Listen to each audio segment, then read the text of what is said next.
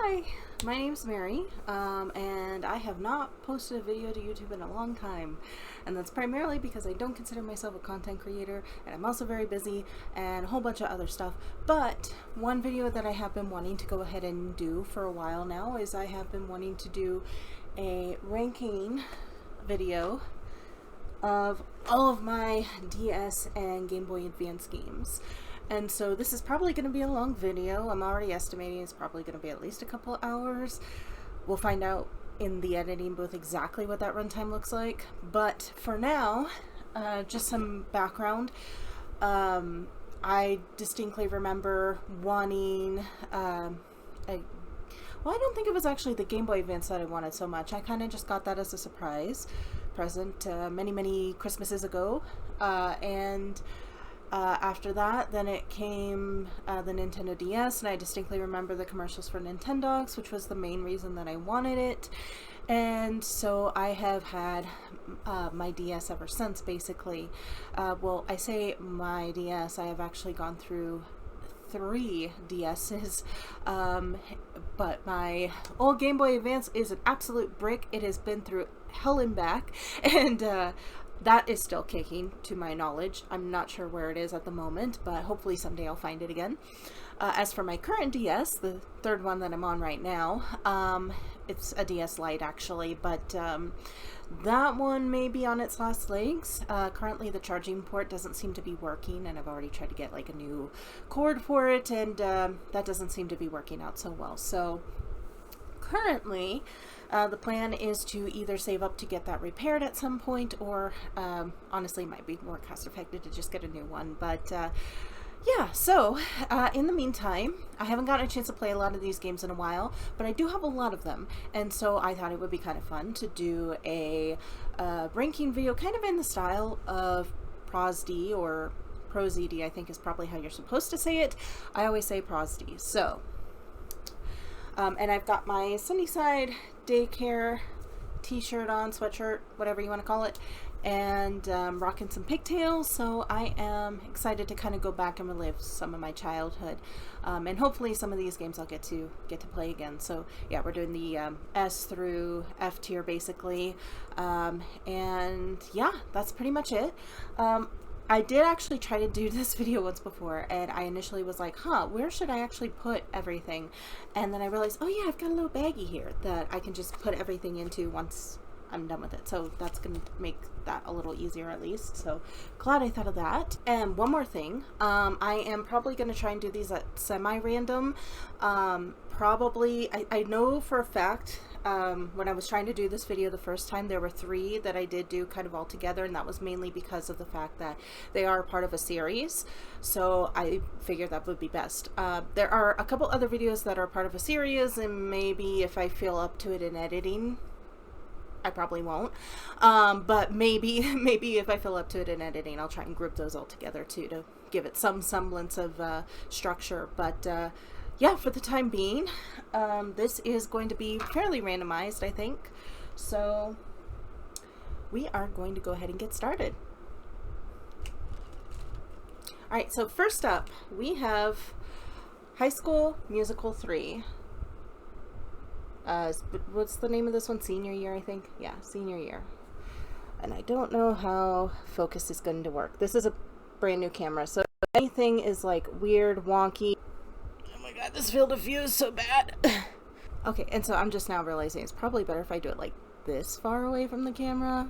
So, look, I'm not a professional, okay? I never said I was, so bear with me, please. I have never actually seen the original High School Musical. I've only ever seen the second one and the third one, senior year. This was an absolute phenomenon, a juggernaut when it came out, but I was one of those kids that did not have cable, so I didn't get no Disney Channel at home, so I heard about it mostly secondhand. Now, the second movie I do have on DVD somewhere, and the third movie I did see that in theaters, and boy, that was an experience of sorts. Mostly because I distinctly remember it was like a contest where like the 3 new people were picked out of like a bunch of talent auditions, and they were supposed to kind of be like the new high school kids, and then kind of nothing ever really came of that. So kind of feel bad for them a little bit. But I guess it's having like a comeback now because there's like the High School Musical, the series or something on Disney Plus. I don't know. I haven't watched it. I have not really any interest in it because, again, like I said, it's kind of one of those things that I just was not really a big part of when it came out. I actually do like the second movie. I think the best out of all of them. I think it has the best songs.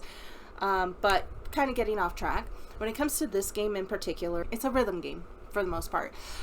So it's going to have all the songs from High School Musical 3, and there's a couple of good songs in this one. I primarily recall liking the Prom Night song, and I think there's like one that's like I Want It All, if I remember correctly. That one's pretty fun. And I think the like rooftop dance scene, I think that song is okay.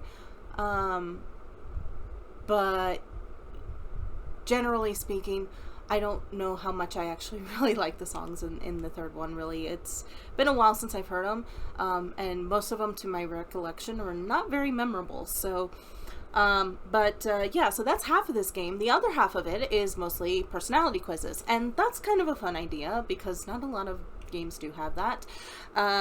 But yeah, I mean, they have like basically 2 outcomes for the most part, and 100% it, you get both outcomes on all of them. It's not that hard.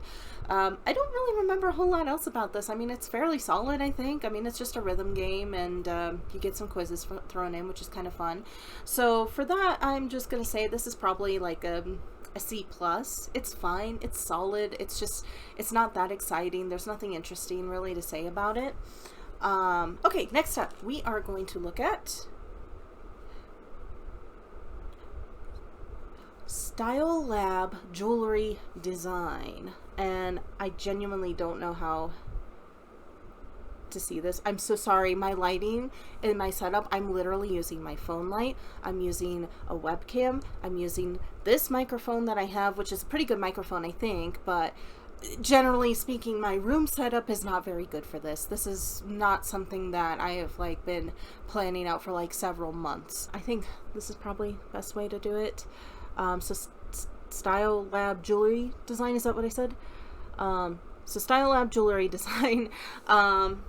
This one, if I remember correctly, is like you run a jewelry shop and you make jewelry for people, and it's fine. You know, there's nothing wrong with it. I think what I remember there being a really nice draw about with this one in particular is I think there was supposed to be like a thing where you could actually style the jewelry on here, and then you could send it up to like a website or something, and they would actually make the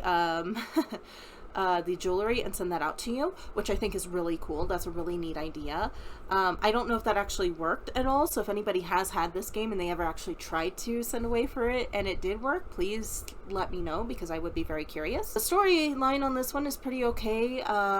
I don't remember any of it for the most part, but it's okay. But yeah, so I mean, I remember that like you kind of can set up how your boutique looks, kind of. That's fine. The thing I think I remember the most is that necklaces are kind of annoying to make, but earrings are the easiest ones because it's like 3 steps and you're done. And I always kind of like doing like, you have to like close the clasp or something, and so you always like draw a little circle on there with the stylus. And I'm realizing maybe I should have had my light pointing the other way. Would that work better? Hang on a second. Oh, I think that does work better. Okay, hang on. Hang on. We are rearranging. We are rearranging, folks. Ugh. Don't mind me. That is me with my old lady bones. Oh God. One moment. Okay, I made some arrangements. I think this might look a little bit better.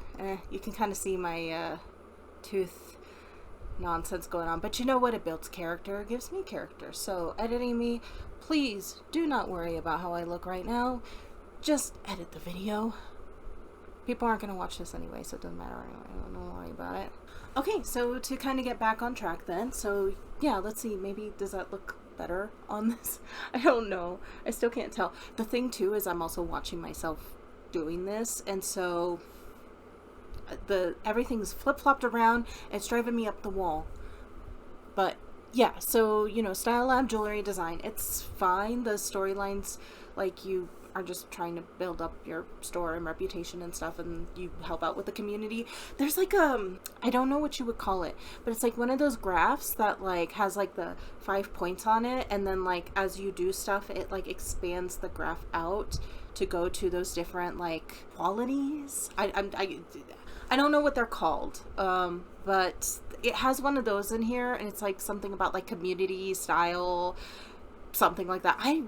Honestly, I don't know if I've ever finished this more than once. Like, I know I've played some of the mini games a little bit, but I don't think I've played it a whole lot. So, I am going to say this is a C, because if it is, like, not very memorable for me, I mean, it's a fine game and all, but I don't remember too much about it. I would like to know, ultimately, if anybody has ever, like, tried to do the jewelry making on this, send away for it, and have it be mailed back to them and made for them. I would be very curious to see how that goes.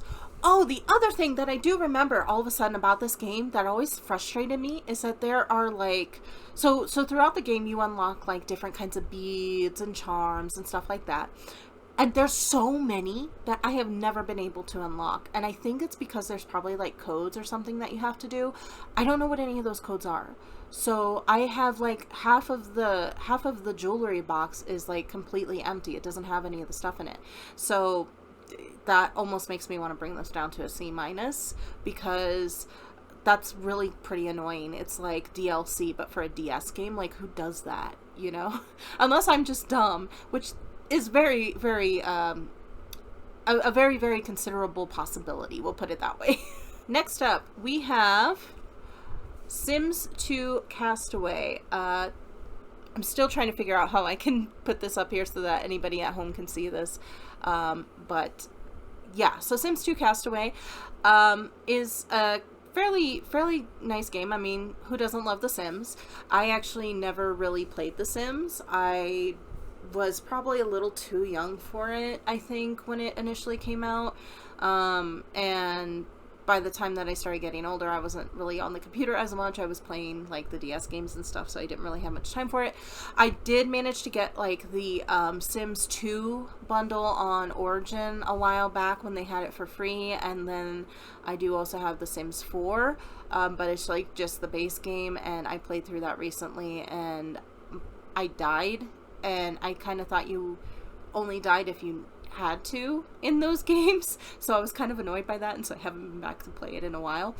But Sims 2 Castaway, basically a Sims game for the DS. Pretty solid game, actually. I really like this.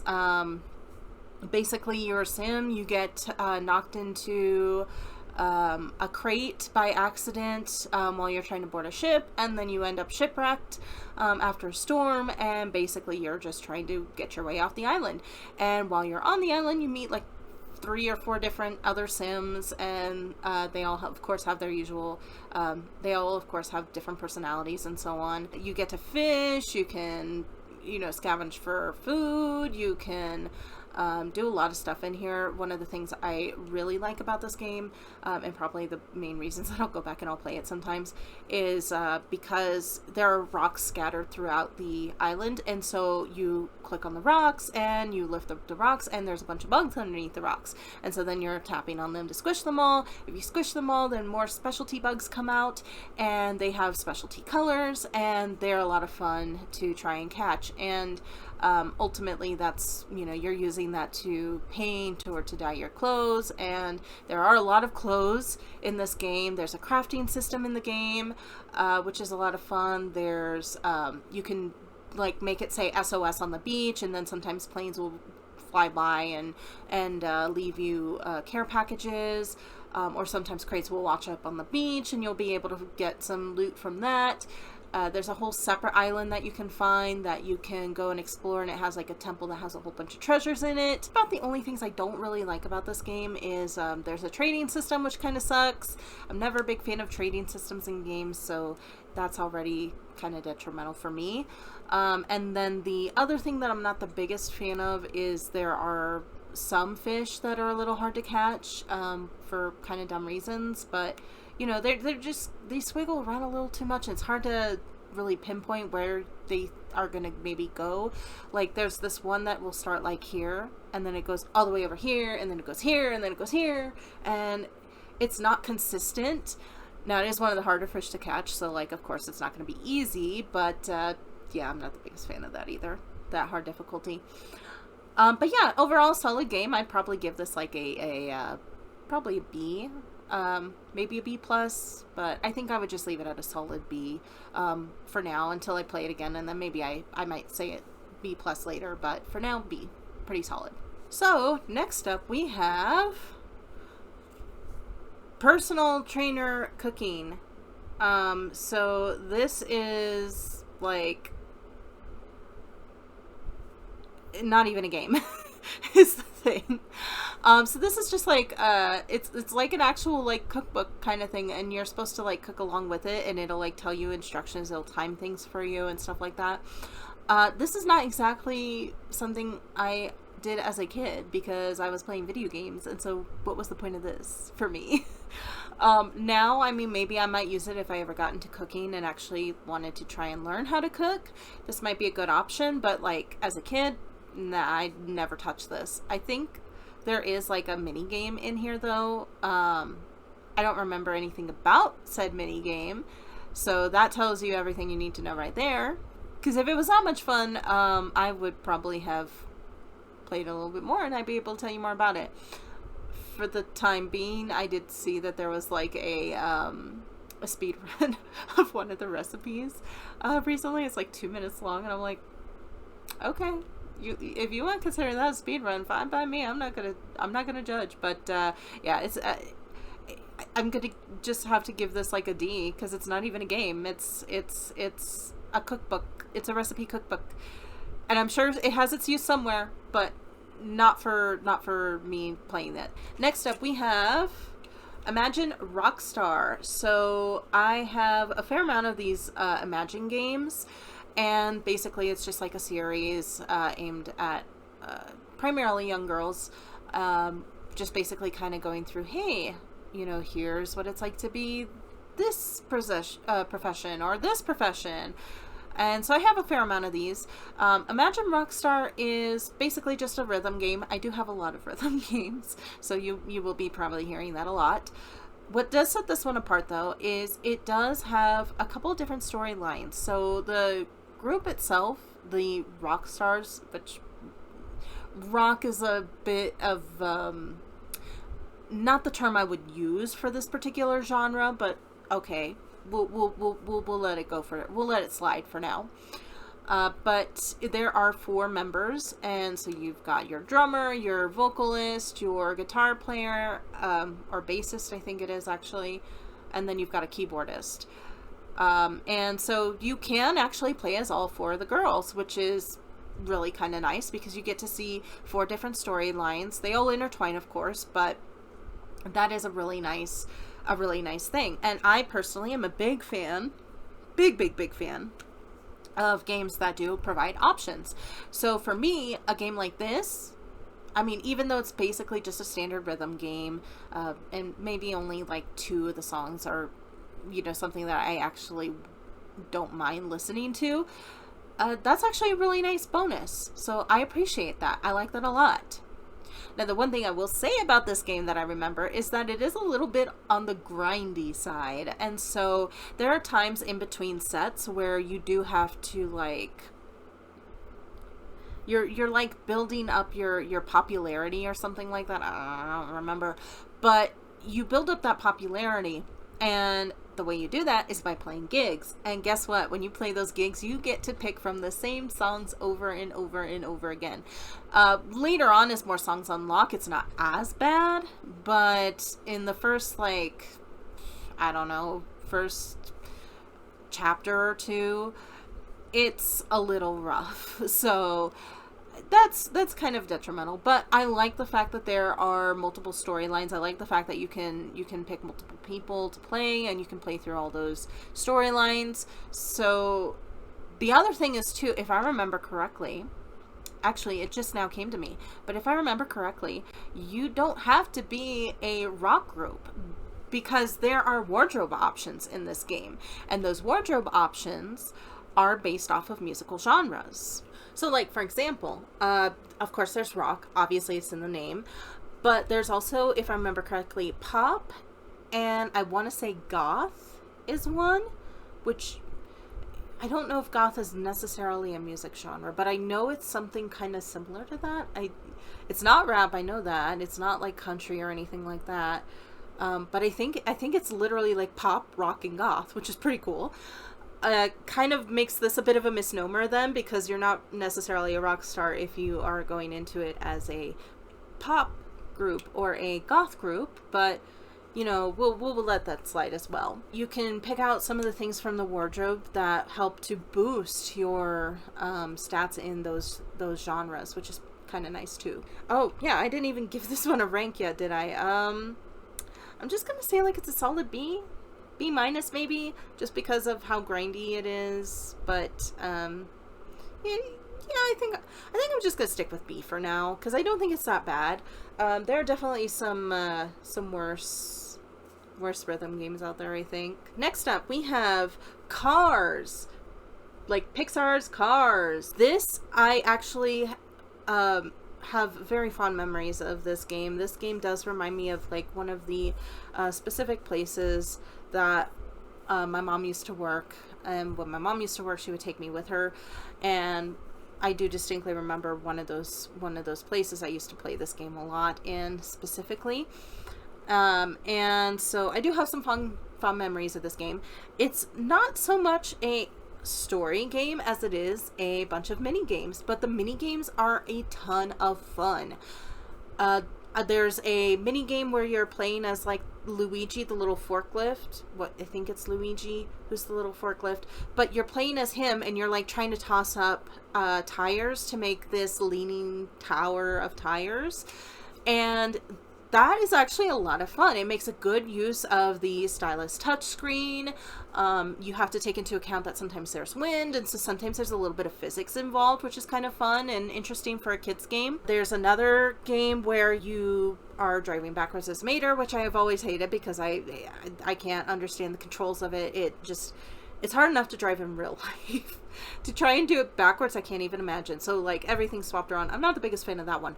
The one I do like though is there's one that you play as Mater. Another one that you play as Mater. He technically gets two, which is kind of funny. But you have to tap on both sides of the screen really, really fast, which I never could figure out how to do it with just the stylus, so I always had to do it with my fingernails. But you tap on each side really, really fast. He revs up, he shoots up into the sky, and then you're collecting a whole bunch of stars. And that is so much fun. I really, really love that game. I actually have a real itching to play that game if I could ever get my DS to work again. I really want to play that game again. But it's a lot of fun. There's a rhythm mini game. There's a game where you do have to, like, you know, slide cars out of the way so that you can build a path through for Lightning and McQueen or somebody to go through. There's this really fun, like, gas station game with Flo. And basically it's like it's kind of like Diner Dash, but for a gas station instead, and it's a lot of fun. I like that one too. There's a rhythm game with one of those cars that's like the one that causes Lightning McQueen to end up in Radiator Springs, like that like group of like the 4 or 5 street cars that are zooming around at night. It feels a bit more dramatic, and it has more intensity to it than most rhythm games do, so I actually really like that one a lot. And then there is one with the lowrider car where you do have to like basically time his jumps, and the more that you're able to time his jumps, the higher he jumps, and eventually he jumps so high that you're able to like do little trick flips in the middle by like following the pattern, which I think is, again, another great use of the touchscreen. I think it makes a great use of the dual screens as well. Just really good mini games in this, actually. And then, of course, there is also a racing game. Aside from racing backwards, there is a racing game as Lightning McQueen, and that's actually kind of fun too. And I actually like doing the pit stop ones on this one a lot, because what'll happen is as you're playing in the racing game here, if you hit into the side too much, you end up hurting your tires, and you can actually bust your tires. And so if you bust your tires, you have to make a trip at the pit stop. And then there's a little mini game with doing the pit stop, which is just like basically trying to tap on it really quickly and get all the screws unloose and get everything put back on. And I think that's actually a really nice mechanic. I don't think that's something that you see very often in a lot of racing games, or at least the ones that I've played. And so I think that actually does bring something really nice to it. I'm gonna be honest, I'm actually one of those people that actually really does like cars. I know that's like very controversial to say. A lot of people say that it's like one of Pixar's weakest movies, and I get the criticism. I fully, completely understand it. But I do actually like the first Cars movie quite a bit. The second one I remember liking, but that's primarily because I always had a spy phase as a kid. So, you know, if it's a movie and it's going to have spies in it, then I'm probably going to be on board. The third one I have not gotten a chance to see yet, so I'm not sure how I will like that one. Very similarly, I do like the actual Cars DS game. I think it's a lot of fun. I think there's a lot of fun mini games, and that's kind of hard to say about a lot of these games that are just like mini games packed into an overall game, so to speak. Primarily, you know, when you have your mini games, you want to have like a story to go along with it, or at least that's what I prefer. In this case, I do like the mini games enough that I would give this probably a solid A-, simply because the mini games that it does have are just so much fun for me, and really different than a lot of mini games that you see in general, I think. Next up, we have Imagine Wedding Designer. And so this is another one of the Imagine video games, another one of that series. And so Imagine Wedding Designer is one that I don't think I've played a whole lot. It is interesting in its own way. It's kind of fun, but it's also not, and I don't know how to explain that. What I do find interesting about this, you basically, you're planning a wedding. You're planning a wedding for all these different couples, and when I say you're planning a wedding, you are planning everything. You're picking out stationery, you're picking out the bridesmaids outfits, you're picking out the best man's outfits, you're picking out the bride's wedding gown, you're picking out the music, you're picking out the venue, of course, and I don't really remember much else. What I do remember more than anything is that it is really funny if you pick the wrong things. So basically, like, they're going to assign you, hey, this is so and so and so and so, we are getting married, this is what we like, this is what we don't like. So you go through and you pick out all the things, which I also just remembered that you can also pick out the priest, or the whoever the person is who like binds them in holy matrimony. And that's kind of funny too. Like, what kind of considerations do you really have to take into account when it comes to something like that? I mean, in certain cases, let's say that, you know, this is a gay wedding, then yeah, you'd want to have a preacher or somebody who obviously officiates a gay wedding, obviously. But like in this case, I mean, these are all like meant to be presumed to be male female couples, so I don't really know. I don't know enough about like what straight people would look for in a person to officiate marriage. I couldn't tell you, so I don't know. But yeah, so what I remembered though being really kind of funny about this is if you pick all the wrong options, they actually will get so sad at the actual ceremony. And like, you watch the ceremony at the end, and like they're happy, obviously they're happy, but when you've picked out everything wrong, they are just like the most miserable looking little pixels and polygons that you've ever seen. It's kind of funny. Yeah, it's one of those games that you kind of play like once and then that's like it. So I mean, I'm gonna give this probably like a C minus. It's not that interesting. I don't even want to give it a D because I do feel like there is something there to be had, but I also just don't feel like there's enough options. If I remember correctly, there's only like 3 options for a lot of things. Like there's only 3 options for the preacher, there's only 3 options for like the music.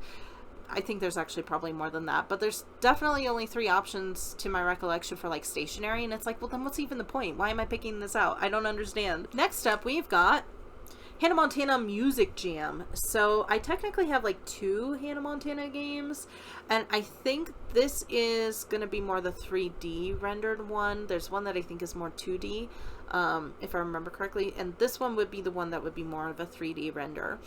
I think that the storyline in this is like some other girl comes up and she's like, I'm Savannah, Montana, or something like that. I don't know. And she is like, yeah, I'm gonna be the new like it girl or whatever, and Hannah's like, oh no, she isn't. And then you're just basically kind of like following through a bunch of stuff to try and make yourself more popular than she is. But then at the end of the game, she's all like, oh no, I really look up to you, and blah blah blah blah blah, you beat me fair and square. And I don't even remember like what the end goal of this whole thing was. But to my recollection, because I haven't played a lot of these games in a while, I've got to be honest, so bear with me, I may be misremembering some things.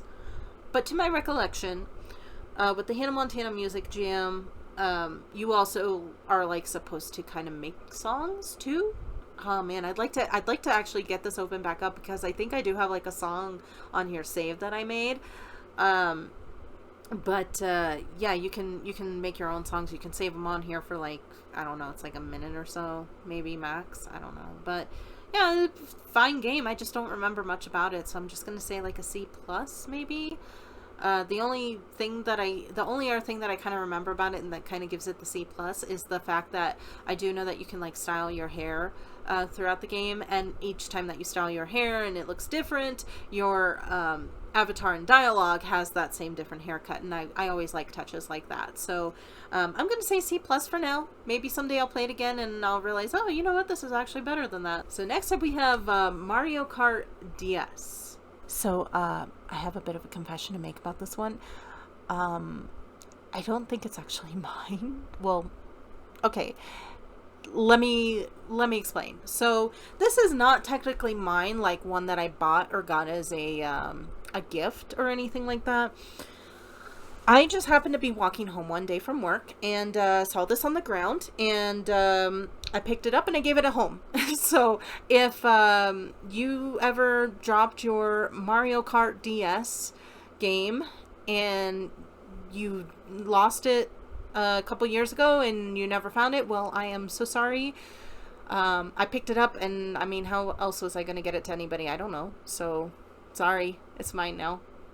I feel like this is like the game that a lot of people really like about DS, right? Like a lot of people love Mario Kart, right? Like that's a thing, right? I don't get it. It's not for me. I think it's probably one of those things that's probably a lot better if you actually are playing it with a group. Like it's a multiplayer kind of game.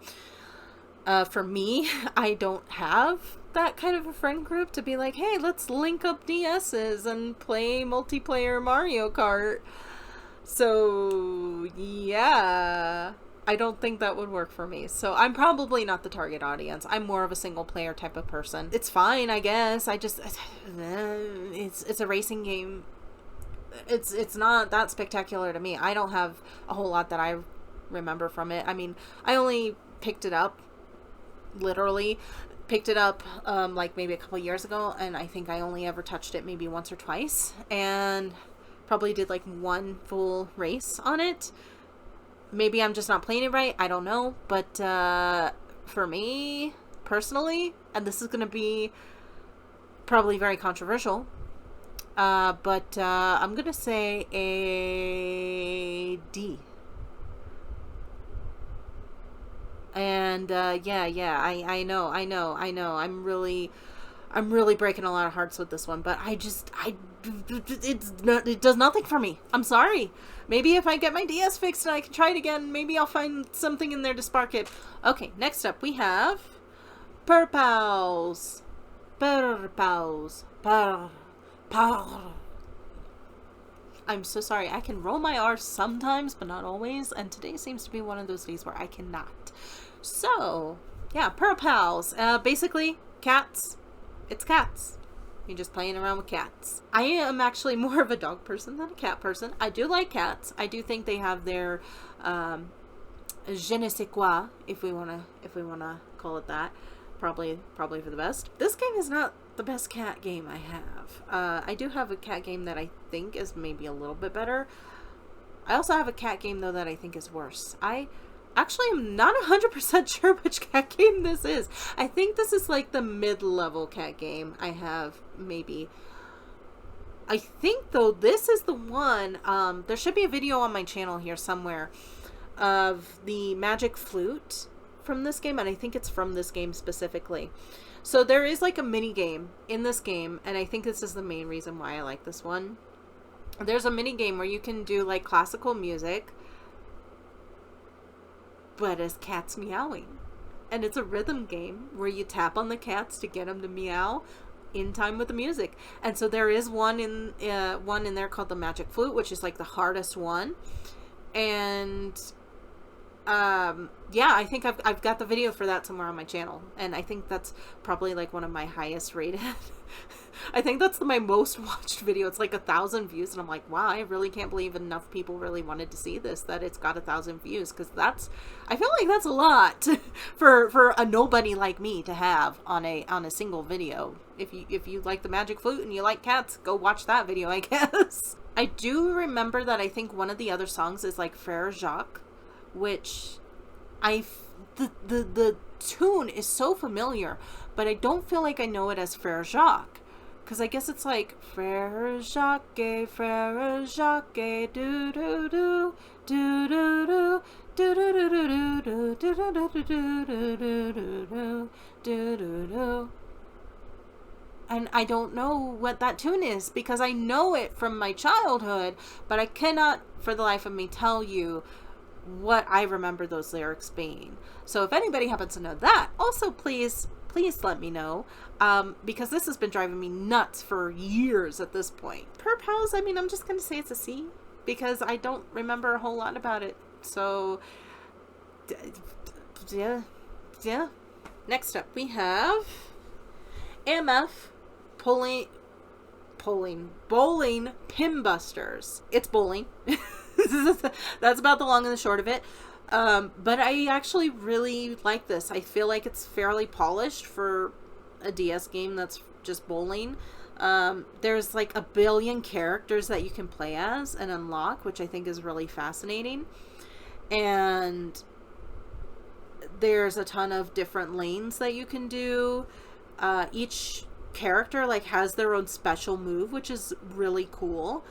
I also distinctly remember thinking that a couple of the girls were really cute, so there's also that. Yeah, just an overall pretty standard bowling game. You know, you aim, you use your power, and then you kind of maybe roll it around a little bit. I think it allows you to do like that kind of thing where you kind of like adjust the ball as it's going down the lane, which is kind of an odd thing when you think about it, because that's not something that you can do in real life. But hey, you know what? Sometimes you get a strike, and sometimes that's a lot of fun. So I actually would like to play this one again too.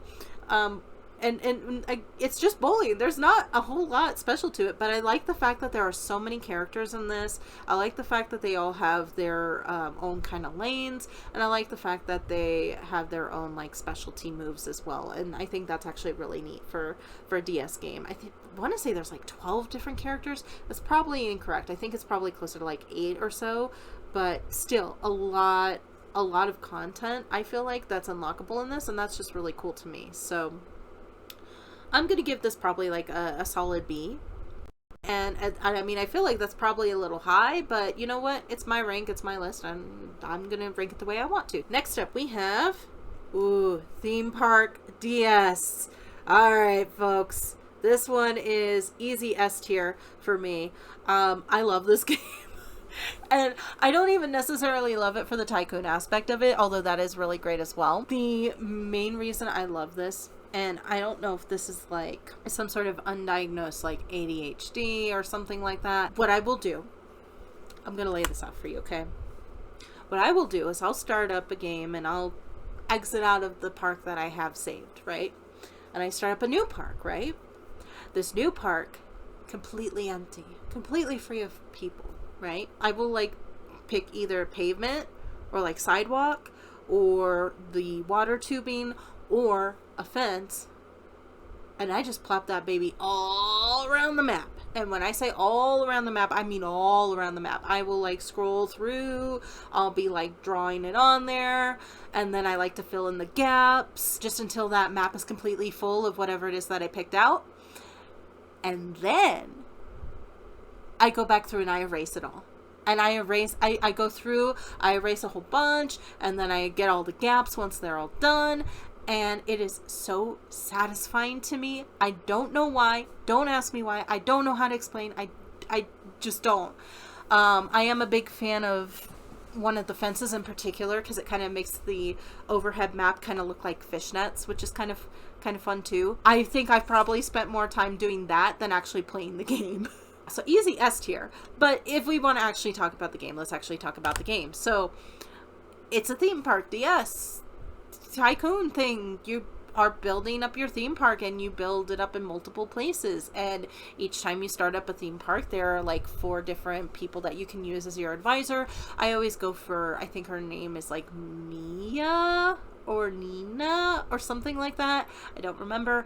I do remember that one of her qualities is that she's sexy, which is not even me saying that, although I mean, yeah, she's cute, but that's literally what the old man who like gives you a small loan of $1 million to make a theme park tells you. And it's kind of like, okay, game, I mean, thanks, but surely there's something else that you could have said she was. I mean, I think it's like she's smart and sexy, which, okay, fine, but like, what does sexy have to do with actually building a theme park? Like, I mean, I don't think she's the one who's actually going out there and be like, hey, come join the theme park. Like, she's primarily there to help guide you through your business venture, basically. So, yeah, kind of a weird thing. Kind of icky, kind of gross, but yeah.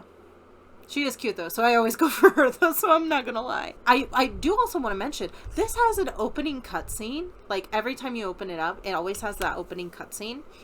And it's like fully 3D rendered, and it's actually really nice little cutscene. I think there was a lot of little work that was put into it, and I think it's really nice. So, you know, props for that as well. I will say, first and foremost, there's a couple different like levels to play the game.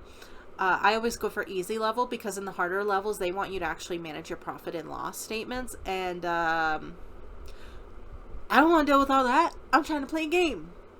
I always just do the easy mode, and I'm always just like, you know what, whoever my advisor is, you go ahead, you handle those profit and loss sheets. I don't want to deal with that. I'm here to have a good time. I'm here for a good time, not for a long time, you feel? But I mean, yeah, like there's a ton of different rides and attractions that you can put in the park. Obviously, you can, of course, do a roller coaster. It probably doesn't have quite the same fun that Roller Coaster Tycoon seems to have, where you can like delete pieces of the track while people are on it. The thing though that I will say that is not fun about Theme Park TS is when guests get stuck. That, and also when they don't know how to find the exit. I will put an exit sign on every single piece of sidewalk, and they will still be like, oh, I don't know where the exit is. And it's like, I have an arrow pointing you in that direction. Follow the arrow. How hard is that? So yeah, I'm not the biggest fan of that. And then when people get stuck, it is sometimes a pain to even try to find them, to get them unstuck. And yeah, that's not always fun. And so sometimes I've had it happen where someone's stuck and then I can't find them, and I have no idea how they got stuck in the first place. I have no idea where they are, so I can't get them unstuck. So I'm just like, well, guess they're going to be a flashing red dot on the top of my map for the rest of my career in this particular park. So yay for me. even with those flaws, I love it. This is a great game. And really, honestly, really fairly bulky, and a lot in here for it being a DS game, I feel like. So honestly, fantastic game. I love this one. All right, next up we have Imagine Makeup Artist. Another one of the Imagine series. This one is fairly decent, actually. The thing that I really like about this one is going to be the storylines, because this has choices in it, and I like my choices. So you play, of course, as a up-and-coming makeup designer, makeup artist, and throughout the game there are a couple different characters you can meet, and there are 3, see, now I can roll my R's, 3 romance options. And so there's 3 different boys that you can meet, and you can have like a little get together with all 3 of them. You can go on dates with all 3 of them. You do end up picking like one to go with. Technically, I think there's actually a secret 4th one, but I don't know if I ever got that one to go through. But I think there is actually a secret 4th one, if I remember correctly. But a lot of fun going through those choices. Already a big plus in my book. And the mini games in this aren't great, but there is one in particular that I do love. So, you know, you're more like a makeup artist intern, so to speak. So for you to actually make money, you've got to actually take up like little odd jobs throughout the city. And so the very first odd job you get is as a dishwasher, and that is my favorite mini game in this entire game, because you're just scrubbing dishes and you're scrubbing off the gunk, and it's really satisfying. You can do it very quickly if you have the right rhythm to it. And yeah, it's a lot of fun. The other mini games are not quite as much fun, and the thing that's also important is that dishwashing, for me, because I can do it really fast, gives me the most money out of all those mini games. All the other mini games, pennies compared to what I can get on the dishwashing mini game. The makeup artistry in this is well, it's fun to apply the makeup, but the thing that's annoying is that you'll get like makeup requests, and they will say, hey, make me up, I'm ready for like a spring to arrive, so I want to have a nice spring look. So you go in there and you're thinking, okay, yeah, spring, that's like what, pink and purple and things like that, right? Well, you'll do that, and then they'll still not be happy with what you've given them, and it's like, well, what did I do wrong then? The game never really tells you. While you're kind of in those in-between statuses between actually doing the makeup jobs themselves, you can go out throughout the city, and you can meet a bunch of different people, and they will give you tips, but those tips aren't always, helpful, because like sometimes they'll be like, oh yeah, if you want to make sure that you have you're taking good care of your skin, always make sure that you wear sunscreen and make sure you moisturize. And it's like, okay, but I have to actually literally do moisturizer on every single one of these makeup requests that I have to do anyway, so how does that help me? Tell me more about what somebody means when they say that they want to look like a rock goddess or something. Like it's not very easy to see what it's talking about, because there are so many choices, and especially with the romance options, that is especially my jam, which is why I like Dragon Age a lot. Yeah, I love me some Dragon Age. Mass Effect 2 is actually pretty good with that as well. But because of that, I'm going to give this one probably, I want to say a B. I think a solid B is pretty good. Probably if I play it again, I might say differently. I'm not sure if I would maybe feel more like a B-, but for right now, I'm going to go ahead and say that's a B. Next up we have Imagine Sweet 16. So another one of the Imagine series. This one is basically like you are a teenage girl. This one isn't actually so much of a profession, so much as like a hobby, or like a start. I was gonna say start your own business kind of thing, but it's not even really that so much. It's like, I mean, I guess it kind of is, but it's like a teenager, like odd job kind of thing, right? But it's like you are playing as this girl. She's almost 16, and she gets this job where she starts styling up everybody else's Sweet 16 parties. And that's basically it. You set up the parties, you kind of walk through, you talk to people, so on and so forth. And yeah, I don't remember a whole lot else about the actual party aspect. The main thing I remember about this is the dialogue options. So in between the parties, of course, you're actually talking to different characters in the series. Your mom, the boy that you have a crush on, the mean girl at school, you know, the usual bunch. And the thing that I remember is that you will get dialogue options. And first and foremost, the way that you actually pick the dialogue options is you're swiping across it to kind of like paint it or whatever. And if I want to say that like if you paint it like too much, it can backfire, but I don't fully remember, so that might not be accurate. But I do remember that there are definitely ways that you can basically be really mean about things. And I think that's actually kind of funny that in a game aimed at young girls, they give you this option to kind of be a bitch, which is kind of funny to me. That's really about all I have to say about this one. Again, I know there's probably more to it. I haven't played this one in a long time. It's not one of the ones that I went back to often enough to really remember a lot about it. So I'm going to give this one probably like a C. It's fine, but I don't think there's a whole lot to say about it. Next up, we have Cooking Mama. So this is the original Cooking Mama, and original's not my favorite, but it is pretty standard and it's pretty good. So definitely first Cooking Mama game that I ever had. A lot of fun. One day I think it would be kind of fun to do like a series where I just try to cook based off of the Cooking Mama recipe, so to speak, and just like base it off of like whatever the ingredients is that she says, and then try and follow the steps as best as I can, even though it doesn't actually give you any measurements or time frames.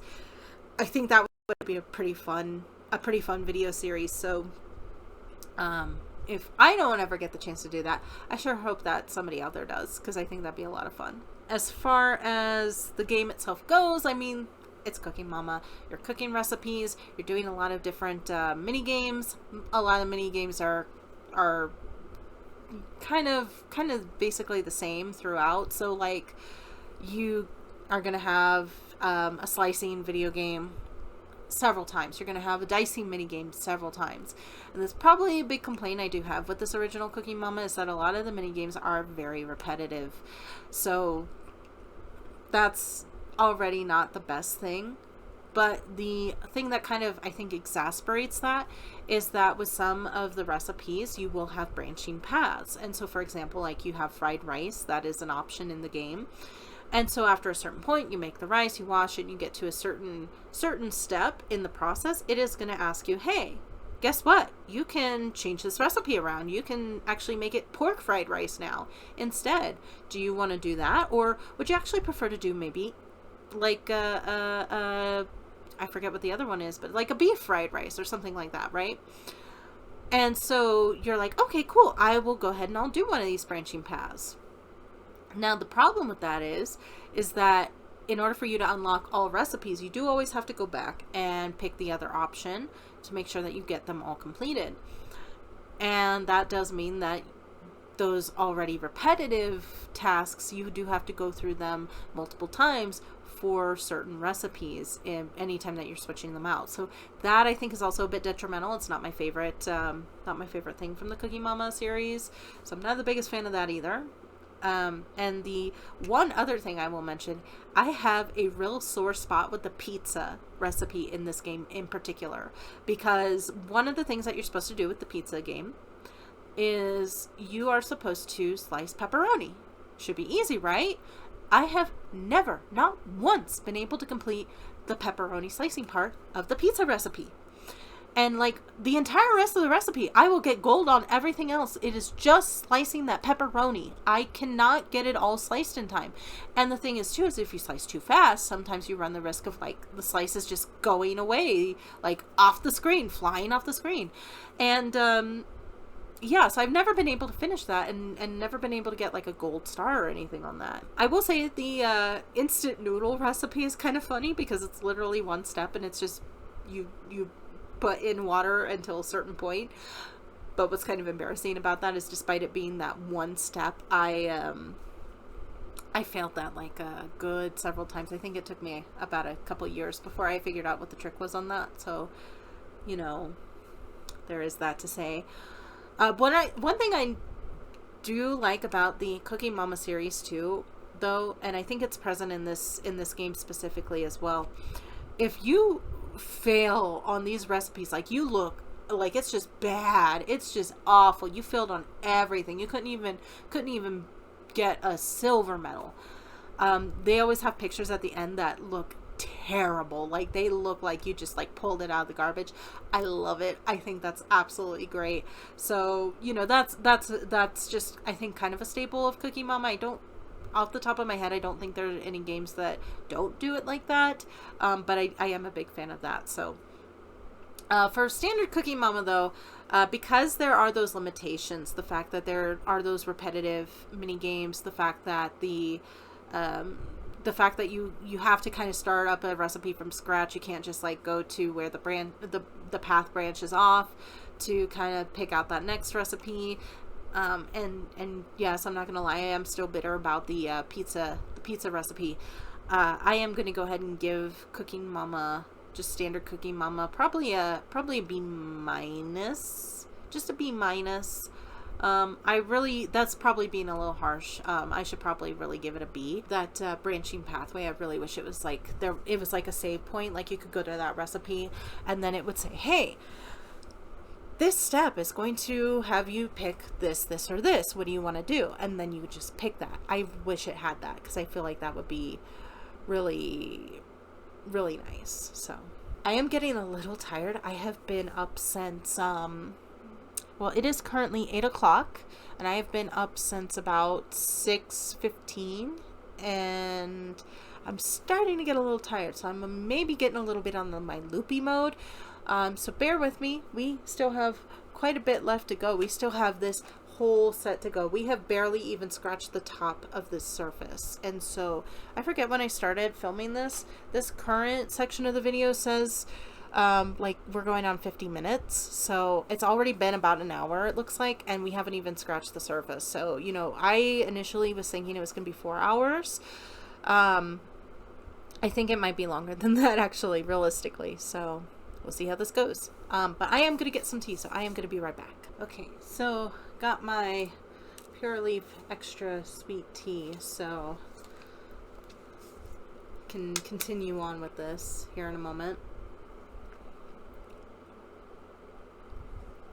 Okay, so next up, I do have the 3 that I was planning to do kind of all together again, and so that is going to be the these 3 here, which I do not have in order like a fool. I should have done that better, but yeah, this is gonna be the Lost in Blue series. So we have Lost in Blue 1, 2, and 3. I will be covering these all separately because they are different games, but yeah, I'm doing all 3 of them together because they are a trilogy of sorts, except they don't actually have anything to do with each other. So we're gonna start with Lost in Blue 1. So Lost in Blue is basically a survival game. You end up washed up on a beach on a deserted island. You meet a girl and you try to get off that island. Initially you play as Keith, is I believe his name, and then you can later on unlock playing as Sky, which is the girl that you meet washed up on the beach. Lost in Blue, the first one, is the only one of these games that I have ever beaten, and I only beat it with the help of online guides roughly, I want to say 2 years ago, somewhere around that range. And I've had this game for a very long time. This is a game I've had for almost since I've had the DS. Not quite that entire time, but probably only a couple years after getting the DS, I think I got this game. So it's been a while. It's taken me that long just to beat the first game. These games are hard for me anyway. I'm not a survival person. I'm not good with those kinds of games. And these games I feel are really, really hard to do in that way. But the thing that really got me stuck with Lost in Blue, at least the first one, is that there is a section where there are actually some puzzles that you have to solve, and basically you find these rooms, you find these stones in these rooms, and you have to push them into a certain way to make a pathway, because what will end up happening is you go and you find a switch, you step on the switch, the room fills up with water, and then they lift up the stones, and you have to hop across the stones over to the other side, click another button to keep the water in place before it drains back out again. So most of the rooms are pretty easy, but on like the 5th or 6th one, I think it is, that's the one that I've always had some trouble with. Sorry, there's like the hair is like driving me nuts. So it's like the 5th or the 6th one though that I've always been stuck on. And so finally I did have to consult some online guides to figure out what I was supposed to do, because I could not figure it out. And finally was able to actually beat the game. Now, that puzzle is only part of the end game. Once you actually finish that puzzle, you find out, well, spoilers, the island is not actually deserted at all. There's like bad guys hiding out. It's some evil enemy base. I don't know what they're doing here, but you know, guess I'm still in their yacht to get off this island. So I was able to get them off the island finally, which unlocked Sky's mode. And I do like, as we know, I'm a big fan of choices. So I do like the fact that I can play as multiple characters in this game. Sky you can only unlock once you actually beat the game as Keith, which was the primary motivation that I had to really actually beat this game, because I always wanted to try out Sky's mode. So here's the thing. As Keith, when you're going about the island, you're doing a lot of exploring, you're doing a lot of climbing, you can fish, you can spearfish, you can actually go pole fishing, you can set traps and catch wild animals, you can collect vegetables and stuff. There's a whole lot going on that you can do as Keith. You can craft a whole bunch of things. As Sky, it's a bit different. And part of that is because Sky, like myself, has very, very, very, very, very bad eyesight. So when you first meet Sky on the beach, and my glasses are dirty, I'm not going to get distracted. Do not get distracted. But when you first meet Sky on the beach as Keith, you meet her and she's like, "Okay, I lost my glasses. Can you help me find them?" And you're like, "Okay, cool." Keith walks around, and after like 2 steps, he steps on her glasses and breaks them, and so she is very, very difficult to see. She has extreme nearsightedness. I do believe nearsightedness is where you can see things close up, but not far away. She can't go like 2 steps without falling over, so anytime that Keith needs to take her somewhere, he's always got to actually hold her hand and basically drag her along with him, and he's the only way that she can climb up on things or jump across things or really do anything, which, you know, a lot of people I think are kind of annoyed by that, because it's like, oh yeah, the girl character, she's weak. But also, like, as somebody who cannot see without my glasses, you know, yeah, I like, you know, I don't blame her. Poor girl. Like, it's not her fault. Do you think we wanted to not be able to see things 10 feet in front of us? Like, yeah, it's not an ideal way to live.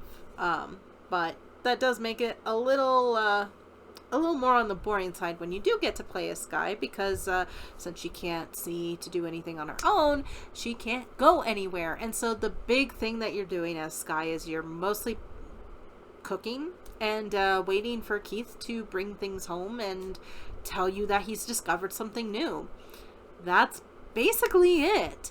It's kind of a boring way to play the game after playing through Keith, because Keith literally goes throughout the whole island, finds things, makes things, he explores, he gets to discover everything, and it's just, it's kind of a downgrade, really. It's not the most exciting unlockable content, we'll put it that way.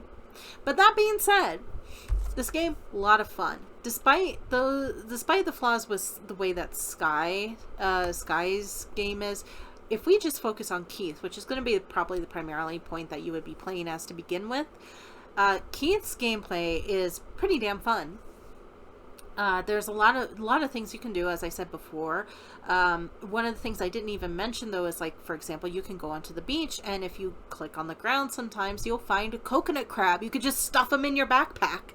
And, like, have you seen coconut crabs? They're massive. So, but they're also a really good source of food on the island. So that's a lot of fun.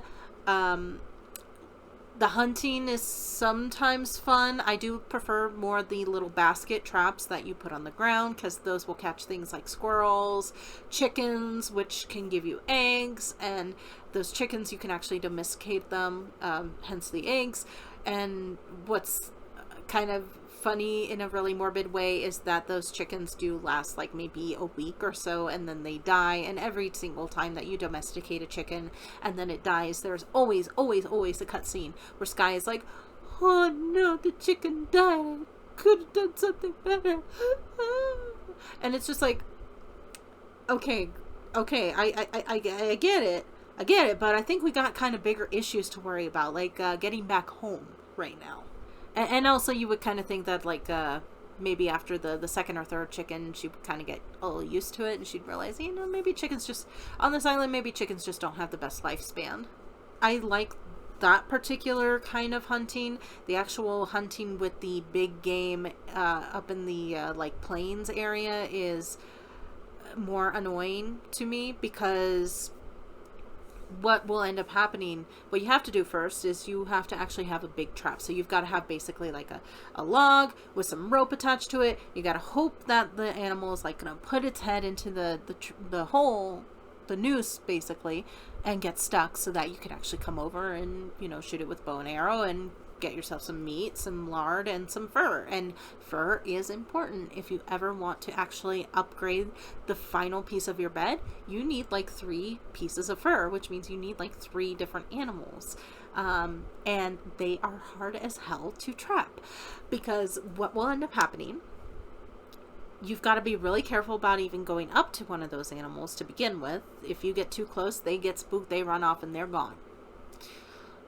But you will put this trap in the middle of the plains, right?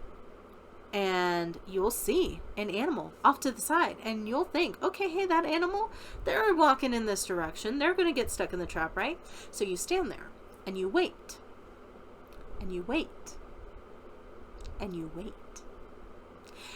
And you will see the animal like slowly graze a little bit here, right? And then go forward. Graze a little bit here.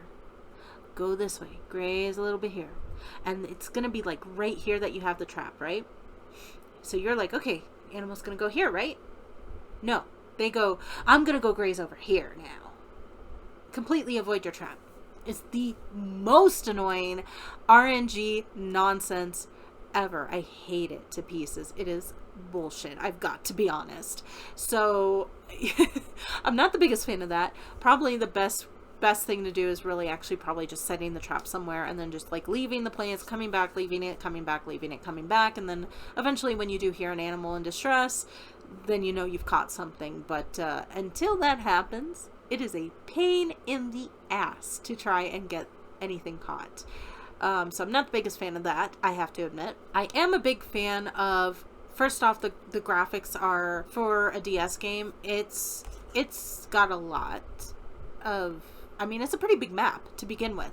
I feel like it's a pretty big map in the world. I feel like the graphics are actually fairly interesting and intricate on certain things when it comes to the DS. I do like that there are so many things that you can find. There's a scrapbook that you have, and it will actually like keep track of all the different fish you've caught, the vegetables that you found.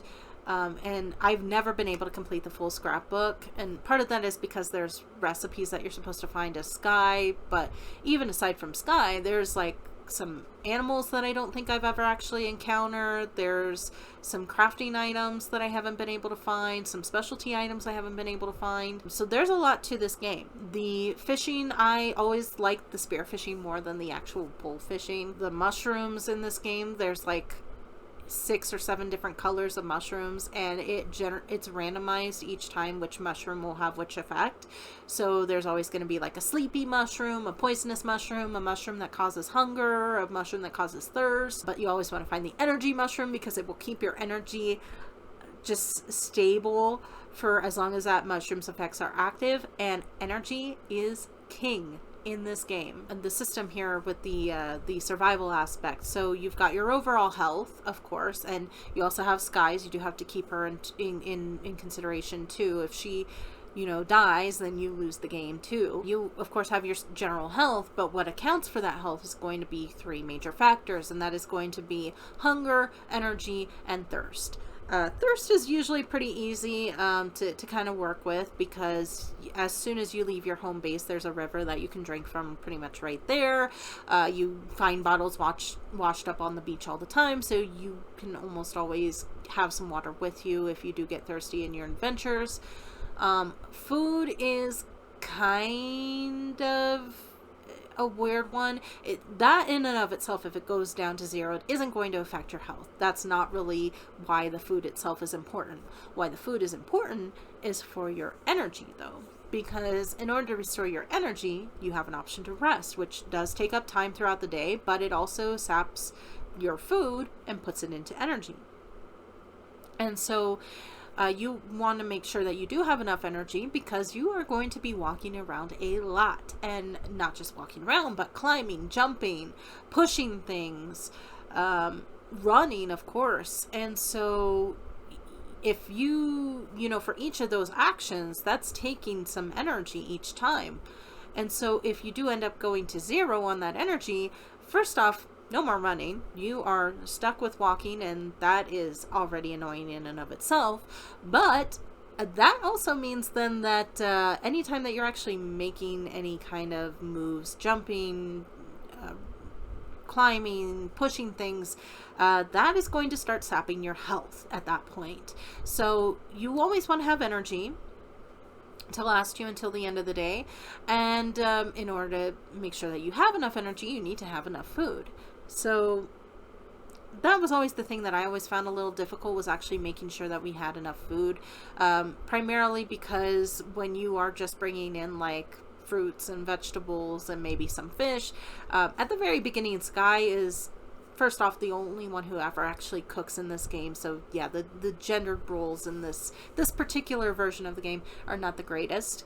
But she always cooks, and when she first cooks, she is not that good at it. The food is not that great, and so it's not that filling, and so you don't typically have a lot of hunger. Now, as you make more progress through the game, you find more items, you start hunting, you get more meat, and then the quality of the food kind of starts to increase a little bit, and you start actually being able to store more food in your system. You start getting like 30 food points instead of like 2. So that is nice. Other thing I did want to mention too, just going back to the graphics real quick, there are 2 sections in this game that I really like. One is going to be, there is this big giant lake, like the top of like, I think they say it's a caldera. I always call it a volcano, but I think they say it's a caldera.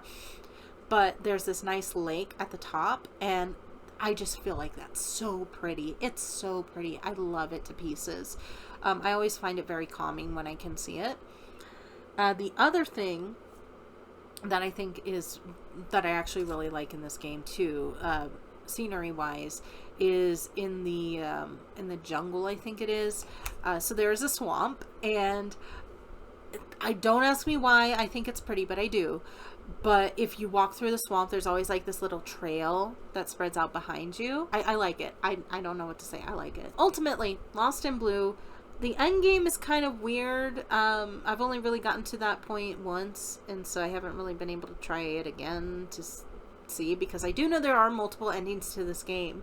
You can have a rough relationship with Sky, or you can have a close relationship with Sky, and that can affect the outcome. There's also multiple ways to get off of the island as well. So I've only completed it the one time, so I've only ever gotten the one ending. But the fact that there are multiple endings is really good. As you know, I like my choices, so that does help a lot. Ultimately, for the first Lost in Blue game, I'm actually going to say maybe an A+, just because it's very close to being an S tier, because I have so many memories associated with this as well. But it's also one of those games where it's like, it can be so frustrating, and the fact that you go through all that mess with Keith just to have Sky's gameplay be pretty passive by comparison is kind of disappointing when you think about it. And I think that's probably the main thing that keeps this from being an S tier. If there was something more that can be done with Sky's game, and I mean, maybe there is. I never have finished it as Sky yet, so maybe there is something else to it that I'm missing, to my knowledge from everything I've read about it, I don't think there is, but because of that, I'm going to give this an A+. It's still a really great game. It's really, really solid. It's honestly, I would say it's my favorite out of the entire series that I've played. And that's saying something because this is like the very first one of the series, and it's, you know, it has its janks to it. It can be a little wonky too. So, but I do love this game. This one gets an A+ for me. So I also did forget to mention here, almost, there are resources in this game that you kind of have to stock up on. The main one being twigs for firewood, and you do always want to make sure that you have a very healthy twig supply in this game, because it is a pain in the ass to have to rebuild your fire every day. There's 2 fire starters you can make in the game, and the fire starting is kind of finicky. Like, you have to alternate between clicking on the left and right buttons, and after a certain point you blow into the microphone, you build your fire.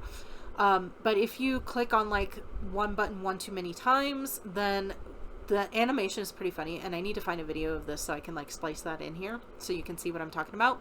But like you'll see like Keith is trying to do this fire, and if you do it the wrong way, he's like, huh.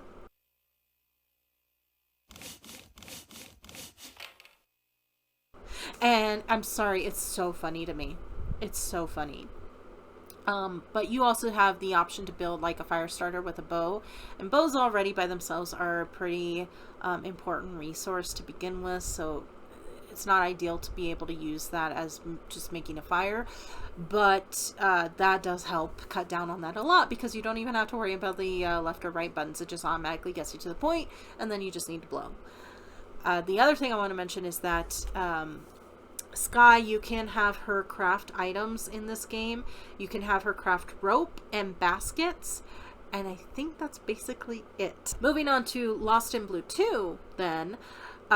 This one, I want to say it's like Jack and Amy, I think, are the 2 characters, and so it's kind of basically almost the exact same thing. It's one boy, one girl, they wash up on the island, and they try to get off the island. Of course, I have not finished this one yet. I will say that you are able to play immediately, right off the bat, as either Jack or Amy. There are no vision issues that you have to worry about that necessitate you having to basically escort somebody across the island anytime, which is actually something I did forget to mention with the previous with the previous game. The first one is that there are sections also in that first game where you do need 2 people, which means that you do have to basically drag Sky with you to those places, and that's a little bit annoying, but good news is luckily that game typically will just transport you back home, so you don't actually have to drag her all the way back home, so, you know, that's pretty nice. But yeah, Lost in Blue 2 doesn't have that. You don't have to worry about play as one person to unlock the other person. Now, there are still times where you do have to go together to places, but it's less of a hey, you know, I really gotta go slow, and I really gotta make sure that this girl is jumping across every platform because she can't see. This one is very similar. Same thing with like the mushrooms, for example. You still have those mushrooms that can kill you or can energize you, and those are randomly generated. You always want to find the energy mushroom as soon as you can.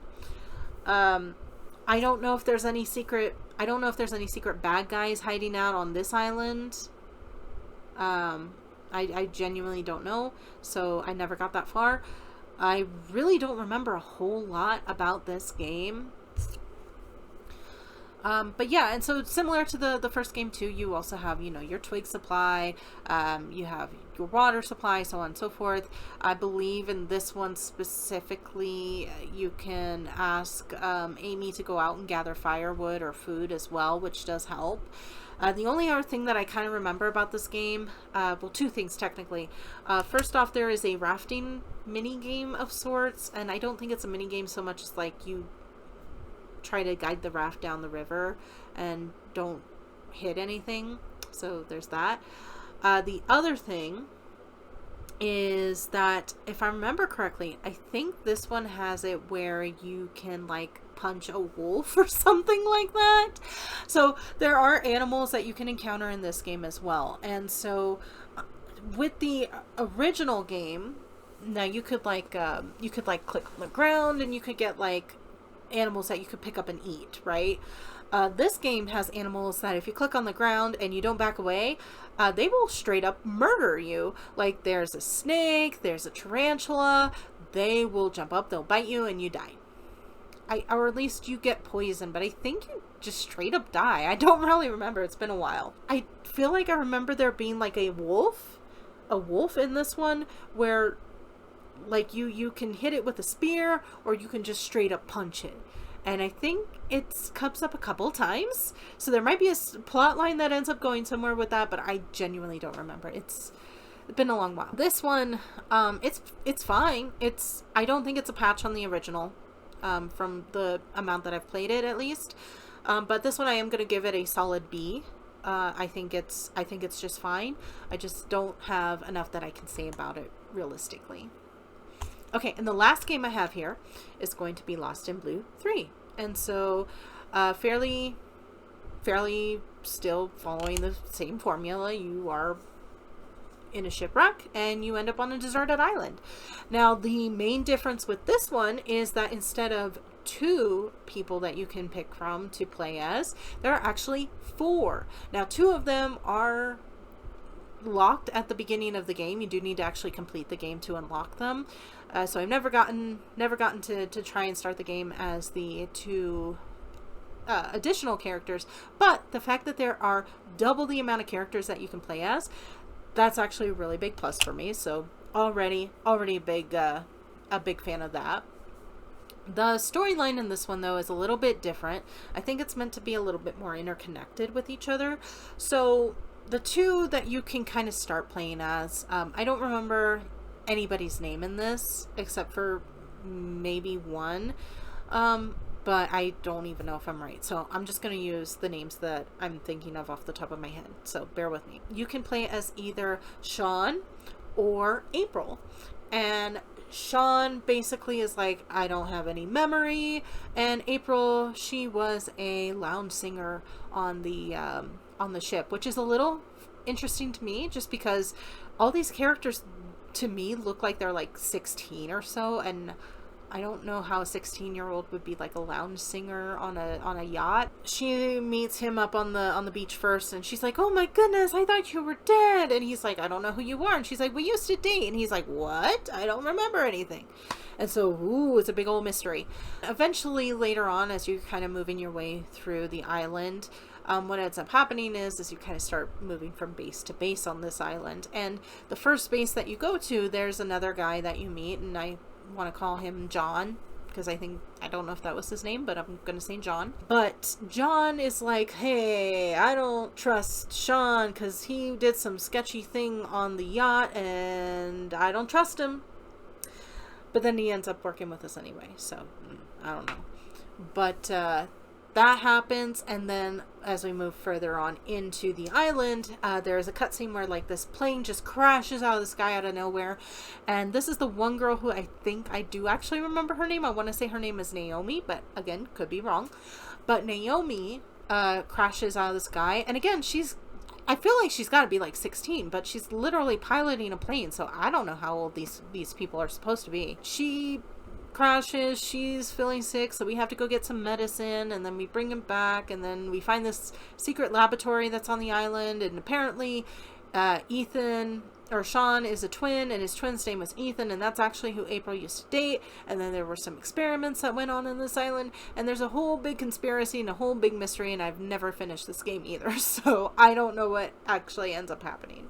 The things that I do remember being a little bit different on this game in particular is there's supposed to be like a kind of mini game where you can like dive down into the ocean from a diving point, and then you can collect some stuff and you come back up.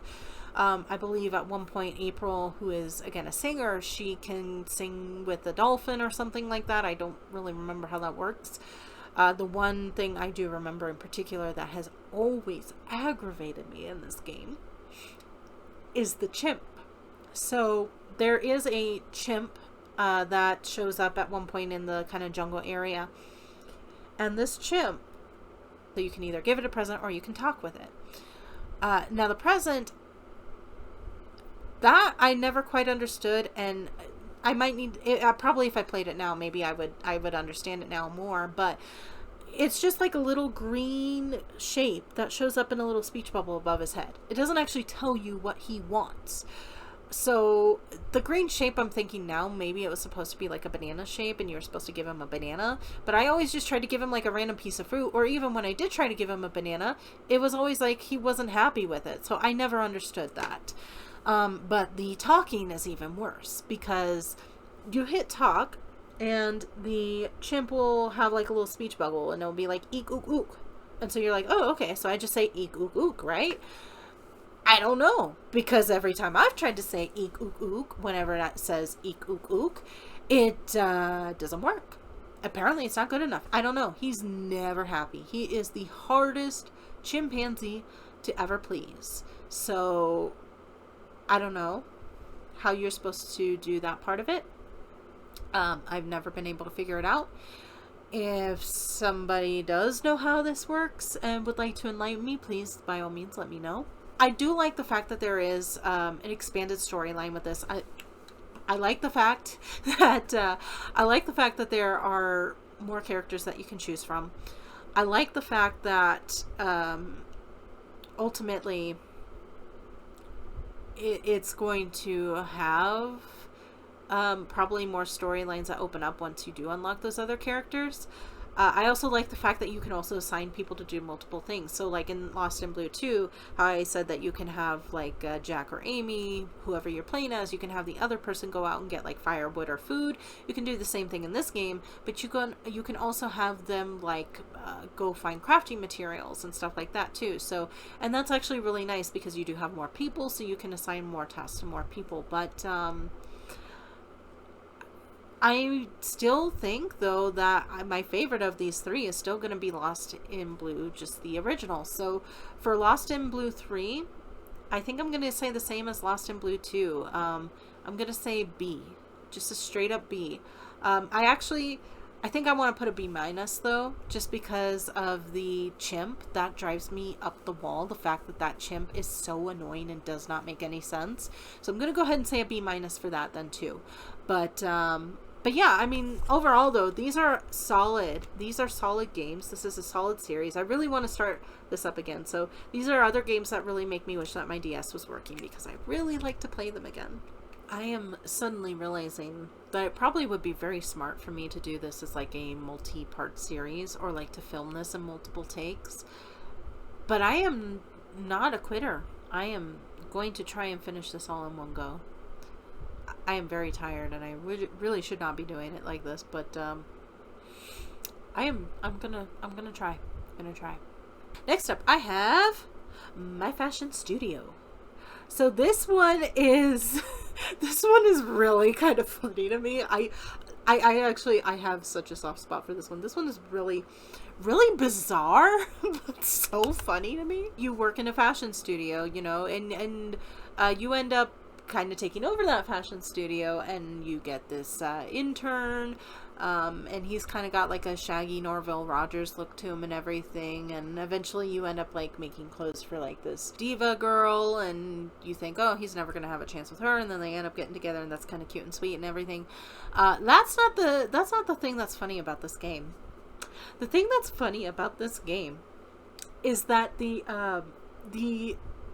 plot, the antagonists of this game, I'm sorry, this is so funny. I don't know how I'm going to be able to say this with a face. The antagonists of this game are moths. I'm so serious. I'm dead serious, and I love it. I think that is just beautiful, fantastic. Mwah, I love it. I think it's great. So yeah, so they're like moths, and they want to eat your fabric. And so they're like, guess what? We're gonna eat all the fabric. And you keep coming in, and you're like, oh my god, these damn moths! They're everywhere! Why? And eventually, like, I don't even remember exactly what happens, but it's like eventually you're like, you know what, let me just give them some fabric that we're not using so that they can use that to do their own thing or whatever. No, it's not even that they're trying to eat the fabric, if I remember correctly. It's like the general of the moths. Yes, there is a general of the moths. There's like a moth army. This is so damn funny to me. He's like, no, we are going to steal the fabric. We need the fabric. And everybody's just like, oh, we need the fabric to eat, right? And he's like, no, we are going to make the best military uniforms or something like that. I don't even remember. But everybody's just like, oh, okay. And then here's the thing though, right? Is like, there's these little mini games because you're actually like cutting and sewing the fabric and blah, blah, blah. And in these mini games near the end, when the moms actually decide that they want to work with you so that they can get more fabric, they end up starting to help like trim and sew and stuff like that too. And it's just so damn funny to me. It is the most bonkers kind of concept to me. But I love it. I think it's a blast. Just for the storyline on its own, I think that's fantastic. The only thing that I think does stop me from liking this game more is simply that some of the actual like sewing and stuff, some of it's really hard for me anyway. So for that, sometimes that kind of does take away my enjoyment a little bit. This is just a lot of fun. I think the storyline is really cute. I'm gonna probably just give this like an A-. I think A- is probably pretty good for this one. Yeah, this is really funny to me. I almost forgot what the plot was to this until I just now saw this. I was like, oh yeah, moths want to steal the fabric, but not to eat. Oh no, they are really creative about how they go about their military tactics. They're like, okay, we are going to go in there underneath this thimble, and it's gonna like shuffle across, and then you have to like tap on the thimble and scare them away. And it's like, I'm sorry, but that is just so funny. I think it's a really creative game. I love the thought that went into it and the effort. So that's amusing to me. Next up, we have The Chronicles of Narnia, Prince Caspian. The game for the second movie, which I have my own thoughts about that second movie, but we are not going to get into that here. But suffice to say, I would love to see an actual full Narnia adaptation handled properly. We're never going to get The Last Battle. We're never going to get The Silver Chair. My God, that's been in production hell for years. That's at this point. I think that out of this last bunch, The Lion, the Witch, and the Wardrobe is the only one that was fully true to the books and was a 10 out of 10. Prince Caspian really let me down. I do not think the Prince Caspian movie is all that great. Really hate that they added in that little subplot of Caspian and Susan being like an item. Like, no. The Voyage of the Dawn Treader was better, but that one was going to be probably difficult to do as a movie anyway, because that is probably more of a limited series kind of a book. To adapt, really. I know there's an adaptation out there where Puddleglum exists. That's the main reason why I need the Silver Chair. I need Puddleglum, okay? I need to have that scene of them eating unicorn meat. That is one of my favorite scenes in the book. That sounds terrible because it's not a good scene, like it's not a happy scene, but the way that it's written, the different expressions on their face, I love that part of the book. I just feel like it exemplifies their characters so much. But anyway, like I said, that's a different thing entirely. We're here to talk about these games, not the movies. Although if you did ever want to hear my thoughts about movies, that is something I could also do too at some point, maybe. We'll see. Who knows? This one is, it's not bad actually. I like the game better than the movie. The game is fairly, you walk around and you do stuff. It's not too complicated there. What I do really like about this one though is you can have your party of like 3 people who go around and who can fight, and when you're fighting, everybody, depending on like what their main weapon of choice is, they have their own specific mini games to, you know, attack with. But what I really like about this game is that when you have those parties, you have certain people that can do combos with each other. And so if they build up their combos, they each have their own special like move that they can do with certain other party members. And I think that is absolutely fantastic. I love it. I wish that there was a little bit more of that in here. There's a ton of party members, but kind of a limited amount of combo attacks that you see, which I think is a little sad. I'd really like it if every character did have a combo with every other character. But, I mean, even for what it is, I think it's actually fairly decent. And I seem to recall there's also maybe a couple little one-off areas. Like, for example, when Caspian is actually escaping from the castle in the very beginning, there's one little section where if you walk down a certain way, you come across a guard and you can choose to either kill him or spare him.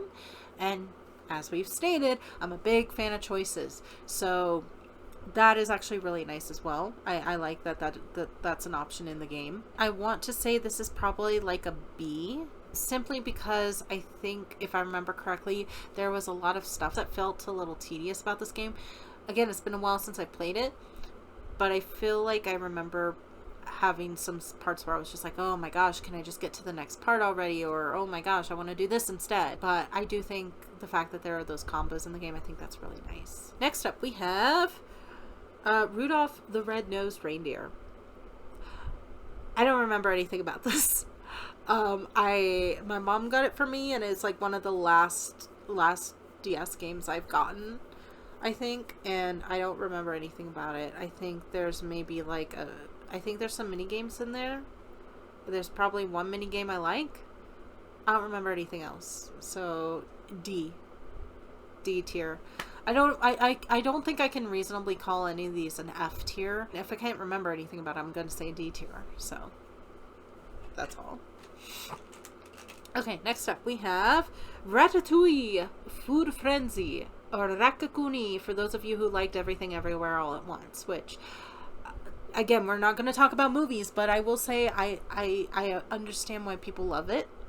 It is not for me, but I am very, very, very, very, very glad that Ke Huy Quan did win Best Supporting Actor. He was the heart of that movie. He was my favorite part of that movie, aside from the interactions between mom and daughter at the very end. That gutted me both times I saw it, because it very resonated with me quite a bit. But yeah, so Ratatouille Food Frenzy, this is basically just a bunch of mini games, and that's about it. It's fine, I guess, but it's just not like that exciting. There's like 2 mini games that I know of off the top of my head. I don't remember. Well, no, there's... Okay, I remember 3. So there's one where you are trying to flip fish and fry them, and eventually you flip them up and you gotta try and time it to get them to land on the plate. That one's okay. There's basically a cooking mini game that is pretty much the exact same as the one from the actual Ratatouille DS game, which I do have and I should be pulling out later here soon. And then there is a game where it's like a pot, and the ingredients keep falling down, and you have to try and group the ingredients together so that they can kind of cluster up, and then you use a fork to pull them out. And that's, I think, the main one that I usually play in this. Also, I feel like there's a another mini game that has like a sponge and snails in it. I think it's like you're trying to, I think it's like a sponge falls down and you're like Ratatouille and you're trying to like smack the sponges with a fork at the snails to get them to stop greasing up the kitchen. I don't remember. I think that is a game in this, but I don't remember anything else about it. So C-. It's not that good. I remember enough of it that I can't fully say a D. Next up we have Imagine Fashion Designer. So another one of the Imagine games. This one is fairly okay. There is a Imagine Fashion Designer. There's actually a second one of these that I think is a much better game, and I'm sure I'll pull that one out eventually as well. But this one is pretty standard design clothes, and you pick out your models and you have them go on the runway, and you can take pictures, and that's basically it. It's not anything bad. I don't think. There's like 4 models that you can choose from. There's like little themes that you can do. I don't really remember a whole lot, honestly, on this one. It's fine though. It's pretty standard. There's not like anything super awful about it. I seem to remember that like some of the accessories, it was kind of like a little limited on that, so it's not really the greatest selection.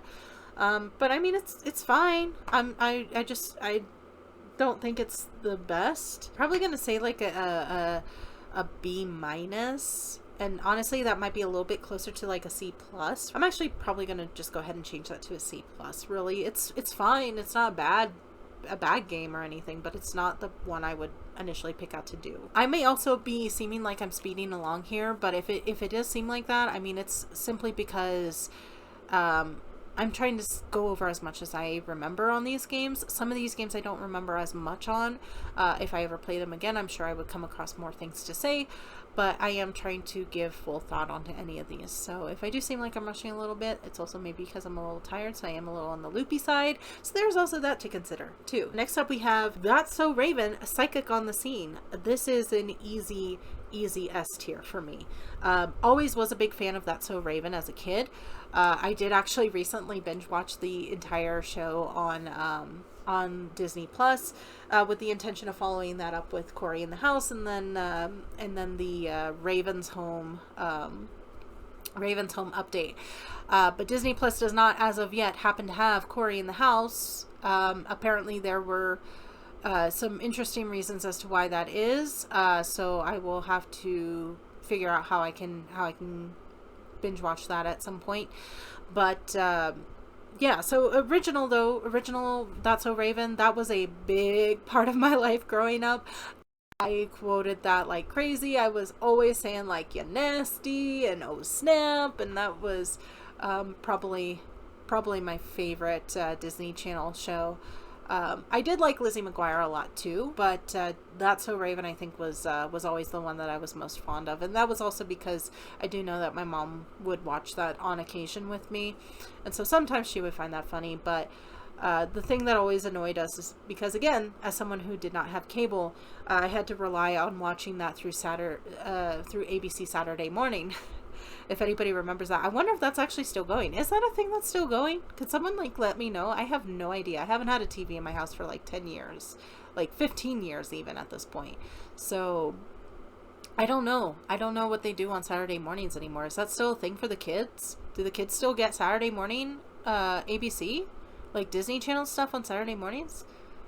I'm so curious now. Is that still a thing? But anyway, so yeah, the problem though is that they would literally show the same like 3 episodes on Saturday mornings. It was always like the one where she would end up in the stomach, which sounds terrible out of context. The one with that girl Sydney, not Sydney, no, the other girl Sierra, I think her name was, the one that was like she clung to Raven like cling wrap, like that one, or the one where she pretended to be the Russian gymnast, or sometimes we would see the one where she went out to the farm, which is kind of an interesting one for them to pick for a Saturday morning because that's a 2-parter technically. The one with the guy that thought she was going to marry him because she accepted the feather that he gave her. It was like literally those same 4 you would see on Saturday mornings. So I recently did end up going back and re-watching the whole show, and I was like, oh,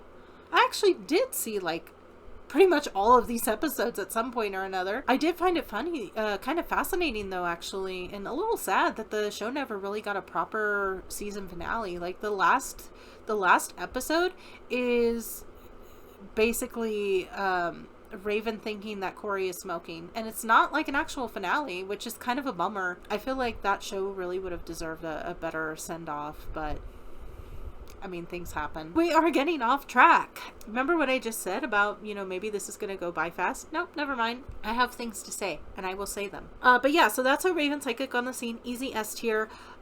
Really just hits all the right notes for me. It's very much a That's So Raven game. You dress up in disguises like she would do in a lot of the episodes. There's so many little side quests you can do, and that is a big plus, because not a lot of these games, especially for the DS, are going to have side quests. That's more of like something that you get on more of a bigger system. This game has side quests. I love that it does that. You also can you can sew fashion, you can dye the clothes and have, you can set up a pattern to be set up on the clothes.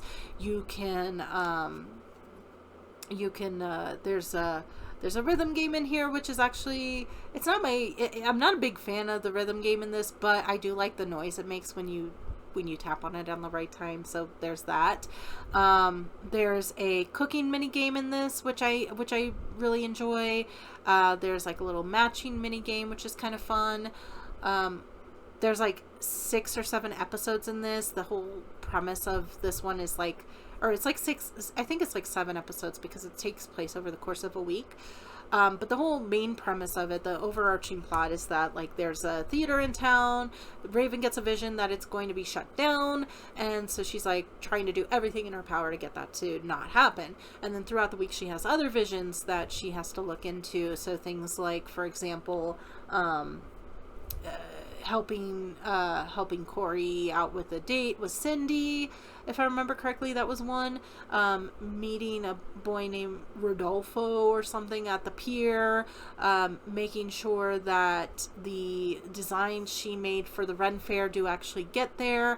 And there's so many characters in this game. I mean, there's not that many places to go. I mean, it's a fairly decent amount of places, though. It's like 6 or 7 different little spots that you can explore, but there's so many different characters, and you meet more characters throughout the week. There's just so many different things you can do in this game, and I love it to pieces. I think this is just a fantastic game. It's one of the ones that I do find myself coming back to several times. So really fun game. Oh, one thing that is kind of funny about this game, and really makes me feel old, is this game has included with it, like as a bonus, the trailer for Hannah Montana. Like, this game came out before Hannah Montana was a thing. Can you imagine? Miley Cyrus is like almost 30 now, I think, because she's like my age, maybe a little older, right? So she's almost 30 now. This game came out before we knew her as Hannah Montana. Like, that's just wild to me. I can't wrap my mind around it. And it looks absolutely god awful, right? But kind of funny to see that on here, you know. Moving on, we have Big Brain Academy. And so this is probably one of the first games, I think, that was big with the DS as well. I distinctly remember this being like the one that was always set up with the Nintendo DS demos in like Target and Toys R Us and stuff, where it would have like the demo that you could like test your brain and your brain weight and everything, because that's the whole thing, is it's like, how much does your brain weigh? And basically it comes out to being a bunch of different logic mini games, basically. So there's memory games, there's analytical games, there's identification games, and a couple math games as well. I kind of suck at a lot of them, but I have actually gotten some platinum medals in some of them, mostly with the matching ones, where it's like, hey, find the 3 sets that match. I've gotten platinum with that. I've gotten platinum with the music memory game, the one where it's like, it'll be like a dog, an owl, and a cat, and then they each have their own sounds. I've gotten platinum on that one. I don't remember what else off the top of my head I've gotten platinum on, but I have definitely gotten platinum on a couple of them, so I'm very proud about that. The last time that I remember I did this, I think the most I gotten up to was like an A minus. I think it said for brain weight. Probably if I did that now, it'd probably be more like a B minus because I'm kind of getting up there. Yeah, fun game. And the opening song, I have had that in my head for a long time. I actually ended up using that for my Animal Crossing town theme. The bum bum bum bum bum bum bum bum bum bum bum bum bum bum, and I don't know why I love it. That being said, do I play this one very often? Not really, but I would probably give this, like, I don't know, I want to say a solid B. The games themselves are kind of fun. It's kind of fun to be able to try and test out your brain. I will say what was really funny about this, so I did used to work at Sonic, and one of the games on this is a money counting game, and I remember before I ever worked at Sonic, that was a game that I did such a terrible job on. And after working at Sonic, I tried it again. And I got like 2 grades better on it. So, you know, those real life practical skills came into clutch here with this one. Just solid B. It's a staple of DS games. So I feel like giving it anything less, even if maybe I'm not using it or haven't played it as much, I feel like giving it anything less is a little disrespectful. Next up, we have Puss in Boots. So I genuinely do not remember playing this game at all. So that obviously is going to already be a D. But I will say that I've never seen the actual Puss in Boots movie. I did see Puss in Boots: The Last Wish. I thought the animation in that was fantastic. It was absolutely gorgeous. If Pinocchio hadn't won for Best Animated Feature this year, I would have been perfectly happy with The Last Wish winning instead. So yeah, that's all I have to say on that, because I genuinely don't remember anything about this, so this is going to be a D. Okay, next up we have Zoo Tycoon DS. So, you know Zoo Tycoon. This is just Zoo Tycoon, but on the DS. But I do have some issues with it. Primarily that it did kind of take out all the fun things about Zoo Tycoon, which is, hey, you know, who doesn't love building up a zoo, getting all the customers to come in, and then blocking off the exit and deleting all the fences. That is obviously my favorite part of setting up the Zoo Tycoon. I particularly love doing that when I have the dinosaur expansion pack. I'm a big fan of the dino pack. I also have the marine pack, which is pretty fun, but the dino pack, getting those dinosaurs out and letting them roam free, man, what a lot of fun. Great game. Fantastic game. So solid. This game is missing that aspect. I mean, it's pretty solid regardless. You're still setting up your exhibits. You're still making sure that the animals are happy and they're in their right environments and such. But ultimately, that little bit of a spark that Zoo Tycoon, the original, has is lost with this, which is really kind of sad. I do like that it does offer some actual information about the animals. Like, there's some cards and stuff that you can find that will actually give you actual information about the animal species themselves. That's really fun. That's nice. I do like that. But that being said, I still wish that I had that availability to just be able to go ahead and let them run free. The other thing I would mention with this too is I feel like I remember all of these zoos being really small. And I hate it when the zoos are small. I always want to have the biggest zoo I can because I want to cram as much stuff in there as I can. So that's also a bit of contention, a point of contention for me. I would say Zoo Tycoon DS is probably just like a B minus. It's solid. It's fine if you like this kind of game, which I generally do like the Tycoon games. But I just wish it had that element in it. If it had that element, it would easily be a B, B+, maybe even an A at that point. Next up, we have Nancy Drew, The Mystery of the Clue Bender Society. Sorry, some of these titles are like really small on here, so I can't quite see. Oh gosh, can I put it up there? Can you see it? No, you cannot. I need to learn how to focus with this camera, or how I can get this camera to like autofocus so that it will show things up close. I don't. Yeah, one of like 4 Nancy Drew games that I have for the DS. And speaking of Nancy Drew games, I have like all of the Nancy Drew PC games. I love those games to pieces, with the exception of Ransom of the Seven Ships. I hate that game so much. I've only ever finished it once. Side note, one of these days, just something that I would like to do at some point, I would like to do like a live stream of all of those games back to back. No real breaks. I mean, a little bit of breaks, but I would love to do that at some point. Someday. I feel like that would be a lot of fun. I don't know if anybody would be interested in that. Probably not.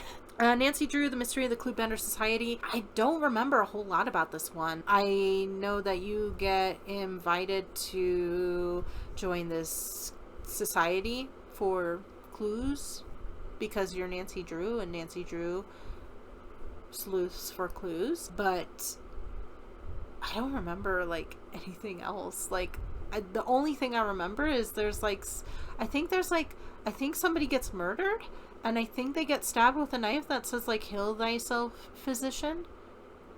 I could be misremembering that, but I feel like that's a thing that happens in this game.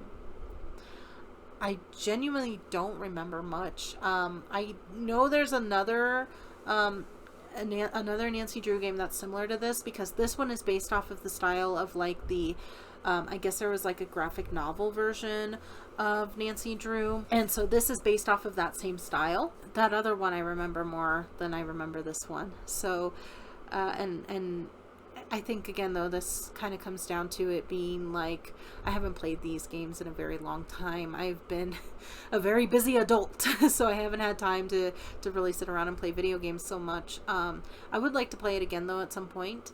I feel like I remember the puzzles in this being a little rough, so for that, I'm probably gonna say a C+, primarily because A, I don't remember as much of it as the other one, and B, I feel like what I do remember is that some of the puzzles were a little rough. So next up we have Pirates of the Caribbean at World's End. Oof, this one is hard for me to quantify. I initially was thinking an S tier, but I think I'm gonna just go with an A tier for this one. A reason being that the graphics are mostly okay, but it can be a little hard to see sometimes. And I do also think, if I remember correctly, there are some platforming bits that are a little fuzzy to work with in here, because it is primarily a platforming, action platform game. There's some sword fighting in here, which the sword fighting is a lot of fun. Those are probably my favorite bits. You actually can fight against a lot of people in here. You fight against Davy Jones. You fight against Norrington. Was that his name? I don't remember the one guy who initially wanted to marry Elizabeth. I want to say his name was Norrington, like Captain Norrington or something like that. You can fight against him. You fight against Davy Jones. You fight against the one Chinese pirate lady. Who else? Who else? I don't remember. I'm sorry. I know it's been so long. I am dying to play some of these games again now, because I'm realizing how little I remember of it. So it's like, this is the perfect time for me to go back in and play these games, because it's been so long. I do seem to remember there's like a grappling hook, which is pretty cool. As you get more gold, if you go down below deck, the gold expands, and that's pretty fun. There's like a couple of little things that you can find that are pretty fun. At one point, you actually can put on a new skin of Captain Jack as like a skeletal figure, like how he is in the original Pirates of the Caribbean when he does end up becoming a skeleton. So that's pretty fun. But the main draw of this game for me, the big thing for me in this game, Liar's Dice. I love playing Liar's Dice. I will sit down, I will play that for like a whole hour at a time. Actually, I think it probably would be fun, just as much fun to play that in real life. I'm sure. I don't know if people like do that, and Yeah, I'm getting really tired now. Can you tell? It is 9:25. This current section says that I have been recording for an hour. So that's in addition to the other hour. So we are now at the 2-hour mark of me recording. It kind of doesn't look like we've made a dent in this at all. So I'm not thinking 4 hours anymore. I am thinking it's probably going to be closer to like, I think 6 is probably safer than 4. Yeah. Yeah, especially if I start taking detours like this, talking about everything and anything under the sun. So, anyways, getting back on track. Pirates of the Caribbean at World's End. The movie kind of sucks. I have issues with the movie, but the game, I'm going to say solid A. I think it's a pretty good game. Now we have the Chronicles of Narnia, The Lion, the Witch, and the Wardrobe. So this is, I think, better than the Prince Caspian in certain aspects. The thing I did forget to mention with Prince Caspian is that you can get you gain some allies while you're traversing through Narnia. And the same thing is true of this game as well. You do meet different creatures and they will have their own factions. So like there's a dwarf faction, there's a giant faction, there's a gorilla that you can like bring a banner to, and they'll get all the gorillas to come help out and stuff. That's a lot of fun. I generally like this game a fair bit. You can basically play as any of the main 4. I mean, you are beholden to the storyline, but you can change who you are maining as basically throughout the game. Each character has their own specialties, their own abilities, which there are certain abilities you can learn that you can apply to different folks, or there's some that are restricted to certain characters. And when I say characters, I do, of course, mean the 4 Pevensey children. Pevensey. Lucy Pevensey. Yeah, it's Pevensey, right? I think. Man, it's been a while since I've even seen that movie. Pretty solid. I would say solid A. Solid A. Some parts can be a little bit tedious, same as they are in Prince Caspian. There is one section in particular where once the winter kind of starts falling away by the wayside, and it's starting to kind of get into spring, there is one section where there are these massive like cyclopses and just taking up this entire field, and the idea is you're supposed to like, you know, dispatch all of them or dispose of all of them basically. You can do that, but they're hard as hell to work with because they have so much health. They hit like a Mack truck.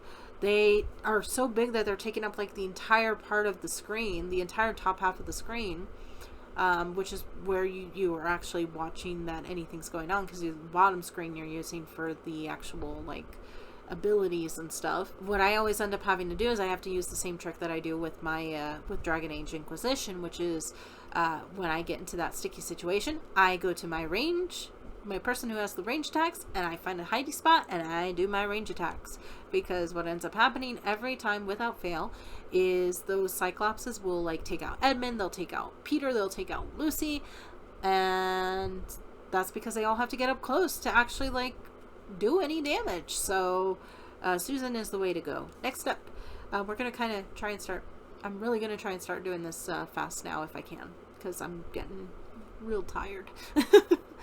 Okay, so next up we have Baby Pals. Baby Pals. So I am someone who is not a fan of babies. I realize that's a very controversial thing to say, but also a lot of people say that in a mean way, and that's not the way that I mean it.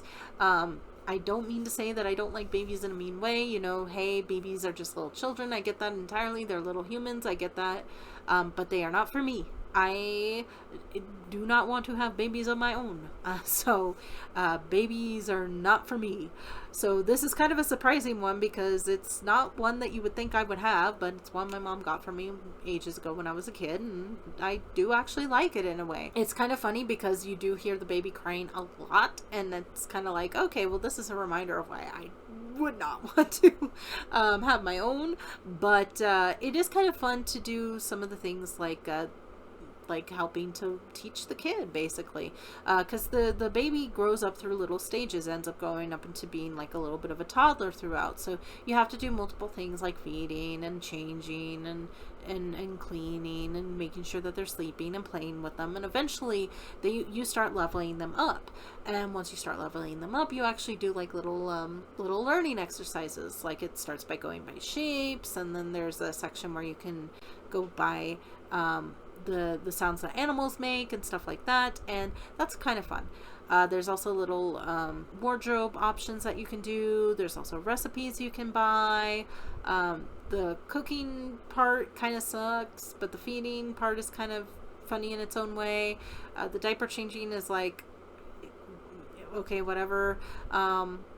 But it's not bad. I don't hate it. I don't hate it for someone who does not care much for babies. I would actually probably play this like at some point, but it is a bit tedious. And so because it is a bit tedious, I am going to say it's probably like a C+. And I say C+ because there really are a lot of different customizing options. Like there's so many clothes that you can buy for the baby. There's hairstyles you can do. And I like that. I think I'm starting to lose my voice a little bit because I've been talking so long. Okay, next up we have Kung Fu Panda. Kung Fu Panda. Easy S tier. Easy S tier. And that's primarily because it's just a lot of fun. It is a little bit hard in points, but I think that this in particular, like as a platformer kind of action kind of thing, there's some parts of it that are a little janky, I think, but ultimately I like this game. I would play this through again. I don't remember a whole lot about it. I do remember that there's like, you can pick up like chi points or something like that throughout the game. You do end up getting these special abilities from like Mantis and Viper and Crane that kind of like help you with like additional moves that you can do, which I think is really cool.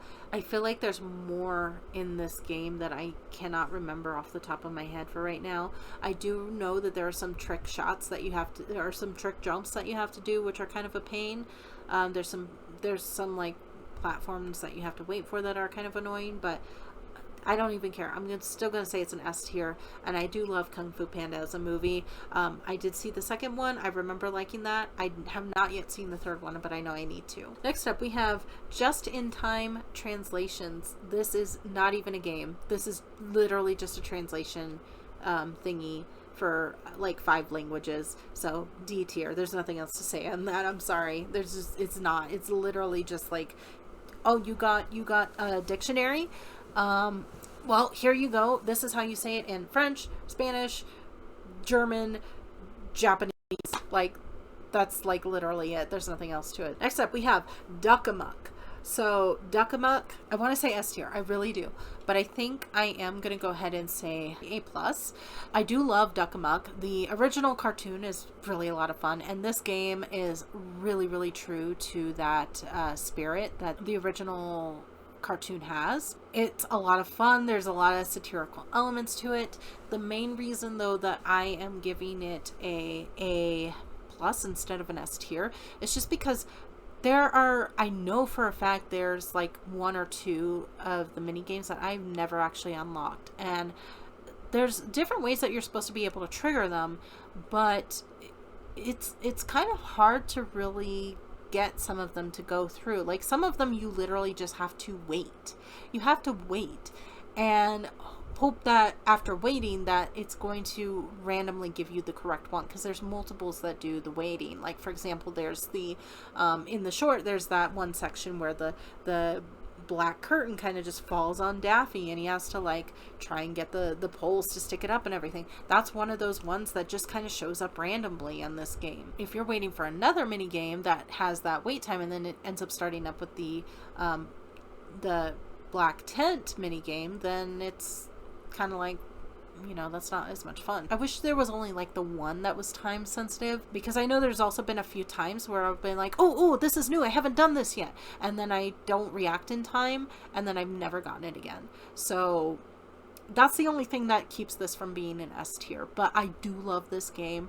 I think that a lot of the mini games are a lot of fun.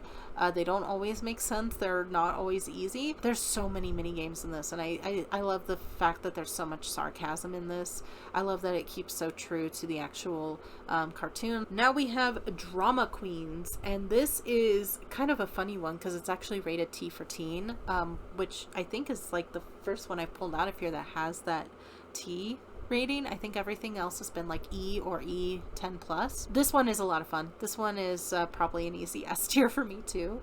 It's more like a board game of sorts than anything. What's fun about it is it's just so much it's so much backstabbing. It's so much fun.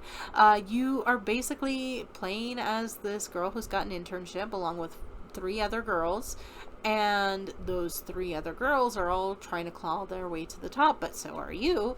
And through the board game itself, you are basically trying to make sure that you have the most popularity, the most social status, the best status at work, the best status in your love life, the best status among your friends. And so what you can do during these board games is like you can steal somebody's boyfriend, you can steal somebody's friend. Each of the girls have their own like little abilities that you can use. So like you can use friend points to steal to have one of your friends have a promotion stolen from one of the other girls to you. There's a bunch of like little cards that you can use to help boost your score at the end. And I believe each of the girls in here, and there's like, it starts with 4, I think, but it unlocks more. I think it actually unlocks like up to 8. Each of the girls have their own like little storyline, if I remember correctly. And as we said, we know that's going to be a big thing for me. I also like the wardrobe in this. The dresses in this are really, really cute. Despite being like, you know, a little bit low resolution and everything, I like a lot of the style that's in this game. It can be a bit of a pain in the butt when you get like 3 drama bombs in a row, and those are going to be the ones that like basically just happen at random and they can really screw you over. But you know what? Fun game. I love this. I will literally just play the actual board game part of it without even the storyline sometimes, and it's just a lot of fun. So easy S tier for me. Okay, next up we have Charlotte's Web. Charlotte's Web. So this is going to be based off of the movie with Dakota Fanning. I want to say that came out in like 2005 or something like that. Yeah, basically it's like a puzzle platformer, and you play as Wilbur. Not too bad. I think there's like maybe a couple sections that are a little hard. Some of the jumps are a little but the thing that I really like about this is that it does have a good section of mini games. A lot of the mini games are a lot of fun, and in fact my favorite mini game is probably the one that I will play this game the most often for, and that game is for Templeton. Actually both of them are for Templeton actually. There's one where there's like food falling from the sky at a carnival, basically at the fair, and so you walk around as Templeton, you try to like stack it all up on the plate and eat it all, and that one I find a lot of fun. And sometimes there's like rotten food that'll come down, and so what I kind of get some enjoyment out of is like building this really tall tower, but then having a piece of rotten food fall down, and because what will happen is it just like crumbles down the tower, and I don't know why. It's not good, but it's satisfying to me in a way. The other mini game I like in this one from Templeton is it's like a match 3 but not quite. So it's like you have to find like groups of 2 or more food items, and then you have to draw like a little trail and have him eat through that trail. And that one's, the RNG on that one's kind of rough sometimes, but I do like it. It's a fun game. So yeah, those are probably the main reasons I do play this game. Throughout the game, sometimes as Wilbur, when you're actually doing the platforming aspect, sometimes you do come across Fern, and she will like give you pets or bath or brush your teeth. But it's actually like as a mini game, and so then you switch from playing as Wilbur to playing as Fern, and so that's kind of cute in its own way. It's kind of interesting. Pretty decent game. I would say a B+ for Charlotte's Web. Next up we have SeaWorld Adventure Park Shamu's Deep Sea Adventures. So this is kind of an odd one. I distinctly remember that I got this one at the Target at over by Del Amo Mall. I remember that specifically. It was like kind of a last minute buy, I think. And what I remember also about this game is that it kind of sucks. I never finished it. I know that for a fact. And I feel like I remember like getting to a certain point and then I got stuck because I did not understand what it wanted me to do. So it was okay up until that point. It's just kind of like you're playing as Shamu. You're swimming, you're avoiding obstacles, and that's basically the long and the short of it. Not a whole lot else to say on that front. So I'm gonna give this one probably a D+. That plus is kind of like a pity plus because it's like I know I didn't finish it, but I at least remember some of it, and I remember the fact that I didn't finish it, so it's better than not remembering anything at all. Next up we have crafting. Whoa. Crafting Mama. This is another one of the Cooking Mama series, but instead of cooking, this time she is crafting.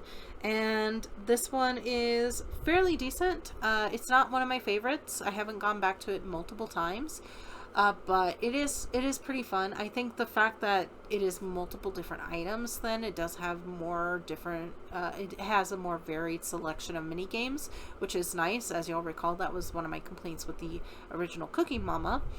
So this does mitigate that, but the kind of issue with this one though is that you have multiple different, for each like item that you're crafting, you will have multiple different outcomes. So for example, there's like a needle felt pointing thing, and you can do like 5 different options for that, and that in and of itself isn't a bad thing. As we said, I like my options, but that's kind of where that initial, hey, these mini games are more varied, kind of falls by the wayside, because if you're having to do this 5 different times in a row, then that kind of starts feeling a little grindy. That is something that I can't say I'm the biggest fan of. I mean, it's fine. I just don't remember going back to it all that often. I think this is one of the last like Cooking Mama games though that I did get.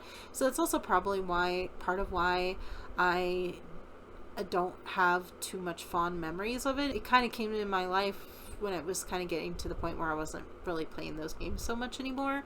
So, I mean, for that, I am going to go ahead and still give it like a B, because I think any of the Cooking Mama games for the most part are always going to be pretty good. This one, it just kind of was like the timing is not right for me. So, I would like to get back into it again at some point someday though. Just checking in. So, at this point in time, it is 9:45. It is 1 hour and 30 minutes on this current section of recording. I did also want to mention real quick that if I didn't say it with the Imagine Rockstar, one of the things I did not like about that is that it can be a little grindy at points. If in between your actual concerts, you have to build up your popularity, and in order to do that, you have to play gigs, and eventually you do unlock more songs, but initially when you are just getting started, it's like the same 3 songs that you can play over and over, and that does drain you down a little bit. Getting a little tired now, like really tired now. I think I might actually have to split this up into multiple things, or probably what I really should have done, I probably should have actually like taken a nap earlier today. That would have been the smart thing to do, but we'll see. Maybe I'll do more of this tomorrow night. We'll see. Probably you'll get bored of seeing me like wear the same shirt the entire time anyway, so if anybody even watches this, which nobody will, so hey. So next up we have, are you smarter than a 5th grader? And so this is basically exactly what it says on the tin. It's, are you smarter than a 5th grader? It is playing that game perfectly fine. I actually do play this one fairly regularly, or at least I have done. The main drawback for me is Jeff Foxworthy gets on my nerves, or whoever it is who's voicing, I don't know if it's actually him or not in this game, when he's like, oh, well, you didn't finish very well in school now, did you? It's like, okay, listen, I haven't been in the 5th grade for several years at this point. I don't think you can reasonably hold that against me if I get something wrong that maybe I read once in a school book like not 10 years ago, but longer than 10 years ago. I'm not even going to try and do the math on that. We're not even going to worry about that. We're not going to worry about that. So that's one thing that I'm not the biggest fan of with this game. The other thing I'm not a big fan of with this game too is that every time you start up the game and you start up a new game, he has to run through introducing you to every single one of your classmates. And luckily he won't, like, you can skip past the actual instructions, but to go through meeting all of the students, the classmates, I wish there was a skip button for that. But aside from that, this game's actually pretty fun. I have actually I think I've gotten it completed across I think I've almost, if I haven't entirely gotten it, I've almost gotten the entire leaderboard completed at winning the grand prize. So I have won it a couple of different times. But there are some questions on there where I'm just like, man, if we ever talked about this, I don't remember nothing about it. So, but solid game. I would say probably like a B+. I mean, there is only so much of it that you can play, before you kind of start getting a little bored. But I mean, I think it's a solid game, and for being, are you smarter than a 5th grader? I think, not too bad. All right, I think I'm gonna go ahead and try and do one more for tonight, and then I think I'm gonna end it there. So let's see what the final one is gonna be for the night. Oh, and hey, look at this. It is going to be Cooking Mama 2, Dinner with Friends. Cooking Mama 2 is probably, I would say, my favorite out of the Cooking Mama series. And the main reason for that is, I mean, there's a lot of different reasons, but I would say part of the reason is, you unlock so many things. There are so many things you can unlock in this game. You can unlock different, like, little clocks and timers, and there's a lot of different little accessories that you can unlock. The fact that you do actually end up making food for and with, I believe, everybody in Mama's family, which there's, like, looking at this, there's like 7 people on here, including Mama. That's a lot of people to cook for. Pretty fun. And it does do, again, that same sort of thing where it's like, if you don't do the greatest job, it's going to, you know, give you that picture at the end where it's like, this doesn't look so great. There's also some mini games in this too. There's some like actual mini games that you do for mini game's sake, not for cooking. And those are pretty fun too, to try and work with. The thing that I feel like I distinctly remember most from this game in particular, there's one mini game where it's like you just are like taking corn off the cob by scribbling across the cob, and that, I think it's like for a corn soup or something like that. I don't know, but I do know that I do remember that I like this. Side note, I suddenly remembered something too. One of the worst mini games in the Cooking Mama franchise is peeling like apples, potatoes, whatever. I hate that mini game. And I think that one's more prominent in the original Cooking Mama, which is also a point of contention for me. I know it's in this one too, but I don't think it's as prominent. There's a lot of cool mini games in this one. There's like one, I think, where like you like shave bamboo root into a pot of water or something like that, which is kind of unique. Is this the one? I'm not sure if this is the one. There's that one channel, it's like Jaden Animations. I've forgotten the name. But she had that video not too long ago, like maybe a couple years ago, about trying to do a speed run of Cooking Mama. And I'm not sure if it was like Cooking Mama 2 or original Cooking Mama. I can't remember. I want to say it's Cooking Mama 2. But she did like the speed run for that, and it was like 6 hours to get gold medal and everything. That's also another thing that I kind of want to do at some point. I would like to try and do that. I don't know how I would do that, because my understanding is that trying to record things from a Nintendo DS does require like a lot of effort. It's apparently not that easy to do, really. It's like there's a whole bunch of components that you have to take into account. Yeah, so at some point that'd be kind of fun. I just don't know if I actually would get the time or the equipment needed to actually do that. So Cooking Mama 2. This one I am going to actually say S tier. S tier for Cooking Mama 2. I think that this is the best one out of the Cooking Mama games, I think. I do still have like another 1 or 2 Cooking Mama games, I think, in here. I mean, I don't know if they're necessarily cooking, but this one I would say is easily going to be the best one out of the lot. So if you're going to play any Cooking Mama game, make it this one. This is the best one. All right, and with that, I am going to move on and start working on the next set here, probably maybe tomorrow night, maybe. We'll see how I'm feeling. I showed this when I first started, and it looks like I did start making a little bit of a dent, like over here on this side. You can kind of see it's a little less. It's not quite as full as it was. If I look in here, I mean, you can actually see like there's some stuff in there. I'm probably going to need a bigger bag to put like all this away in.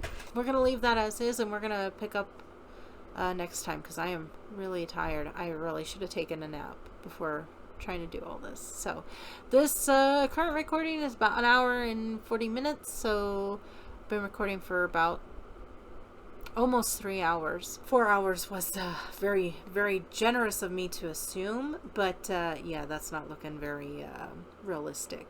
So also editing me, I'm so sorry in advance for this, but you'll make it work, right?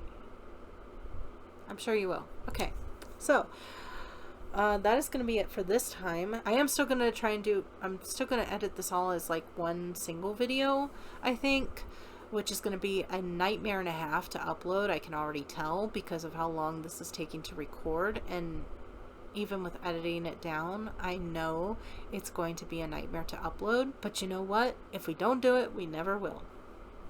Recorded, I think I said already, but I think I had already recorded like about 3 hours worth of this. But there's still this whole set to go through. So we are going to keep going. We are going to move forward. My voice has recovered somewhat, so we'll see how well that goes. And I'm wearing my Mickey hoodie today now, so nice and comfy. I shouldn't put my hands in here because now I don't want to take them out. We are going to continue where we left off, which is picking these out at random. So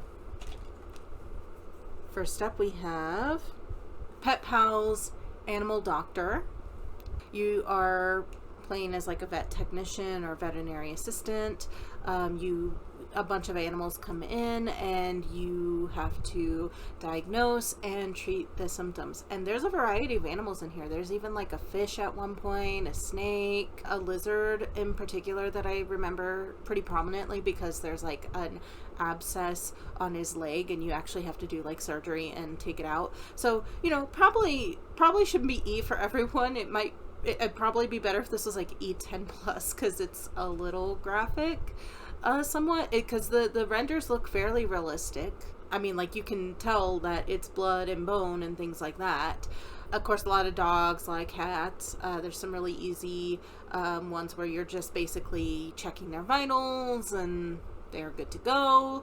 All of the owners, you also have to ask them questions, and you are scored based off of how well you do and how accurately you understand what the issue is and how to fix it. And part of that accuracy does come from the questions that you ask their owners. So you'll get like a list of 5 questions. 2 of them are pretty obviously have nothing to do with what's actually going on. So like, you know, if the dog's not eating, for example, one of the questions might be like, does Patches have a favorite color? And it's like, okay, well, obviously that's not going to help us with anything with this. But yeah, there's like a ton of things that you can do with this. You can test their blood pressure. You can, of course, listen with the stethoscope. There are a ton of things that you can do in this game.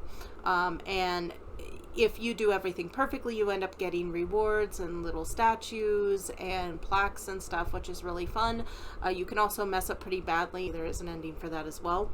Overall, really solid, I think. There's also a section in here for, I think there's a slider puzzle. I hate slider puzzles, so I ignore that completely. But there is also like a little section that has a quiz, and it's like 100 questions or so, and that's kind of nice to go through.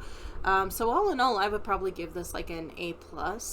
The only reason I wouldn't say it's an S tier is because some of the games, like the mini games to actually do the process of fixing up the pets, can be a little hard. And so sometimes it does take away the enjoyment. It can be a little frustrating sometimes, but aside from that, very solid. I like this one a lot, and it's one of those ones that makes me wish my DS was working so I could play it again. So, okay, next up we have Imagine Teacher. So this is another one, Imagine series.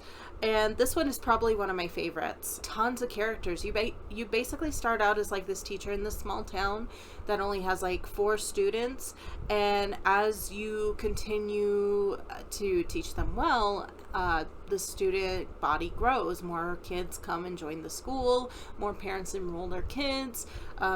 Each of the kids have their own personalities. They end up like picking out things that they want to do when they grow up, like professions they want to go into, which is really cool.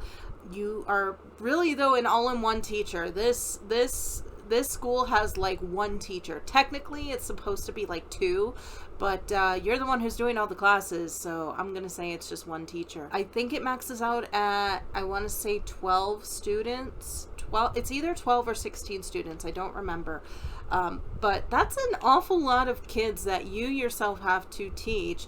Everything from history to spelling to math to pottery. Like, that's an awful lot of stuff that you have to do as a teacher. And I mean, that's probably a little bit reflective of how teachers really are in America these days, but that's another topic entirely. There is a storyline in this too about like the superintendent of the school is technically like trying to make it so that the school fails for budget reasons, which is kind of interesting. There's also a kind of a slightly odd sexual harassment subplot in this, if I remember correctly, which is kind of interesting to put in a children's game, but okay. Altogether though, I really like the I like the storyline for the most part. I like that you actually can like buy things for the classroom. You can customize the classroom.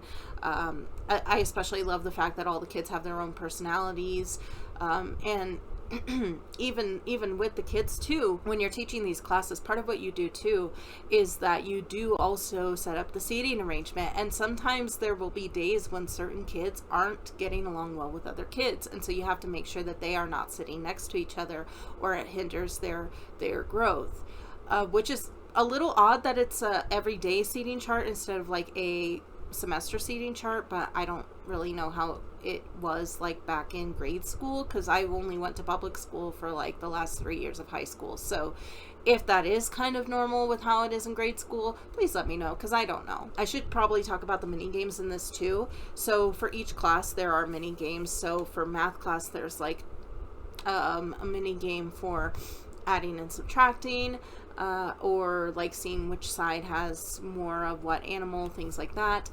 There is a reading and writing mini game where you have to spin a wheel and it's going to tell you write the 5th letter of this word, and that one's a little finicky, primarily because it doesn't always read my writing properly. There's also, as mentioned, there are the art mini games, and so between the 2 of those, there is pottery and I believe it's coloring, if I remember correctly. There's also like a music mini game, but I mean that's like it's a memory game basically, so that's not much to speak on. The pottery one is pretty fun. It's a little weird to kind of get used to it, but it's pretty fun. I like that one fairly decently. When it comes though to the coloring one, I hate that one probably more than any other mini game in this game, simply because like you have to take the crayons and you have to like fill in parts of the picture that you're trying to make. And you will have it mostly filled in and it still won't be enough. And if you go even just like a couple pixels out of the lines, it will ding you, so you can't get a perfect score. And I do think that's very annoying. I think it needs a little bit more margin of error allowance in that game. But aside from that though, solid game. I would say this is probably like an A+ as well. I really do like this game, and again, it's one that I really would like to be able to play again at some point. Alright, next up we have Alvin and the Chipmunks. Yeah. So I'm not a fan of the movie. I know everybody liked the first movie and everybody hated the second movie. I seem to recall liking the second movie more than I liked the first one. But this is just a rhythm game. That's all it is. It's not just like the Alvin and the Chipmunks songs that are from the movie. It has, like, if I remember correctly, this has things like Shiny Happy People by REM is in this. There's like Cold Hearted by Paula Abdul is in this. That actually might be in the second one. I do have these Squeakquel for DS2. And so since that one would have the girls, that one probably is the one that has Cold Hearted. The problem is I can't remember much between this one and the Squeakquel one. So because of that, I don't really know what else I can say. Yeah, it's just a fairly standard rhythm game. There's not much more to say than that. If you like hearing Alvin and the Chipmunks cover songs that you already know, then this is the game for you, I guess. I'm just gonna give it like a C+. It's nothing to write home about. It's perfectly fine, but some of the songs are good songs. They're just sung by the Chipmunks. That's basically it. So yeah. Next up we have Madagascar Escape to Africa. I have only ever seen the first Madagascar movie. I've never seen the sequels. I know the storyline kind of this one, but I don't know it very well. This is, if I remember correctly, kind of like a puzzle platformer, but in a 3D space, which is nice. It's kind of hard, from what I remember. And I also remember that there were some things about it that you were supposed to be able to unlock, but could never figure it out. I think there's also like a pinball game in this, and I am not very good with pinball games. I think they kind of suck, honestly. So that's not great. I genuinely don't remember too much else about this at this point in time. Again, it's one of those ones I haven't played in a while, so I don't remember a whole lot about it. I feel like there was probably something else about this game that I'm sure I liked at some point or another. But since I can't remember too much about it, I'm just going to go ahead and say C. I'm going to say C instead of C+ for this one, simply because I do seem to remember some of the platforming being kind of difficult for me. Next up we have Mission Runway. So this is like a fashion, but not fashion game. It's more like about being a model. I think, isn't Mission Runway like one of those modeling like reality shows? I don't know, because I don't watch those at all. The only one I know about is like, I know there's America's Next Top Model. I want to say Mission Runway is one of those, but I genuinely don't know. I could be entirely off base with that. I don't remember much about this, except I think it's kind of one of the boring ones, like maybe one or two, like you play it for like 5 minutes and then you're like, okay, that's enough of that. I'm bored now. Yeah, I genuinely am struggling to think of anything to say about this game, so I'm just going to say like a C-. And the only reason I'm saying C- and not a D is simply because I know there is at least a gameplay aspect to it. I just don't remember anything about that gameplay aspect, so C-. Next up we have Barbie Fashion Show, an Eye for Style. This is actually going to be a much better fashion / modeling game. This is actually very similar to the Barbie Fashion Show for PC as well. It's pretty much that exact same kind of game, but on the DS instead of the PC. There's like a song or two in this that I really like. But yeah, you're Barbie and you design fashions, and then you have your models walk on the runway, and it's a lot of fun. You get to pick out the scenery, the decorations. You actually pick out the actual like style of the runway. Pretty fun game. I think I probably prefer the PC version a little bit more, and I think that's mainly just because I feel like with the PC version, I think there's a little bit more customization when you're actually making the pieces, but this is pretty good. I would say this is probably a solid B. I'm trying to get through DS games first, because I'm starting to feel like the Game Boy games underneath this, but I want to do all the DS games first and then move on to the Game Boy games. So, but next up we have Paws and Claws Pet Resort. So Paws and Claws is like a whole series of games. I think they have, I have a couple of them for the PC as well, I believe. A lot of them have to do with pets, of course. And so this one is specifically about Pet Resort. And basically, you know, people go out on vacation and they leave their pets with you. And it's like a hotel for pets, basically. And so, of course, there's dogs, there's cats, there's birds, but I think there's also like a chance for it to be like horses too.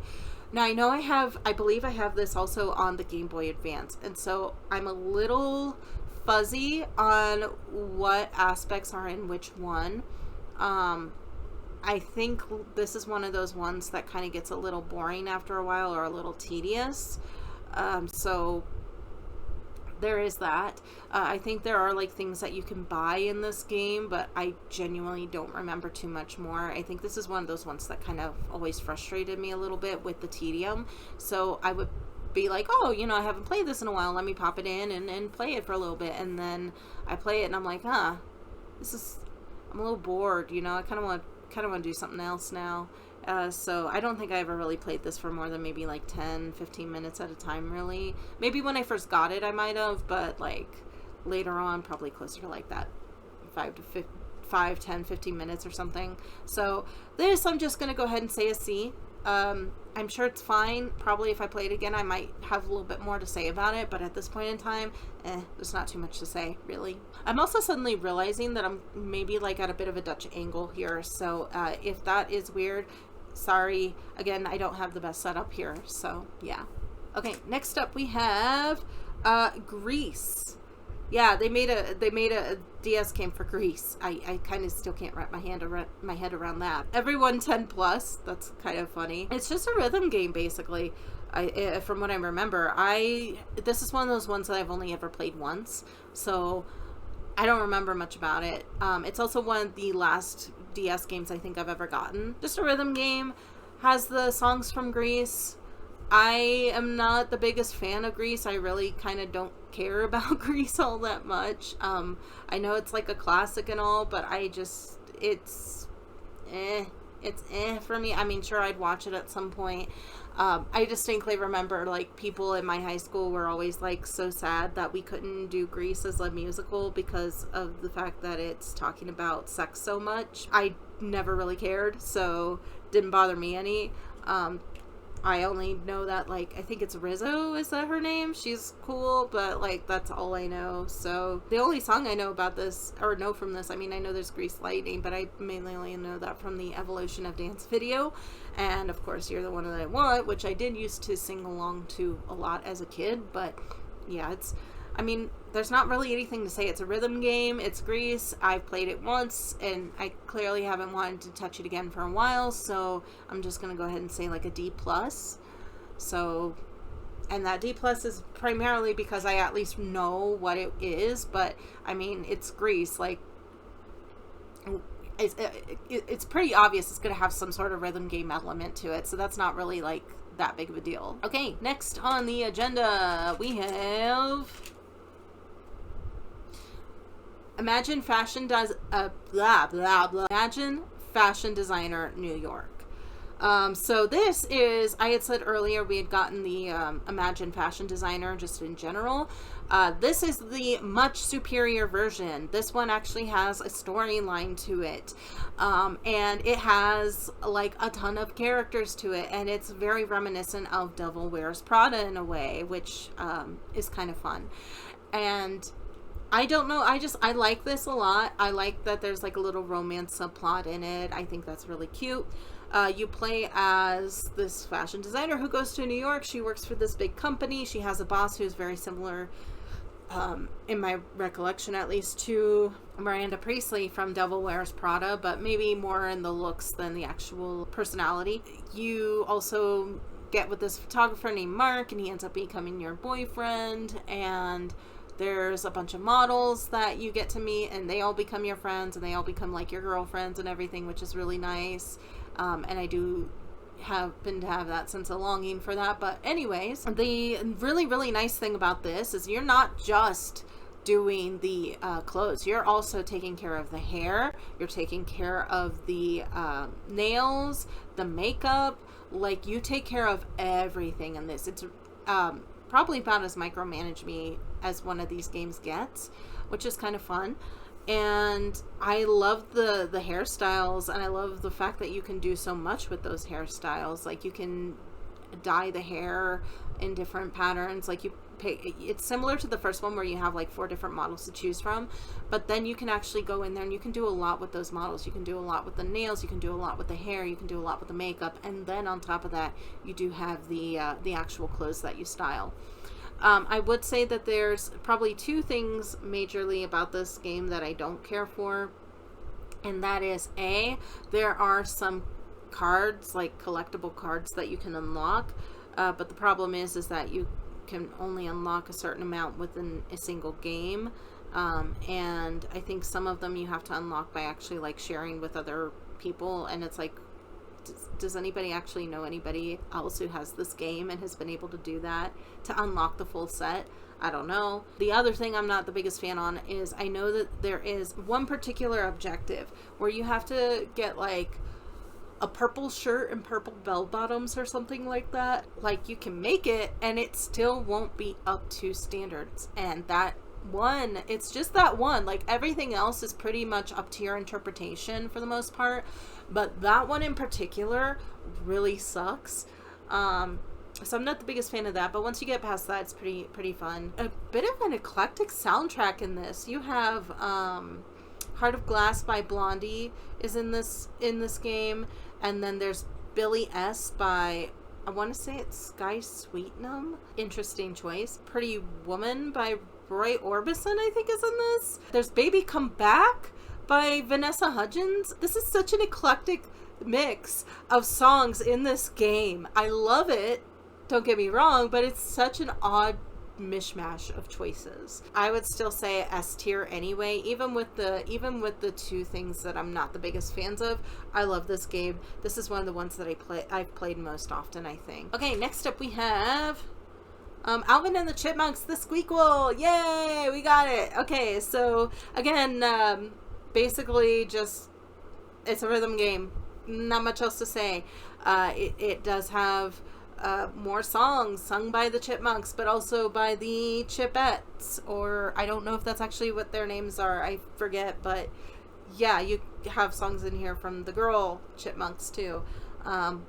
But yeah, I mean, it's just basically more of the same. There's not anything super wild about this one either, so I mean, for that I'm just gonna say C+ and move on. Okay, next up we have Madagascar 3, the video game. I'm pulling out a lot of these sequels, surprisingly, and I do want to remind you, I am doing this at random, so I'm literally looking here, reaching down, grabbing something, so kind of funny.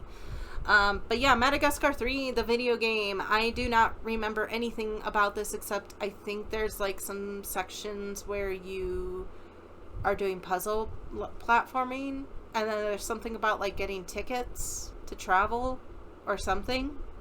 I genuinely don't remember anything about this, pretty much hardly at all. And again, I've never seen Madagascar 3. I've only ever seen the first one. So the fact that I can't remember too much more about it, I'm just going to go ahead and say it's a C.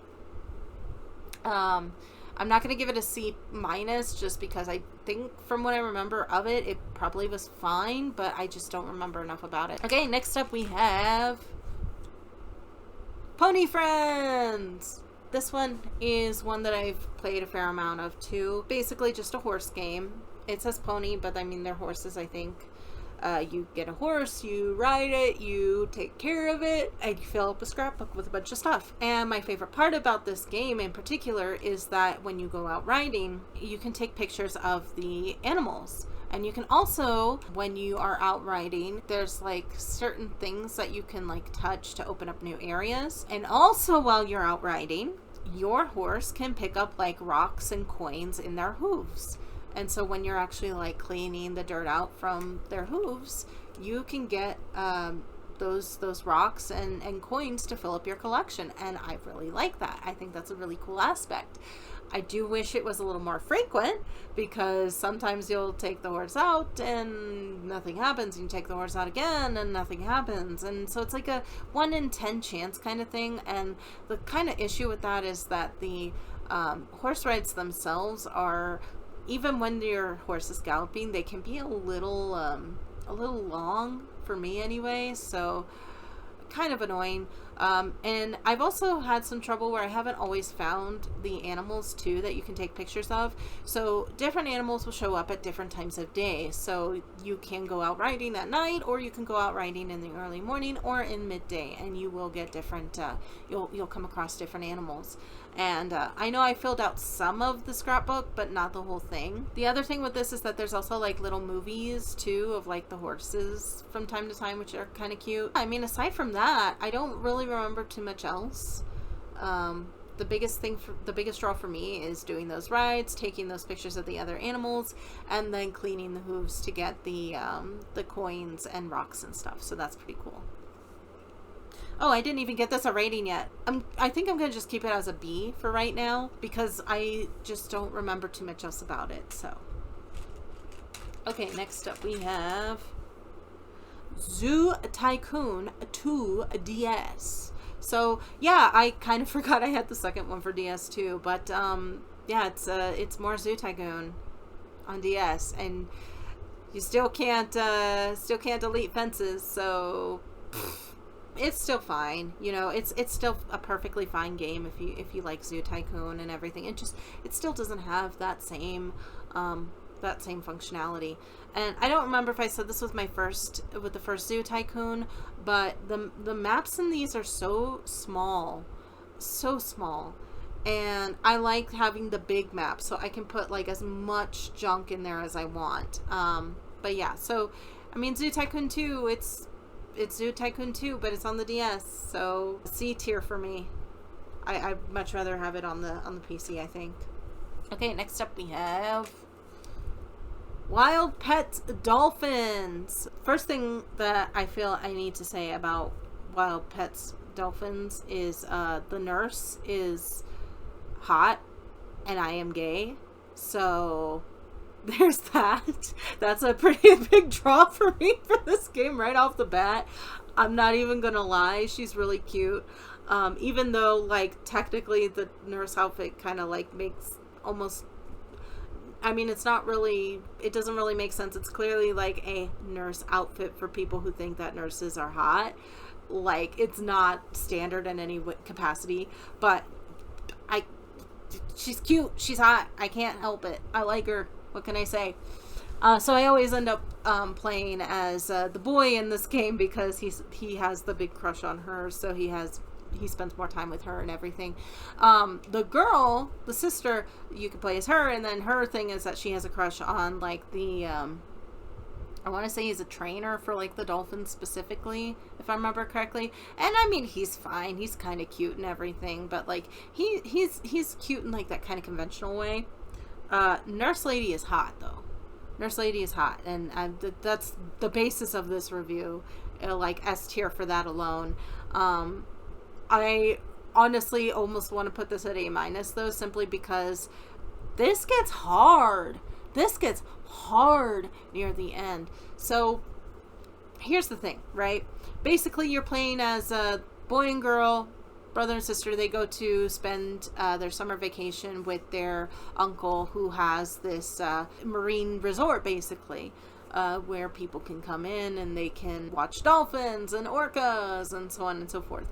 And what ends up happening is they end up turning it into more of like a marine rescue type of place. That's, really awesome and everything. They start taking in like penguins who were found with like missing wings or something like that, or like they were badly injured, or this manta ray that was rescued from being somebody's pet down in Florida, things like that. And so you start taking in all these animals, and that's all well and good. No issue there. The issue that I do run into with this game, though, is you do have to basically make sure that all animals are they're cared for, they're fed, none of them are sick. If they are sick, you got to give them medicine.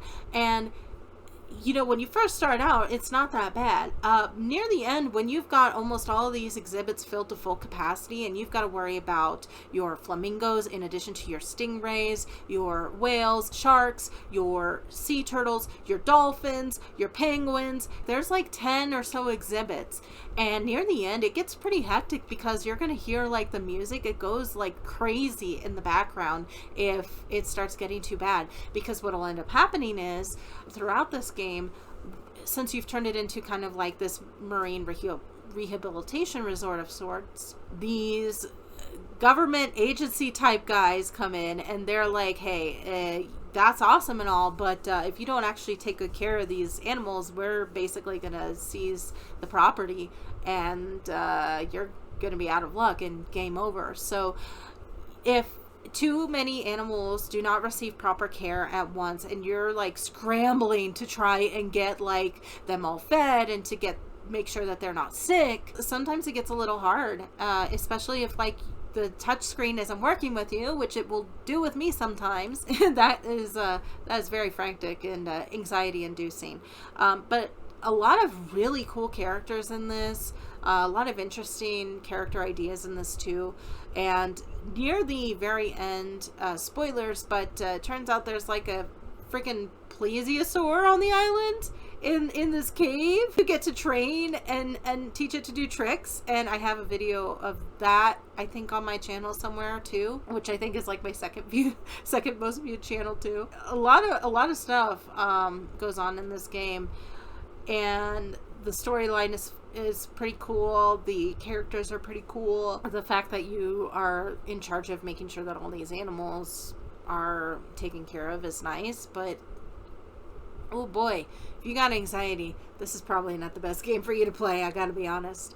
And honestly, that aside, because I have been able to at least beat the game, I'm still gonna say S tier. There's also like a little bonus where you can see like the character sketches and everything when they were first building the models, and that's always a neat thing to see in any kind of video game or any kind of medium, really, is that you get that kind of behind the scenes look. So I am a big fan of that sort of thing. So S tier for this. Although I will also say one last point, some of the training sequences suck ass. Again, I think it's just like the touchscreen itself. If it's not like working with you, it can really suck. Next we have Sherlock Holmes and the Mystery of Osborne House. I don't remember anything about it.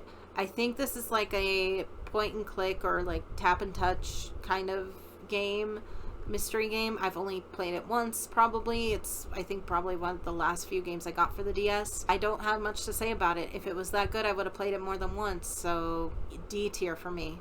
Okay, next up we have Gardening Mama. Gardening Mama. So part of the Cooking Mama series, basically, but this time you're gardening instead of actually cooking. Pretty nice. It's a little hectic for my liking sometimes because you will have multiple plants growing in multiple areas, and as soon as you get done with a mini game on one plant, then another plant will be like, oh no, it's wilting, oh god, you gotta come over here and do something about it. So that's a little frantic for my liking. I do also not care much for the fact that sometimes you literally have to do a mini game with one item, and then in order for the next mini game in that item to appear, you have to go do a mini game with another item. I understand it's trying to kind of say, hey, yeah, that's part of gardening, is you have to have patience, you have to wait for things, you have to do stuff in the meantime, and I mean, fair, but I'm not the biggest fan of that. If you're able to grow flowers, you're able to grow fruits, vegetables, if you do particularly well, you can sometimes get rare versions of those fruits or vegetables. Like, for example, there's like a massive strawberry you can get based off of how well you've done overall. You get different butterflies that will come about. The other thing though about this is it doesn't quite give you like that satisfaction of, oh man, I really messed up, so now it's going to show me a picture of how bad the crops came out. It doesn't do that, which, I mean, that's part of my charm that I have with the Cooking Mama games, so that's kind of sad. I don't play this one all that much. It's fine. It's not the worst Cooking Mama game, but I'd rather just do Cooking Mama, frankly. So I'd probably say this is like a B- for me. I don't care that much about it. I do like that you can customize the garden. That's really neat, and you get to customize Cooking Mama's actual like wardrobe and stuff. That's kind of nice, but it's just overall a little tedious for me, but also sometimes a little hectic. Okay, next up we have Cats and Dogs, The Revenge of Kitty Galore. Cats and Dogs was my jam as a kid. I loved that movie when it came out, when I first saw it, because it was a combination of two things. A, talking animals, especially dogs, and I love me dogs. I love me dogs. I've always been a dog person. And B, dogs as spies? Are you kidding me? That is so freaking cool. I love that concept so damn much. I've had a big spy phase as a kid. I mean, Spy Kids was my life for the longest amount of time. I really wanted to be a spy kid for a very long amount of time. So that movie really just kind of hit the sweet spot for me, where it was like, okay, dogs are spies and they go against cats, and these cats are evil. Oh my gosh, this is so cool. I love that movie to pieces. I did think I tried to see it recently, not too long ago, and has it held up? But you know what? Who cares? It's still fun. They surprisingly, I think this is like probably the most surprising sequel out of all the weird sequels that have come out in the last couple years. They made a sequel to this in like, I don't know, I want to say like 2016 or so, and it's like, damn, people really still are thinking about Cats and Dogs in the year of our Lord 2016. Like, I don't know what, I don't know who thought of this and who decided that they wanted to greenlight it, but hey, good on them. Now, I have not gotten a chance to see it. I do want to, but I kind of do have the feeling in my head that it's not going to be anywhere near as fun or charming as the original was. I know it's not even anything to do with it. Like, it's not Mr. Tinkles. It's not Lou. It's not the original characters at all. So it's hard to really even call it a sequel, more as like a reboot of anything. But I mean, it's like literally The Revenge of Kitty Galore. Like, I actually just realized this. I think that's supposed to be like a parody of James Bond, because isn't it like Pussy Galore? Isn't that like a James Bond character? The main thing I remember from James Bond is like Diamonds Are Forever. I just remember it's the one that gave me this really irrational fear of ever being like cremated alive. And that has stuck with me for a long time.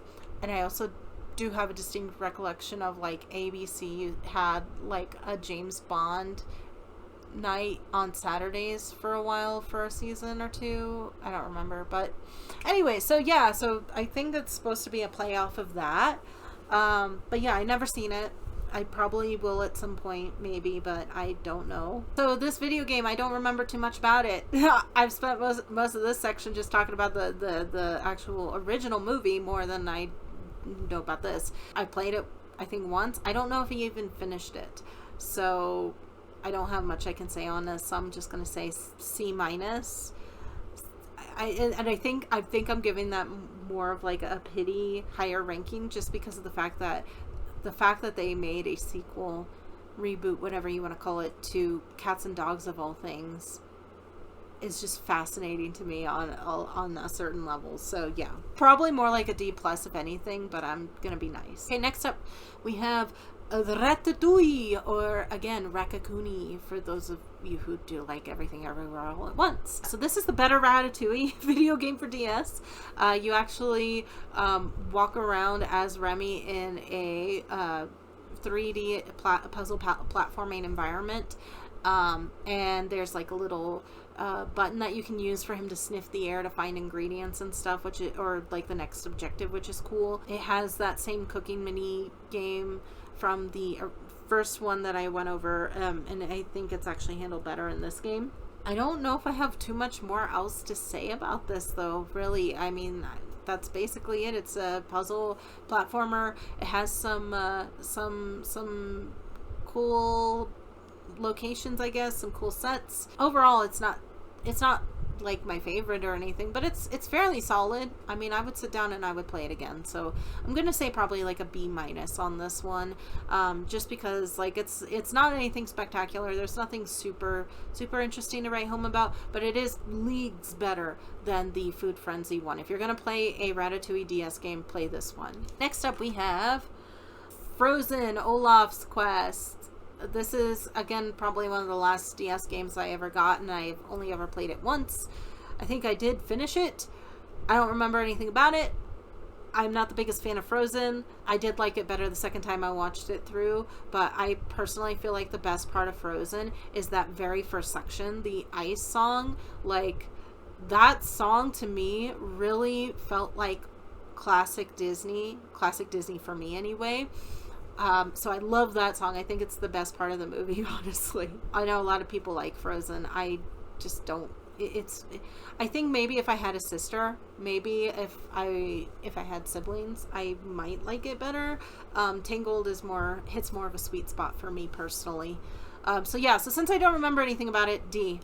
Okay, next up we have Happy Feet. So this is primarily a rhythm game, but there is also the other game in this is going to be like basically sliding around as Mumble Happy Feet, just kind of going down the mountain and everything and avoiding obstacles. And so this one though, for a rhythm game, I played this one fairly regularly, and primarily for two sections: Somebody to Love and Boogie Wonderland. I love the versions that they have in this, and I love playing along with it, and I used to love singing along with them too. So a lot of fun. Once you play it through like once, you don't really need to play it through a second time. Luckily there is a level select, and so that's been the main reason that I've played this game so much.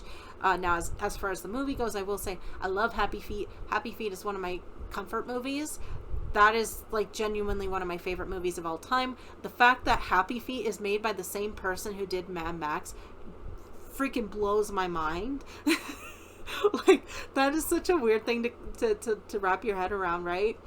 But I am so glad that this movie exists. I'm glad that, if I remember correctly, I believe it won the Oscar for Best Animated Feature. I'm glad that that's the case, because it surely deserved it. I'm glad I got to see this in theaters when it came out. It was a life-changing experience for me. I have somewhere around here, I have like the Happy Feet slippers that you can like tie on top of your shoes, and as you walk around, like, it activates through movement and you hear like little tippy tappy sounds. So yeah, I love this movie. The sequel sucks. I'm really sad that the sequel was not anywhere near as good as the original. The original movie is genuinely like a 10/10 movie for me. I can just about quote the entire movie verbatim. If you haven't seen Happy Feet, please watch Happy Feet. Please don't watch the second one. The second one just is not good.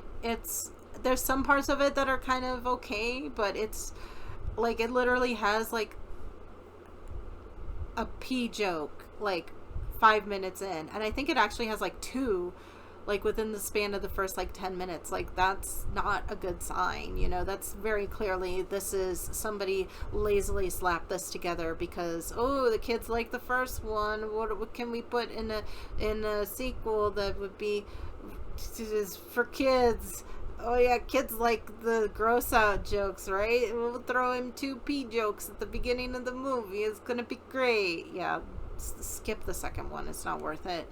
Watch the first one a second time through if you want. If you've got the DVD, you also should have access to that one little cute cartoon that's like, I love to sing about the moon and the June and the spring. I love to sing by the sky off to blue and a T for to it, like that. Watch that instead of watching the second Happy Feet. But as far as the actual game itself goes, I mean, I have a lot of nostalgia for this. I have some fond memories of it, so for that I am going to give it a B+. Next up we have Nancy Drew, The Model Mysteries. This is, how many did I say before? Because I know I did one of my Nancy Drews earlier.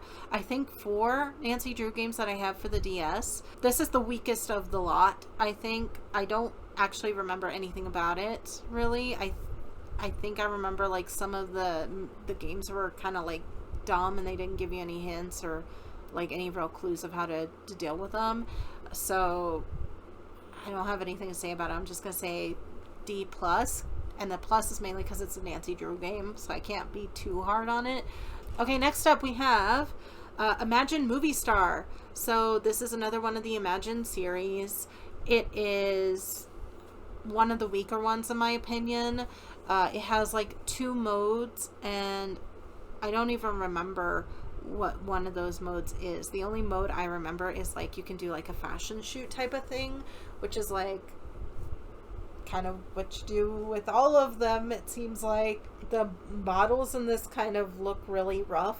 They're kind of bad, especially considering the art and models in a lot of the other games. I just genuinely don't remember anything about this. This is one of those games that I'll like pop in. I'll be like, I don't remember anything about this. Let me play it again. Pop it in. I play it for 5 minutes. I'm like, oh yeah, there's nothing here. It's nothing. So I'm going to say a D plus because, I mean, it is from the Imagine series. I do like the Imagine series quite a bit. This is just definitely one of the weakest ones of the lot. Okay, next up we have The Incredible Hulk. This is based off of the movie with Ed Norton, which is a much better version of the Hulk than the movie with the one that Ang Lee, of all people, directed.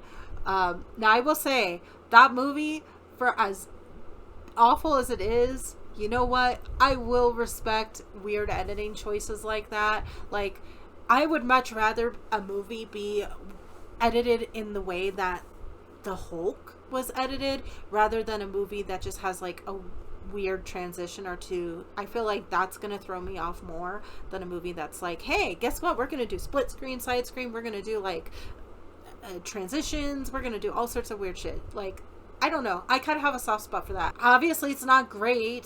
It's not ideal. It's a little hard to follow, but I don't think it's the worst thing in the world. I think a lot of people, like, they make fun of that, and I understand why, but I would rather somebody stretch their creativity and try something new and different like that than to do the same boring stuff that we already know and we're comfortable with and we're used to, but then maybe they make one weird, like, kind of jarring cut in the middle. Like, at least it's consistently weird throughout. Okay, that's my point. So this is basically just you play as the Hulk and you go around and you smash stuff up, and it's probably very similar to a lot of the games that I see, like a lot of old school video game players talk about, like the kind of side-scrolling beat 'em up type of things. It's very, very much that. I mean, that's basically all there is to it. The thing I do like about this game is there's like a ton, and I mean a ton, of skins for the Hulk. So like there's a gray skin Hulk, there's a skin to make the Hulk look more like the Abomination, there's like a super green Hulk or something like that. Like there's like a ton of skins in this, which I think that's really fun and neat. But ultimately, do I play this a lot? Not really. It's not really my kind of thing. I don't mind doing like those kinds of beat 'em up, shoot 'em up, those types of things, but like I really got to be in the mood for them. And personally, I'd much rather be invested in like an actual story of sorts than just randomly going around and just doing that kind of thing. So I mean, it's fine. It's fine for what it is, in my opinion. But I also don't have enough experience with these kinds of games to really have a strong opinion on what would make this game good or bad compared to other games in the genre. So for me, I would say this is probably just like a solid C plus, maybe. I think it's probably fine. I'm mostly putting the plus in there for the fact that there are those multiple skins available. Okay, next up we have High School Musical 2, Work This Out. Is that no, that's not what I was going to say, is that what the actual sequel is called? I don't think so. No, it's not. It's literally just High School Musical 2, but the game is called Work This Out. And the reason it's called that, I think, is simply because it's basically putting you in the shoes of everybody who goes to work on Sharpay's Little Country Club. And yeah, so I mentioned before when I was talking about the High School Musical senior year game, High School Musical 2 is my favorite, or at least the one that I've liked the most out of the two I've seen so far. I do think it probably has the best music out of the three. I know I like Fabulous. I know I like I Don't Dance. Like, who doesn't like I Don't Dance? I'm sorry if you don't like I Don't Dance. That's probably the best song in the entire series, I think. Work This Out is pretty fun. Gotta Go My Own Way. I was a big fan of that one as a kid too. What Time Is It? That is like a classic in high school I actually did participate in filming a video that one of the seniors, my first year there, one of the seniors, he did a video like that where we were basically all just kind of lip syncing and dancing to that, and so I got to participate in that video, which is a lot of fun. I wish I still had access to that video.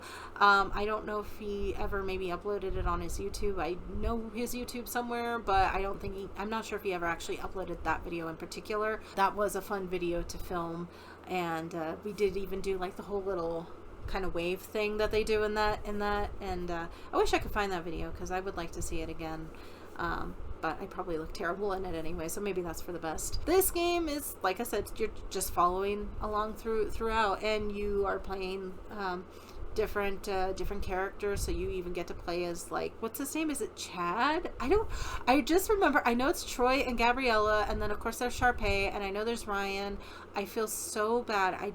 It's Taylor, and is his name Chad? I feel like that's not right. I don't know if that's his name. That's not his name, is it?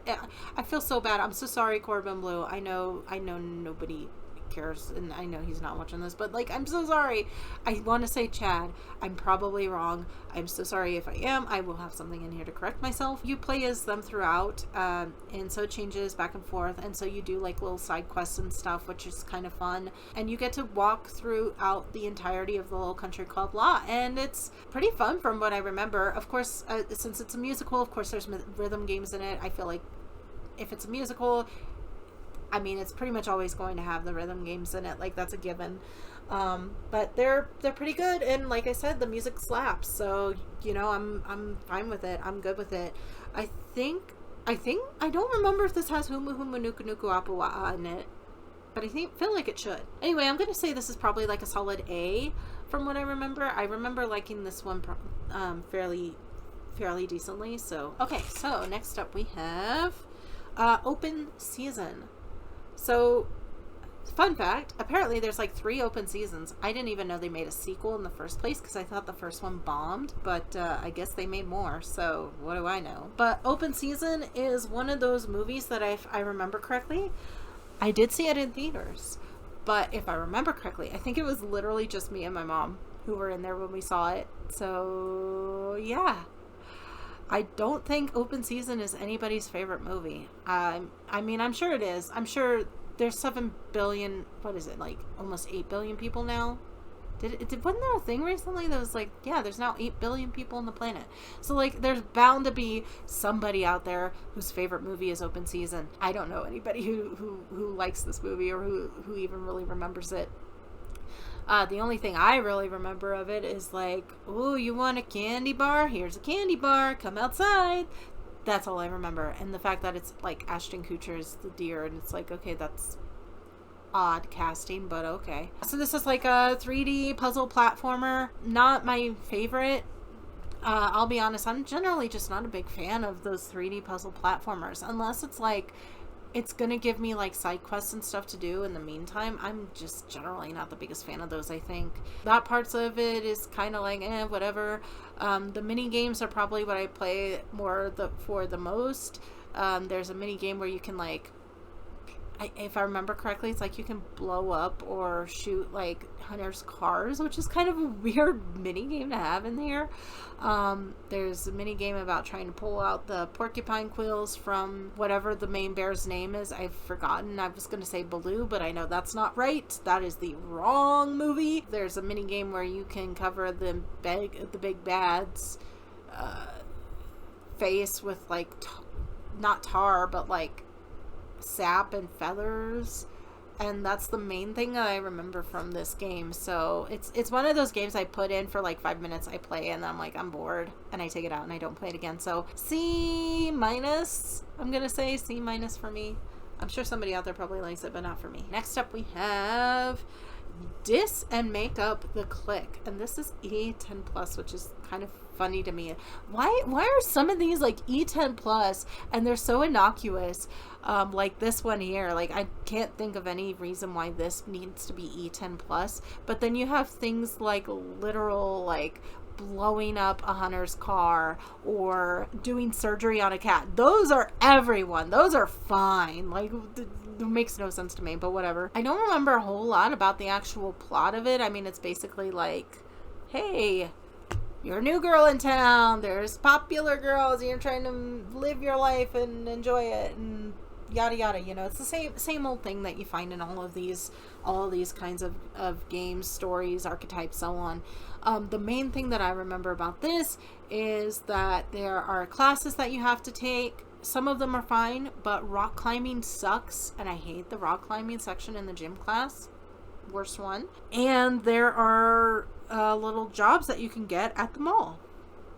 And the best job to do at the mall is working at the taco stand, because making those tacos is a lot of fun and fairly easy. So aside from that, I don't really remember a whole lot else. I want to say that there are maybe some choices that you can make in this game, but I don't remember too much about it. It's been too long for me to play. So I am going to say probably a C+, just because I do distinctly remember like the little mini games, and I like the job games. I like those, but I don't remember much about the story. So C+.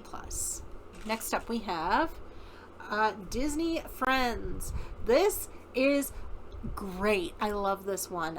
Basically, you are in charge of taking care of 4 characters from Disney properties. You have Simba from The Lion King, you have Stitch from Lilo and Stitch, and then you have Winnie the Pooh is one, and then Dory. It's Dory from Finding Nemo. That's who the 4th one is. My gosh, I almost forgot.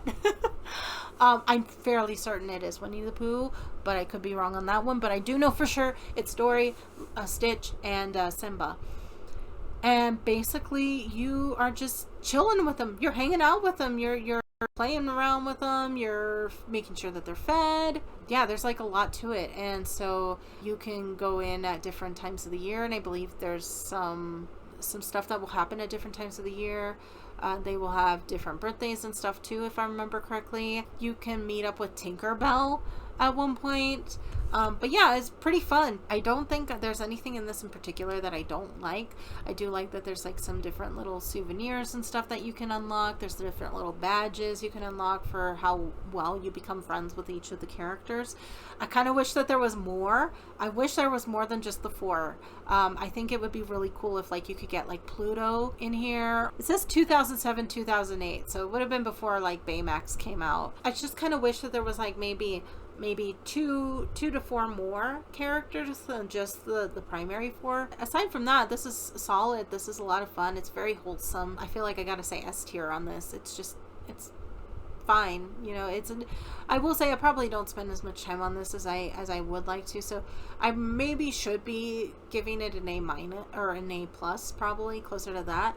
But it's just so damn cute, you know. It's just so damn cute. So I gotta say an S tier. And also, it's got Stitch in it. I mean, I love Stitch. Stitch is like my favorites. Okay, next up we have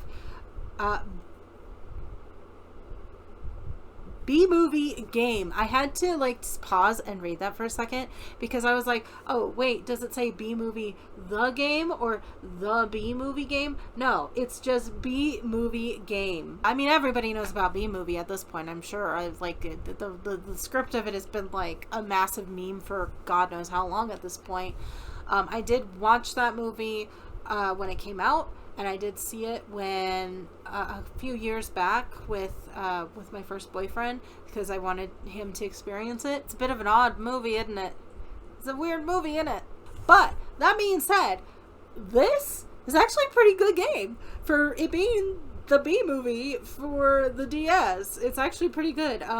There's some sections that are a little difficult, like there's like some flying, fighting type of sections that are a little weird, a little hard to get through sometimes, but ultimately pretty solid, I would say. A stealth section that I'm not the biggest fan of stealth sections, but this one's pretty good. It's been a while since I played it, so I don't remember it too well, but I do remember it being fairly solid. So I mean, it's a B movie game. I have to give it a B. Like, it's kind of obvious, right? Jechi mama, you good girl. Beat her. Okay, shush. Next up, we have The Little Mermaid. So, The Little Mermaid live action movie is coming out soon. Probably by the time I get this whole video like edited together and actually uploaded, it's probably going to be out by that point. I just want to say up front, Little Mermaid was like my favorite Disney movie as a kid. For a very, very, very long time, that was my favorite Disney movie of all time. That got beat out by The Hunchback of Notre Dame when I got older, but favorite movie for a very long time. Was obsessed with The Little Mermaid. Ariel is always my favorite Disney princess. And so with the live action version, I mean, there's thoughts that I can say about a lot of the live action versions of Disney, but I mean, it's not anything new that anybody hasn't said before. They are all, for the most part, pretty soulless and just seem to be trying to simultaneously quell the concerns brought up from people who have this most cinema sins-esque questions about, whoa, well, how does this logic work? But also they're like kind of sort of trying to work on representation issues, which in and of itself is not a bad thing, but it does come across as being pretty hollow because they're not actually really ultimately diving into the issues that those particular representation issues stem from. So it all comes across as being kind of hollow and soulless. And so again, not anything that anybody hasn't said before. My only hot take that I have about the Little Mermaid live action that's coming up, I would have loved to have seen it be Susie Eddie Izzard as Ursula. I mean, come on, like that would be, oh my gosh, that would be incredible, right? Like I feel like she would be an amazing choice for that. I don't know how I feel about Melissa McCarthy as Ursula. I know there's been like a whole lot of the big controversy with the big controversy with that movie is all like, oh no, Ariel's black. Oh no, what are we gonna do about this? Like, who cares? Like, that's not like a problem. Like, if it's only a problem if you're making it a problem. Like I'm sure little girls of all races have been dressing up as Ariel for a long time. So like, what does it matter if the live action version is black? Like, hot take, but there are bigger things to worry about in the world. If you are concerned about Ariel being black in the live action Little Mermaid, then I'm frankly sorry that that's really the thing that's going to occupy your thoughts most often. What with so many other things that are far more important to worry yourself about in the world. For the record, I am fully for it. I just, the only thing that I am concerned about is that I do have concern that perhaps maybe not as much effort or thought will have been put into the actual film itself to really give Halle Bailey a proper movie to, I don't want to say debut, because I imagine she's probably done something else prior to this, but for me, this is the first I've heard of her, so for me, this is like a debut for her.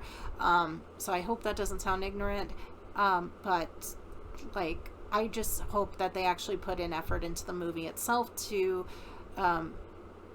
really give her a proper chance, because that's the problem that tends to come up with a lot of the representation issues that I've seen, is they say, okay, yeah, we've got a person of color playing this role and this role. We have like a 50% cast of people of color, but then the writing and direction and frankly everything else just kind of goes out the window because they think that that's the only thing that people want to see. And yes, it's a very important part of what people want to see, but we also want to see that those characters are getting their proper their proper dues of getting good writing given to them too. So that's the only thing I have to say about that. I personally, I don't have high hopes because of the track record that we've had with the live action Disney remakes, but for Halle Bailey's sake, I do hope at least that they have given her something that she can work with. I will say, if anything, I'm probably more furious about the casting for Eric than anything. And I wouldn't even say furious. It's just like Eric was, no question, the hottest love interest in a Disney movie. Well, male love interest anyways. Unequivocally. Had a crush on that man when I was a kid, for sure. I'm sorry, but I'm not feeling it with live action Erica. I simply do not. So that's probably more what I'm concerned about. That, and again, I wish it would have been Susie Eddie Izzard for Ursula, but you know, it is what it is, right? I do wonder, and this is, probably sounds very, very stupid and maybe ignorant here, but the only thing that kind of makes me curious how they're going to do this with the live action Little Mermaid with Halle Bailey as Ariel and then Melissa McCarthy as Ursula is the whole Vanessa persona that comes up later on. It kind of feels like, you know, I think you would be able to tell the difference between a Vanessa and this version of Ariel, but I also did see that at the Oscars when they kind of did like that whole trailer. I think they were trying to make it kind of with the lighting to make it look like he wouldn't be able to tell a skin tone either, so I guess that's how they're going to work around it, but we'll see. To actually get back on track though, The Little Mermaid for the DS, I love this game. I think it's really cute. I think it's really good. You have a whole section where Ariel has her like lagoon basically with all of her treasures and trinkets, and you throughout the underwater city, basically the underwater kingdom, you will find those little treasures and trinkets, and you can unbury them, you polish them off and everything, you take away the barnacles, you blow away the sand, and then they go into her little area in the underwater lagoon of sorts, and then some of them you will actually be able to like drag them over to like this crystal wall, and it shows you like little clips from the original movie, which I always think is cute. And one of the treasures that you find is a fork, and so the order that you rub them into the crystal ball is the order that those particular scenes will show up, basically. So like if you do the fork first, you're going to get the first cutscene for the Little Mermaid. I always like to try and attach it to the actual scene of her combing her hair with the fork. That's just a little thing I like to do. There's also like a little mini game where you can play multiple fish for the Under the Sea. That's a lot of fun. Overall, this is though a pretty solid game. You can unlock like little moves or something, like blowing bubbles or something like that. I don't remember, it's been so long. I think there were a couple in here that were kind of fun to do and unlock, and like you get shells and stuff and that unlocks stuff. So yeah, I would say though probably like a I'd say this is like an A. I'd say in the A tier, I think.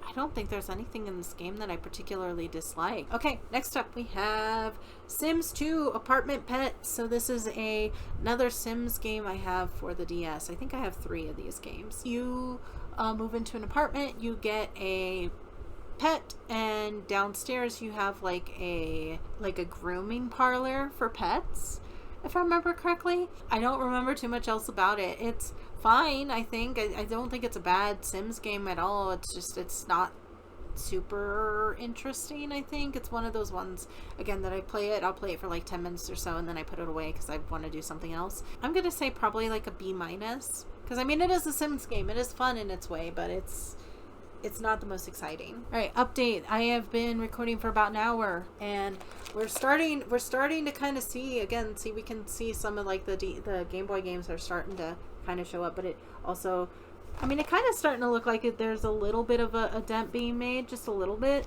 So, you know, we're getting somewhere. We're making some progress. And so would be like the 4 hour. Yeah, that was bold of me to assume that this whole video was going to be like 4 hours. That was very bold of me to assume. So next up I have Toy Story 3. So hot take. Toy Story 3 is okay. I don't like it quite as much as everybody else did. I did, however, like Toy Story 4, which apparently everybody else seemed to hate, which, I mean, I get why. You know, it is kind of like beating a dead horse. They really are milking a cow that is already dry. But what can I say? I liked it. I thought it was cute. And also there was something very, very heart-wrenching and gut-wrenching at the time, too, about, you know, moving on from other people. And that may have also been because that was not too long after my very first breakup, too. So, yeah. But I do like Toy Story 4. Toy Story 3 is fine. Toy Story 1 is one that I do have very fond memories of watching that at home. So that I do have a lot of nostalgia towards. And the second one I have seen, and I think it's fine, but for me, I would probably say the first or the fourth ones are probably my favorites. As a game, this is like a puzzle platformer, 3D puzzle platformer for most part, but then there's also a section where it's like tower defense, basically. If I think that's the game that I'm thinking of. And I love the tower defense sections in this. I think they're a lot of fun. I generally think that this game in general is a lot of fun. It's one of the ones that I do wish my DS was working for so I could play it again. I don't have a whole lot else I can say about this at this time, but I would say probably a solid A tier. I think it's pretty good. So I do like it. I'd like to play it again someday. Next up we have Monster House. Woo woo! So Monster House, this is gonna like end up being half of a movie video too. In case you haven't noticed, sidebar, in case you haven't noticed, a lot of my games are based off of movies, and this is something that my first boyfriend would tease me about often, was that most of my video games were basically just video games from movies. But you know what? Some of them are pretty damn fun, and this is one of them. But to kind of clarify first, though, about movies, though. So, Monster House, I do distinctly remember watching this at the $3 movie house back in, like, Torrance, California, I want to say. I don't know if that's actually where it was. If that it was over by the not too far away from the South Bay Galleria. So if anybody knows where that is, there used to be a $3 movie house over in that area. And they used to have like a bowling alley kind of nearby to it. There was like a Target nearby to it, I think. But the $3 movie house is no longer there. I'm very sad about that. I wish it was still there. I did see many movies at that $3 movie house, and Monster House was one of them. Monster House, though, is like completely mocap 3D animated movie from like 2005 or something like that. I don't know the year. But ugly animation. Like, my good God. Like, if you haven't seen it, please go watch the trailer for it. And just keep in mind that this has not aged well in the slightest. It is so damn ugly. It is like the ugliest movie. Well, okay, it's not the ugliest movie. Like, a movie like Food Fight is like 10 times worse than Monster House. But Monster House is like just barely passable animation for being a feature-length movie released in theaters. So, yeah, very ugly movie. But the game itself, a lot of fun. It's basically you are going through the house and you are in a room. You go through one room at a time. You pick one of the characters and you use the water guns to defeat enemies. And you just go through those waves, you clear the room, and then you move forward from there.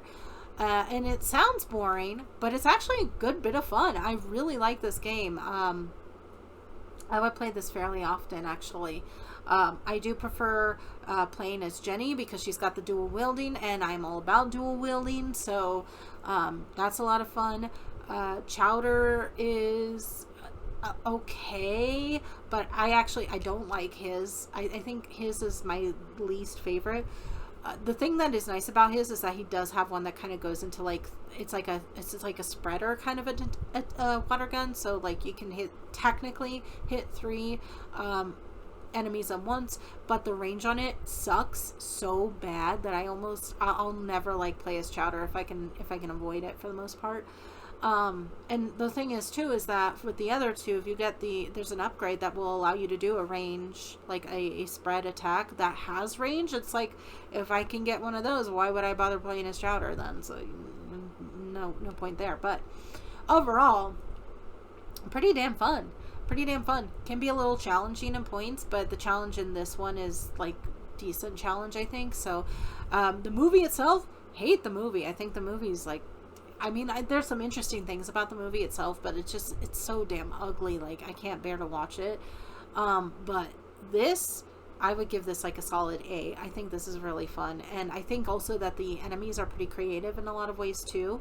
So that's also really nice. Okay, next up we have Bratz Forever Diamonds. And so this is based off of, I presume, a Bratz movie that I've never seen. But basically you get on a tour bus, you're trying to make it to the end game, you end up in like this little farm town, and then you end up going on a runway at the place or whatever. It's more like a bunch of mini games than anything, but the mini games are pretty fun. You can get like a pet to take along with you, and there is a secret code to unlock. Instead of a cat or a dog, you can also unlock a pig, which is pretty damn fun. But the mini games are pretty good. I like the mini games a lot. There's a mini game for posters that is probably the one that I played the most on this. There's also a mini game where you like bring over the accessories that the girls want. There's also a mini game about herding sheep, which is kind of fun too, although it can be a little annoying. Aside from that, I mean, that's basically it. Like, yes, there is a plot to it, but it's basically the plot is held together by those mini games. So the mini games themselves, I find, are pretty fun for the most part. So I would say probably like a B+, because I do like those mini games, but it's overall pretty weak when it comes to the actual story. Next up we have Victorious Hollywood Arts debut. And so this is based off of the show Victorious from Nickelodeon, and if anybody here watching this has seen the Quentin reviews, like 8-hour Victorious video, I have too. I think it's a great video. He really put a lot of work and effort into it, and I highly advise watching that at some point if you are interested. He does actually bring up this game in there because there is like one little intermission section where he talks about the Victorious video games, and so he did bring up this game. I actually have this game.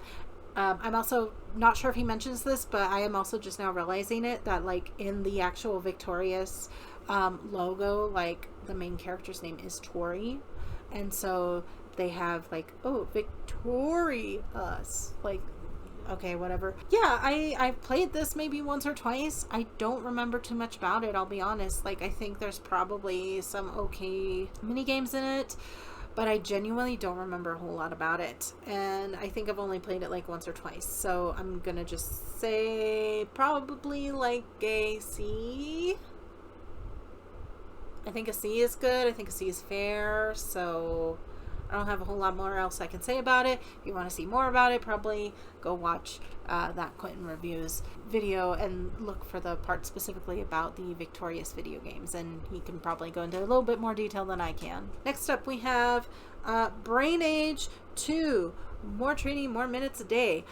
I'm guessing, like, I guess it never really occurred to me until just now, but I guess there's probably like a Brain Age 1, like just a regular Brain Age game. I'm not familiar. I am only familiar with Brain Age 2. This also feels like it's one of those staples of Nintendo DS games. Fairly fun. Lots of brain building activity. The main things that I play in this, though, gonna be honest, is there's like a version of Tetris basically, and that's kind of fun. And then also there's like a billion Sudoku puzzles in this, and I have done all of the Sudoku puzzles in this. And the main thing I remember about this is that once you finish any of the games, it kind of gives you like a speed ranking at the end, and it's like from a person walking to a spaceship. And I did always like that in those little animations you can tap on that mode of transportation, and it'll give you like little noises and stuff. But yeah, so I mean, it's a staple. It's got a bunch of Sudoku puzzles in it. I like me some Sudoku, so since it's a staple, I'm just gonna give it like an A. There's not too much else to do with that, but okay. Next up, we have Legend of the Guardians: The Owls of Gaul. I have never seen this movie, but I probably should. I don't know if I will actually like it all that much, but I do want to see it at some point. I don't remember a whole lot about this, except that there's like some flying sequences and they kind of suck. I'm like trying to search my memory. I cannot think of anything else. I think the flying sequences suck. I could actually be wrong about that too. I genuinely don't remember. So I am gonna just give this one a...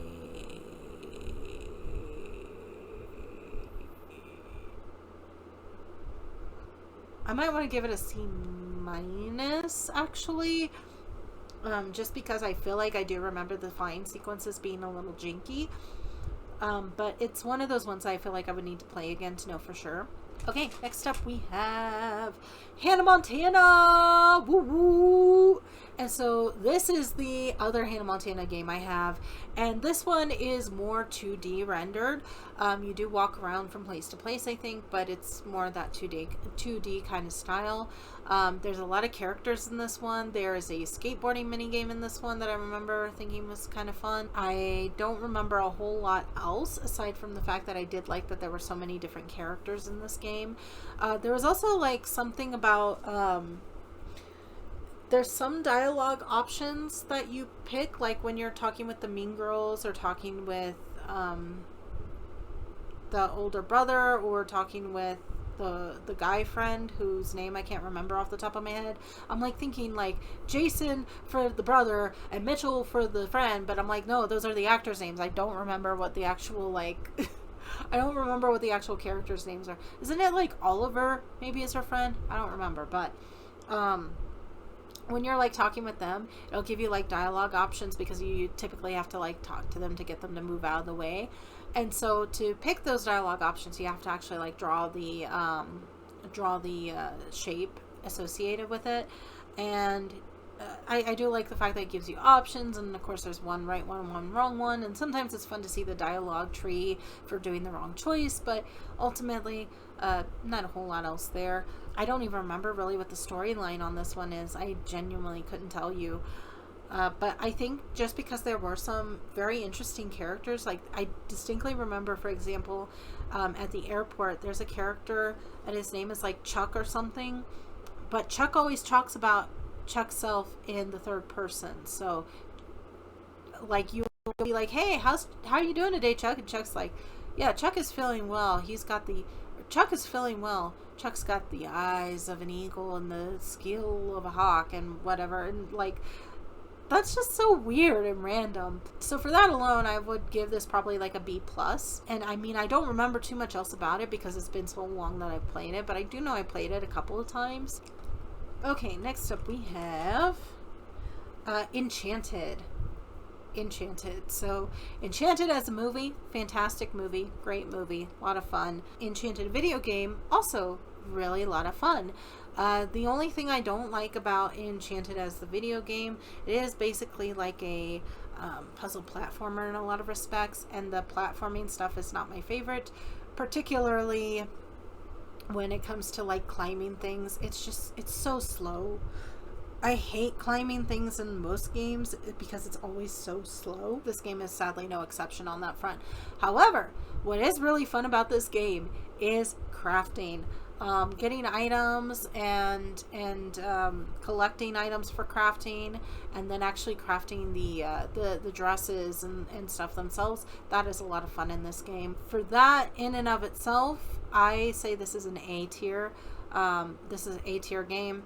I really like it. I just wish that there wasn't so much climbing and platforming involved, because I do think that it's just so slow and it's tedious, and it's not necessarily the game's fault. This happens with any game that has climbing in it. So yeah. Next up we have the Golden Compass. Woohoo! So Golden Compass, the books themselves are really a quite interesting series. I would like to actually reread them through again at some point, because I think I was maybe a little too young to understand a lot of the nuances in the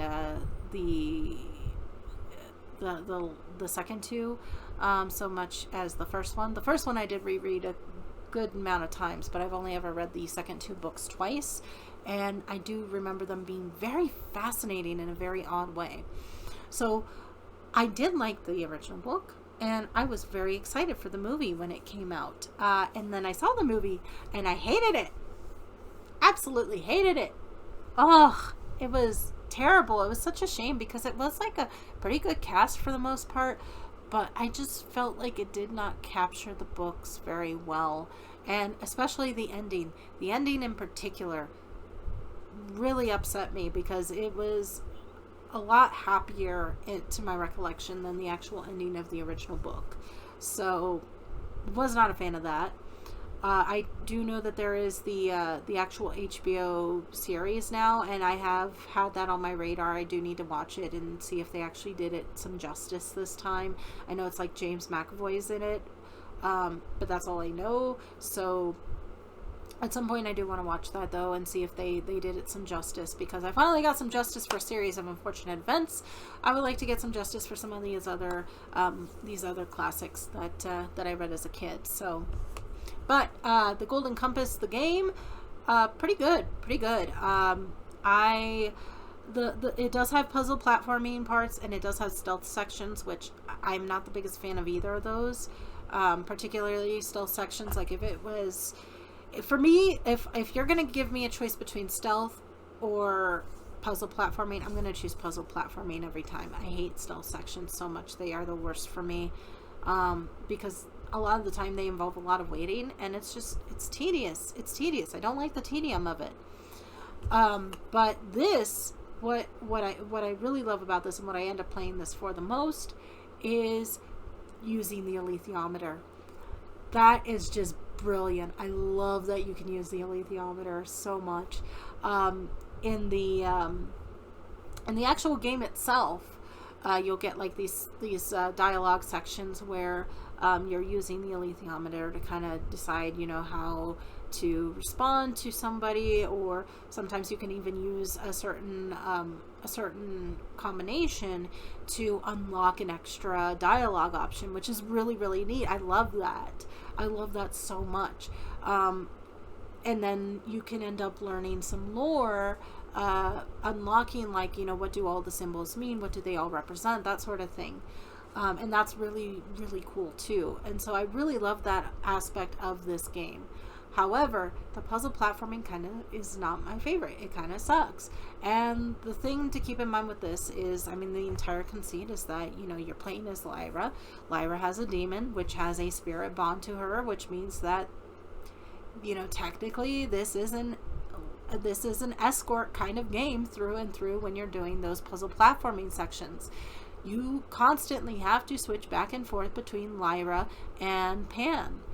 And when you're playing as Pan, I will say what's really cool about that is that there are multiple different forms that you can take as Pan. You can play as, of course, as usual, the little ferret, stout kind of guy, or you can play as like a butterfly, or you can play as like a bird, or you can play as like a dog, I think is the other one.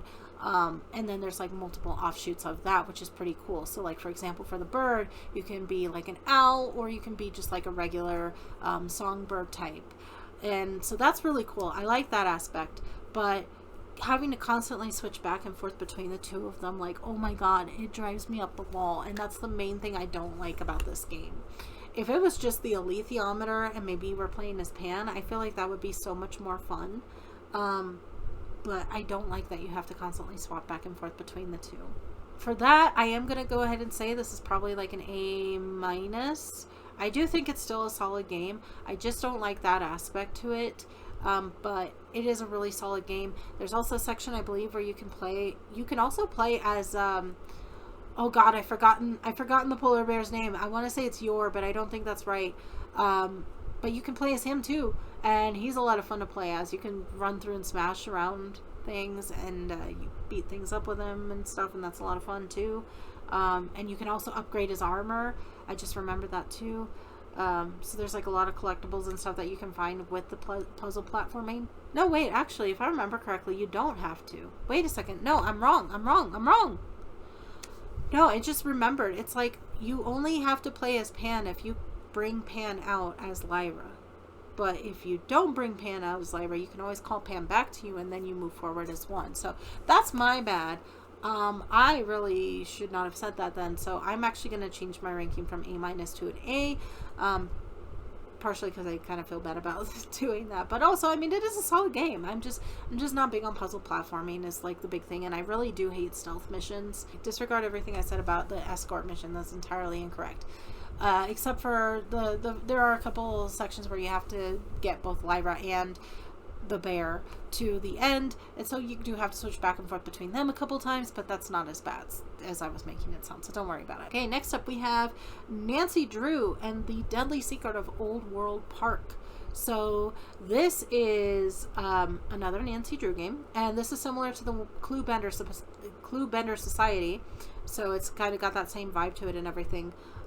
This one though is much better to my recollection.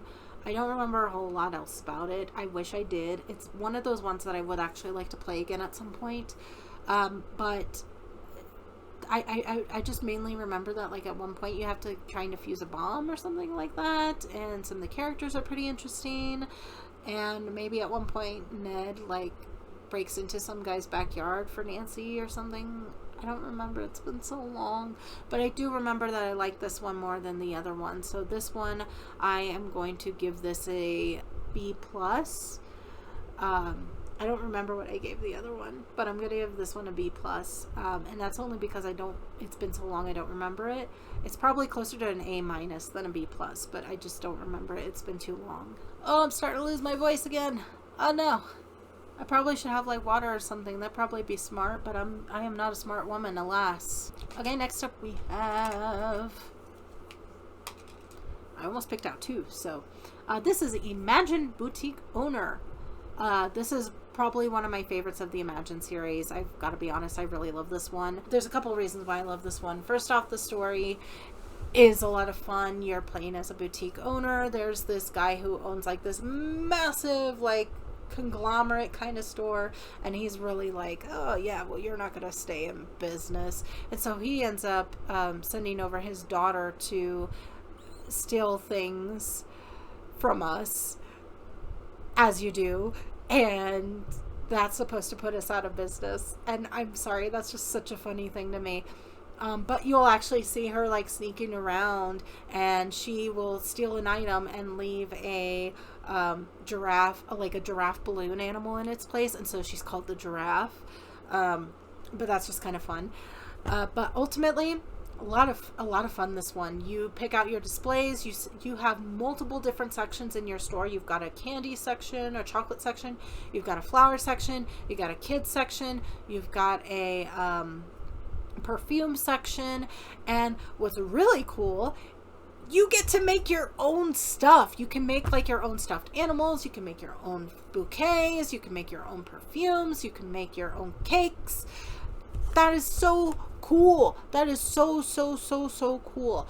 I love this game. I think this is one of the better ones. Now, it is one of those ones that, you know, after a while you kind of get used to it, and you kind of get used to the tedium of it. But also, you get to, like, you know, help people find the item that they need, and then you go check them out. And checking them out is kind of fun, because sometimes they'll pay with cash or card.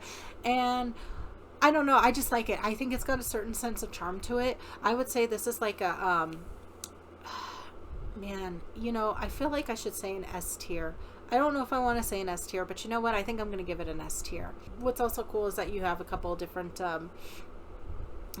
displays throughout the game too. Like when it gets close to Christmas, there's like a Christmas display that comes out. No, you actually do get like specific items to the season. So like Halloween, you'll get like specific Halloween candy. For Christmas, you'll get like a specific specific like Christmas tree kind of cake kind of thing. That's actually really cool. Now I think about it, yeah, this deserves the S tier wholeheartedly. This is a great game. This is like literally one of my favorites of the entire Imagine series. This is fantastic. If you're going to play one of them, it should be probably this one, I would say. Next up, we have I Spy Castle. I have probably played this once, maybe twice. It's one of the ones that one of the last ones I ever got for the DS. I don't remember anything about it, really. I have another I Spy game that is leagues better than this one. Yeah, I don't remember anything, so I'm going to just say D tier.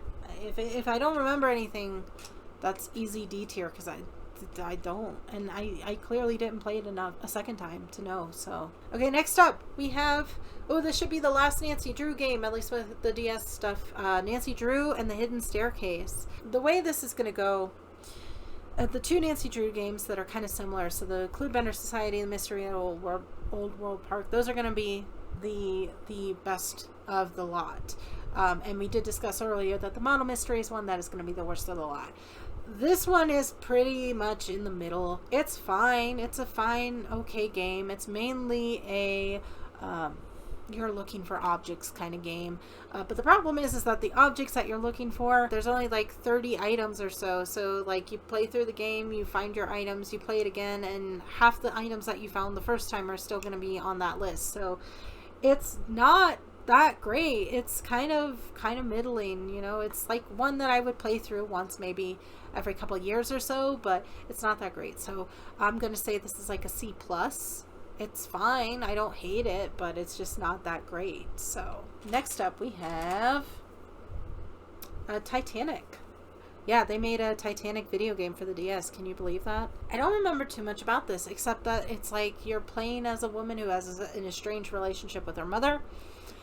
And if I remember correctly, there's like a couple options near the end where potentially you might be able to save your mother, or you abandon her entirely, which is kind of dark. But I don't remember too much else about this. I want to say there's like I think there's like a missing missing object thing to it, but I don't remember enough about it to say. So I'm just gonna say it's like a C tier. It's probably okay. Maybe a C minus, actually.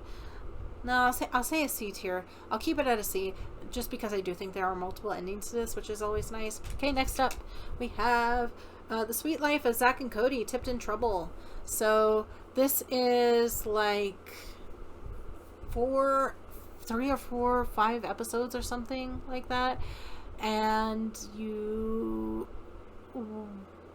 I want to say that it's like a puzzle platforming aspect to it, if I remember correctly. Yes, that is correct. It is a puzzle platforming kind of game, and eventually you unlock abilities throughout, and there's like a thing where like you can get like bubble gum to spit on like these things to build a trampoline, and then you can like jump in between walls and get up high and find pizza slices that replenish your health and other such things. And I mean, it's okay. It's a fine game. It's for being a puzzle platformer, I think this is probably one of my favorite ones, simply because it's one of the older ones I've had, and it actually doesn't look too terrible a lot of the time. I say that the polygons are pretty noticeable, I'm not even gonna lie, but I mean, it's fine. It's got a couple of nice little mini games, like there's a little sailboat racing game, which is kind of fun. There's a game where there's a skateboarding mini game, which is pretty fun. There's a game where you're trying to defeat a ghost, which is pretty fun. There's something about aliens in there that I remember being a thing. There's like also a thing where you can defeat like robotic washing machines. Kind of a weird game, actually, now that I think about it. I'd have to play it again to really remember what all goes on in here.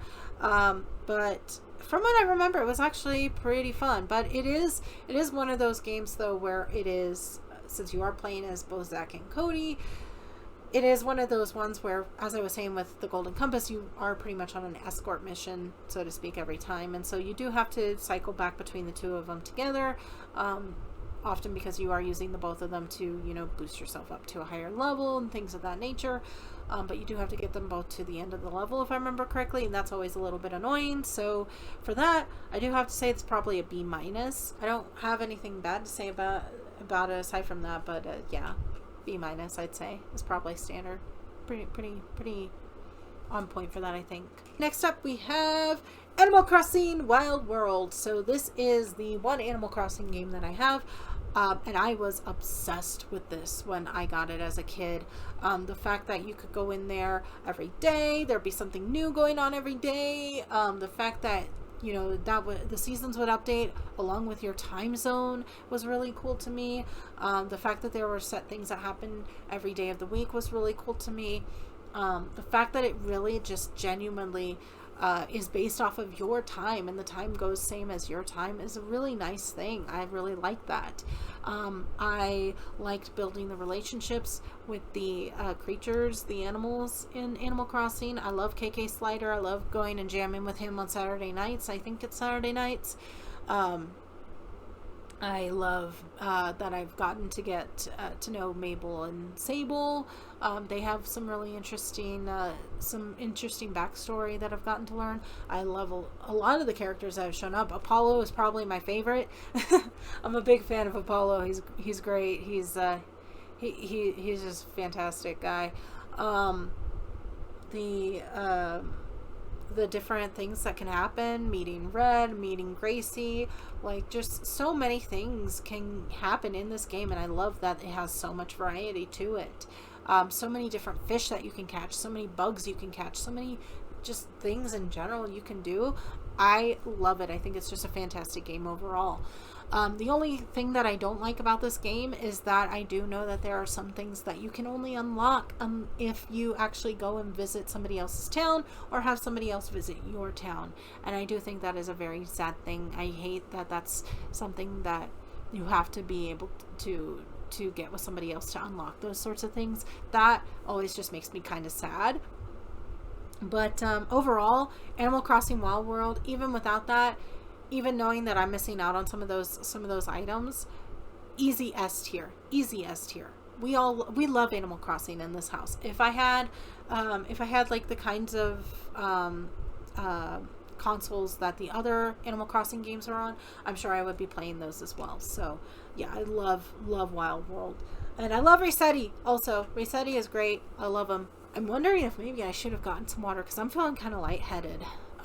Is this normal? Is that like how you're supposed to feel when people film videos like this? I don't know. I did eat today, so I don't know why it's like this. And I slept today too. I actually slept today instead of not sleeping, so I don't know why I'm feeling so lightheaded right now. I don't know if it's like because I'm talking a lot, but I talk a lot at my job, so my job, I mean, I don't feel lightheaded like this. I don't know if it's because of the light, if maybe like I should have like a diffuser type of thingy on here, like would that be better? Maybe that is what it is. It might be because of the light. I don't know. I should see about like a diffusion type of thing, but I don't know what I could use to work with that. Oh well, I'll see if I can think of something with the next time, because I'm probably not going to get through all this tonight because it's already like 8:30 again. And I have almost just about reached 2 hours of recording tonight. So and I still have I mean, we're making progress. It really almost looks like we've gotten through most of the DS games at this point. Like we can actually see like the Game Boy games on here now. So we're making progress. But I don't think I'm going to get through it all tonight because I think I'm going to get too tired again. And I think I'll probably want to go eat something and get to bed. And I'm working 12 hours tomorrow anyway. So yeah, probably be a good idea for me to not try and push myself too hard. Next up, we have Flushed Away. I have never seen Flushed Away. I don't know if it's any good or not. I think my mom and I were both like, that kind of looks kind of stupid. And kind of gross maybe. I don't think we want to see that. So I don't know if it's any good or not. I do know that this game frustrates me to no end because it feels like I can never make any progress. I get to a certain point and then I don't know what I'm supposed to do and I get stuck. It's 3D rendered, but it's like a side-scrolling kind of puzzle platformer of sorts. but it doesn't really tell you where to go or what to do a lot of the time. Like, I literally, like, I know there's an end game to this. I know there has to be one. I know that there's like a whole mini game that I never actually unlocked with this. I do like it when I've gotten a chance to play it, but because I've never actually finished the damn thing, I don't know how good it is, because I've only been able to get to a certain point and then I get stuck every time without fail. So because I get stuck every time without fail, I can't give this really anything more than like a C+. At some point I would like to try it again and actually try and beat the game. Next up we have Brave. And so Brave is a Pixar movie that I really want to like more than I do. I like parts of it. I like some of the conceits of it, but ultimately I don't care about it. I think it's really pretty bland and boring for a Pixar movie for the most part. I feel like there's more that could have been done with it personally, but I don't know. I mean, I don't think I'm in the minority with that. I do think a lot of people are kind of like, Brave is not as great as we would have liked for it to have been. But the video game is fine. I don't remember too much about it though. You know, it's kind of similar. I will say that, you know, it's similar to the movie in that I don't have much I can say about it. I don't remember a whole lot about it.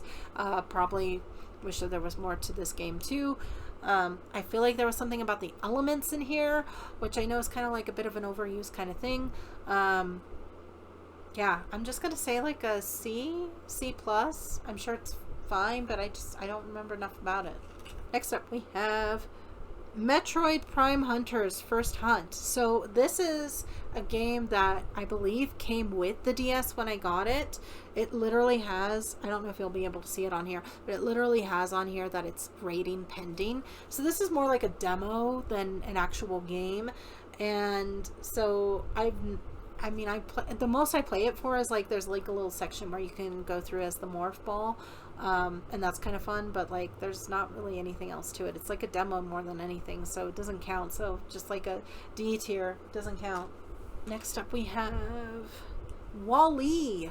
I love Wall-E. Wall-E is a great movie. Genuinely one of Pixar's finest. One of the best animated movies overall, I would say. If you're gonna pick any Pixar movie to watch, I think Wall-E's probably the one that I would suggest. Absolutely beautiful, absolutely captivating. Like no dialogue for so much of the movie. Like just absolutely incredible. Just a really beautiful movie. The game, on the other hand, it's a puzzle game, which is fine, but I feel like I would have liked to have had something else instead. It just kind of strikes me as like, and I think if I remember correctly, I don't think it even leaves Earth. I don't think this game even leaves Earth. I could be wrong about that, but I don't know. I don't remember enough about this. It's such a shame because it's such a gorgeous movie. It deserves a much better video game. This is not that great for me. Like a C minus maybe even. I don't even know. I don't know, and I don't remember enough to say. So C minus. I'm gonna stick with that.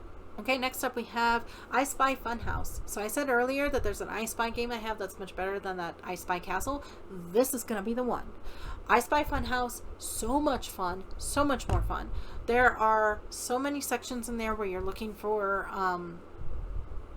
those items, and each of those sections, they all have like 2 or 3 interchangeable options of things that you can find, and that is already by itself pretty fun. And seeing like the way that you find things and the animations from when you find them is pretty fun too.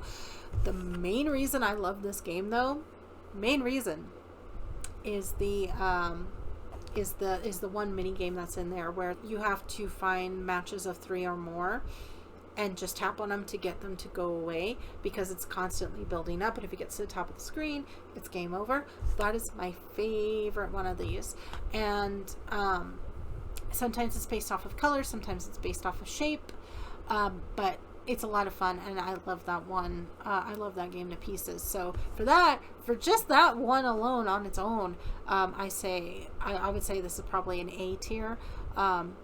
and like that sounds so silly because it really doesn't have a whole lot to it other than that, but I just love it. I've spent so many hours just playing that one game. I also do like the little end sequence too when you leave and you see the fireworks. The fireworks are pretty nice, so I like that too. Okay, next up we have Spider-Man 3. You know, I had said earlier about like Incredible Hulk, that game's kind of like a side-scrolling beat-em-up type of thing, and I'm not usually the biggest fan of those.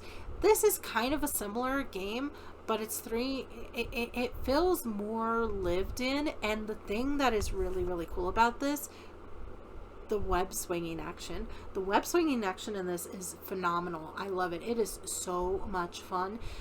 There are timed levels in here that I don't really ever care to do because I don't like that kind of anxiety inducing sort of thing, but if you are big on the on that kind of thing, I imagine they're a lot of fun in this because you're probably doing a lot of web swinging. The beat 'em up aspect is actually pretty fun. The combos that you can do for the different moves are pretty cool. I genuinely like this game quite a bit. I think I would probably this is one that I would like to play again at some point. I would say this is probably a solid A. I typically don't care that much about a lot of action type games. This is probably the best one that I have for the DS. Okay, next up we have Pets Hamsters Life 2. So I do want to pause for a moment and say that I did have one hamsters game before, Pets Hamsters. I think it was just like Pets Hamsters. I had that once before and I lost it, and I wish I still had it because I do know that I liked that game in particular. But this one is fine. You know, you have hamsters and you take care of them, and sometimes you meet up with other people.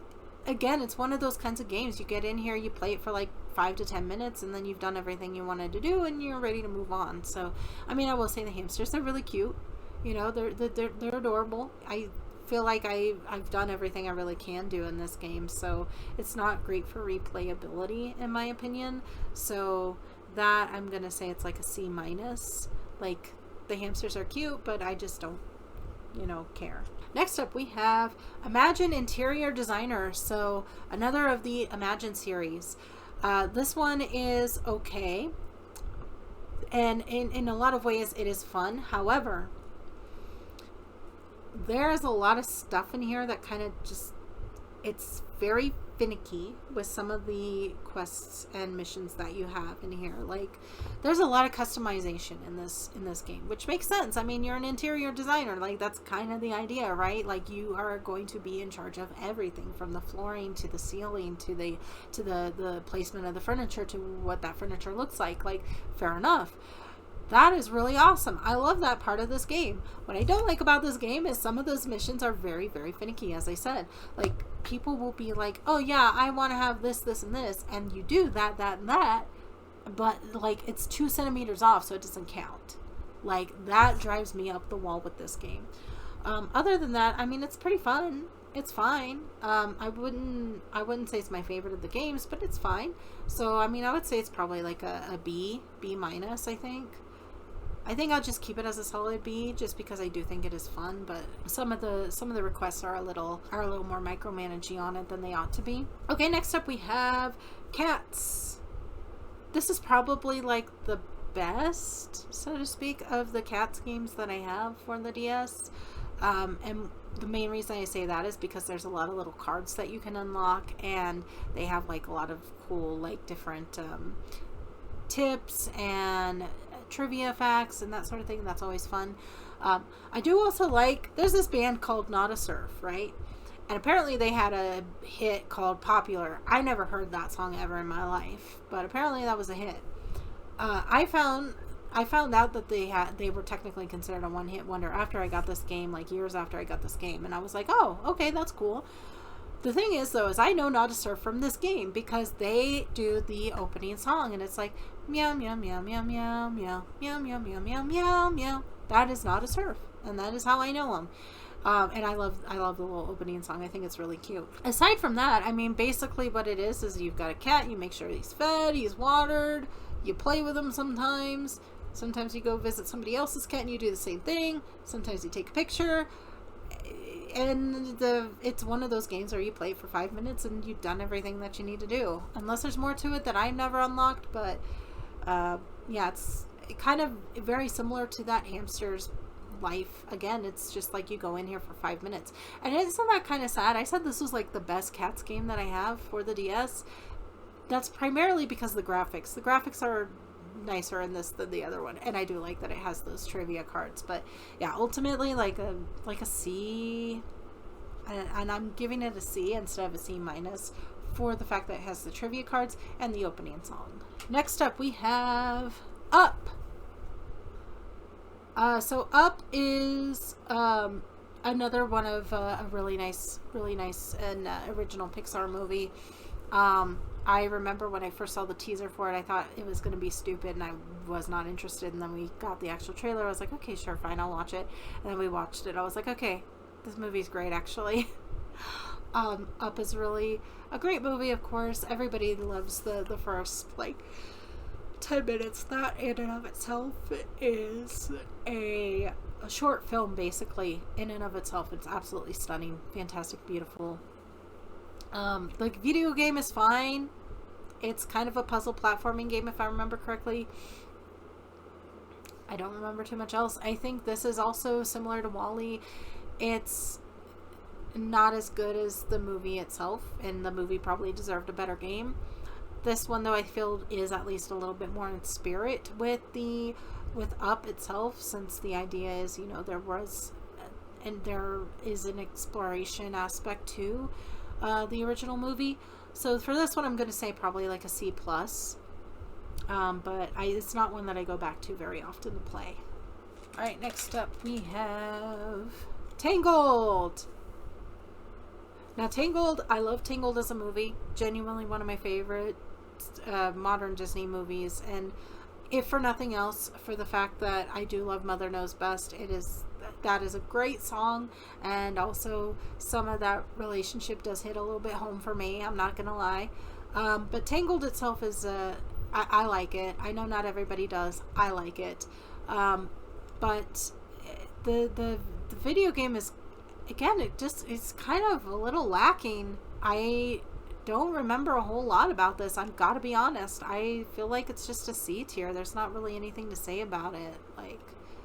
I don't even remember anything really. I think there's a section where you're painting some stuff maybe, but I don't know.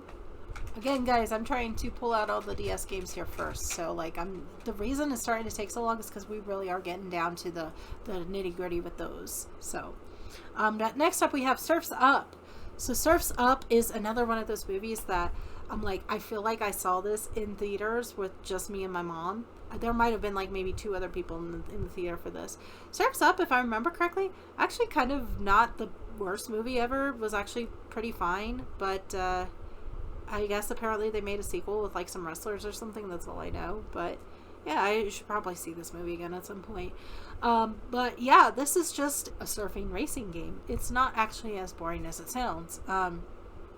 You can play as multiple different characters in this, which is a lot of fun. Each of them have their own stats. Each of them have their own board. I typically play as the girl 9 times out of 10, and she has an actual squid board, which is pretty fun.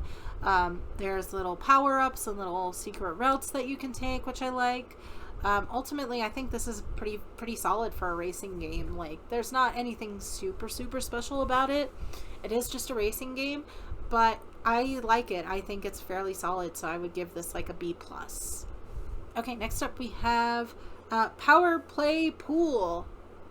It's pool. You're playing pool.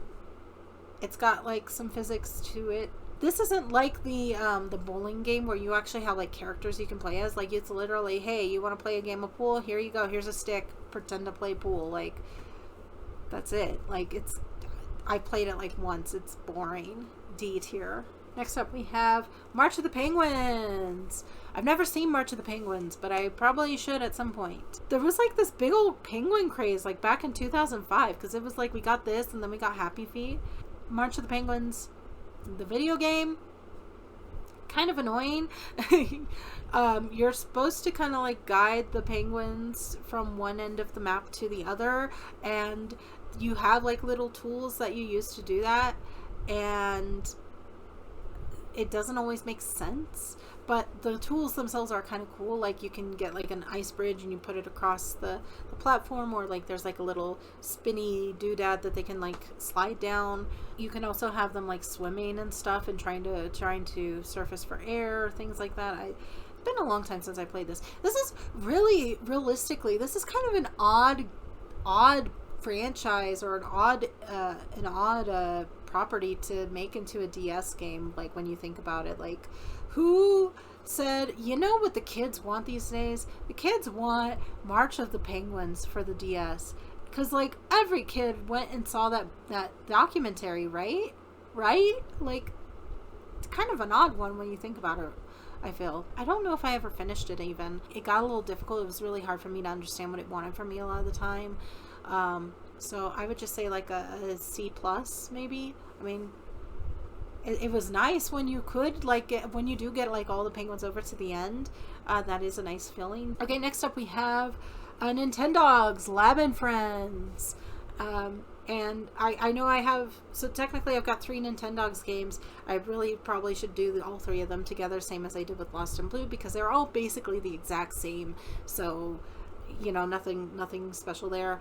Lab and Friends, I don't remember if this is the first one I had. I want to say it is, and if it is, then this is the one where I have all of my pets or all of my dogs are named after Disney princesses. I mean, it's Nintendogs. It's a staple, you know. It's like the main reason I wanted the DS in the first place. So it is pretty damn fun. You're taking care of these dogs, and that can be a little tedious sometimes.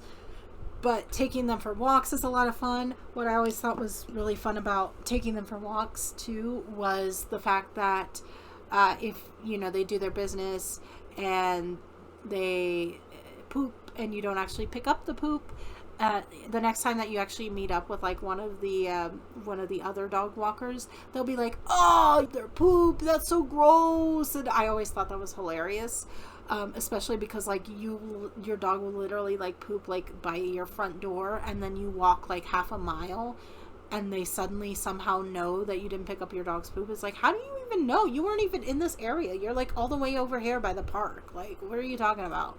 I don't know what you're talking about. So I always thought that was kind of funny. Agility competitions were the best ones I always did. And the Frisbee ones were okay too. Obedience always kind of sucked because, let's be honest, the microphone on the DS is probably kind of rough.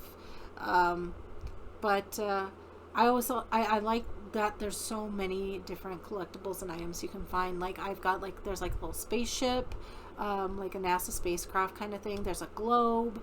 There's so many different toys that you can do. There's like a little Bowser Mario Kart type of thing, which is a lot of fun.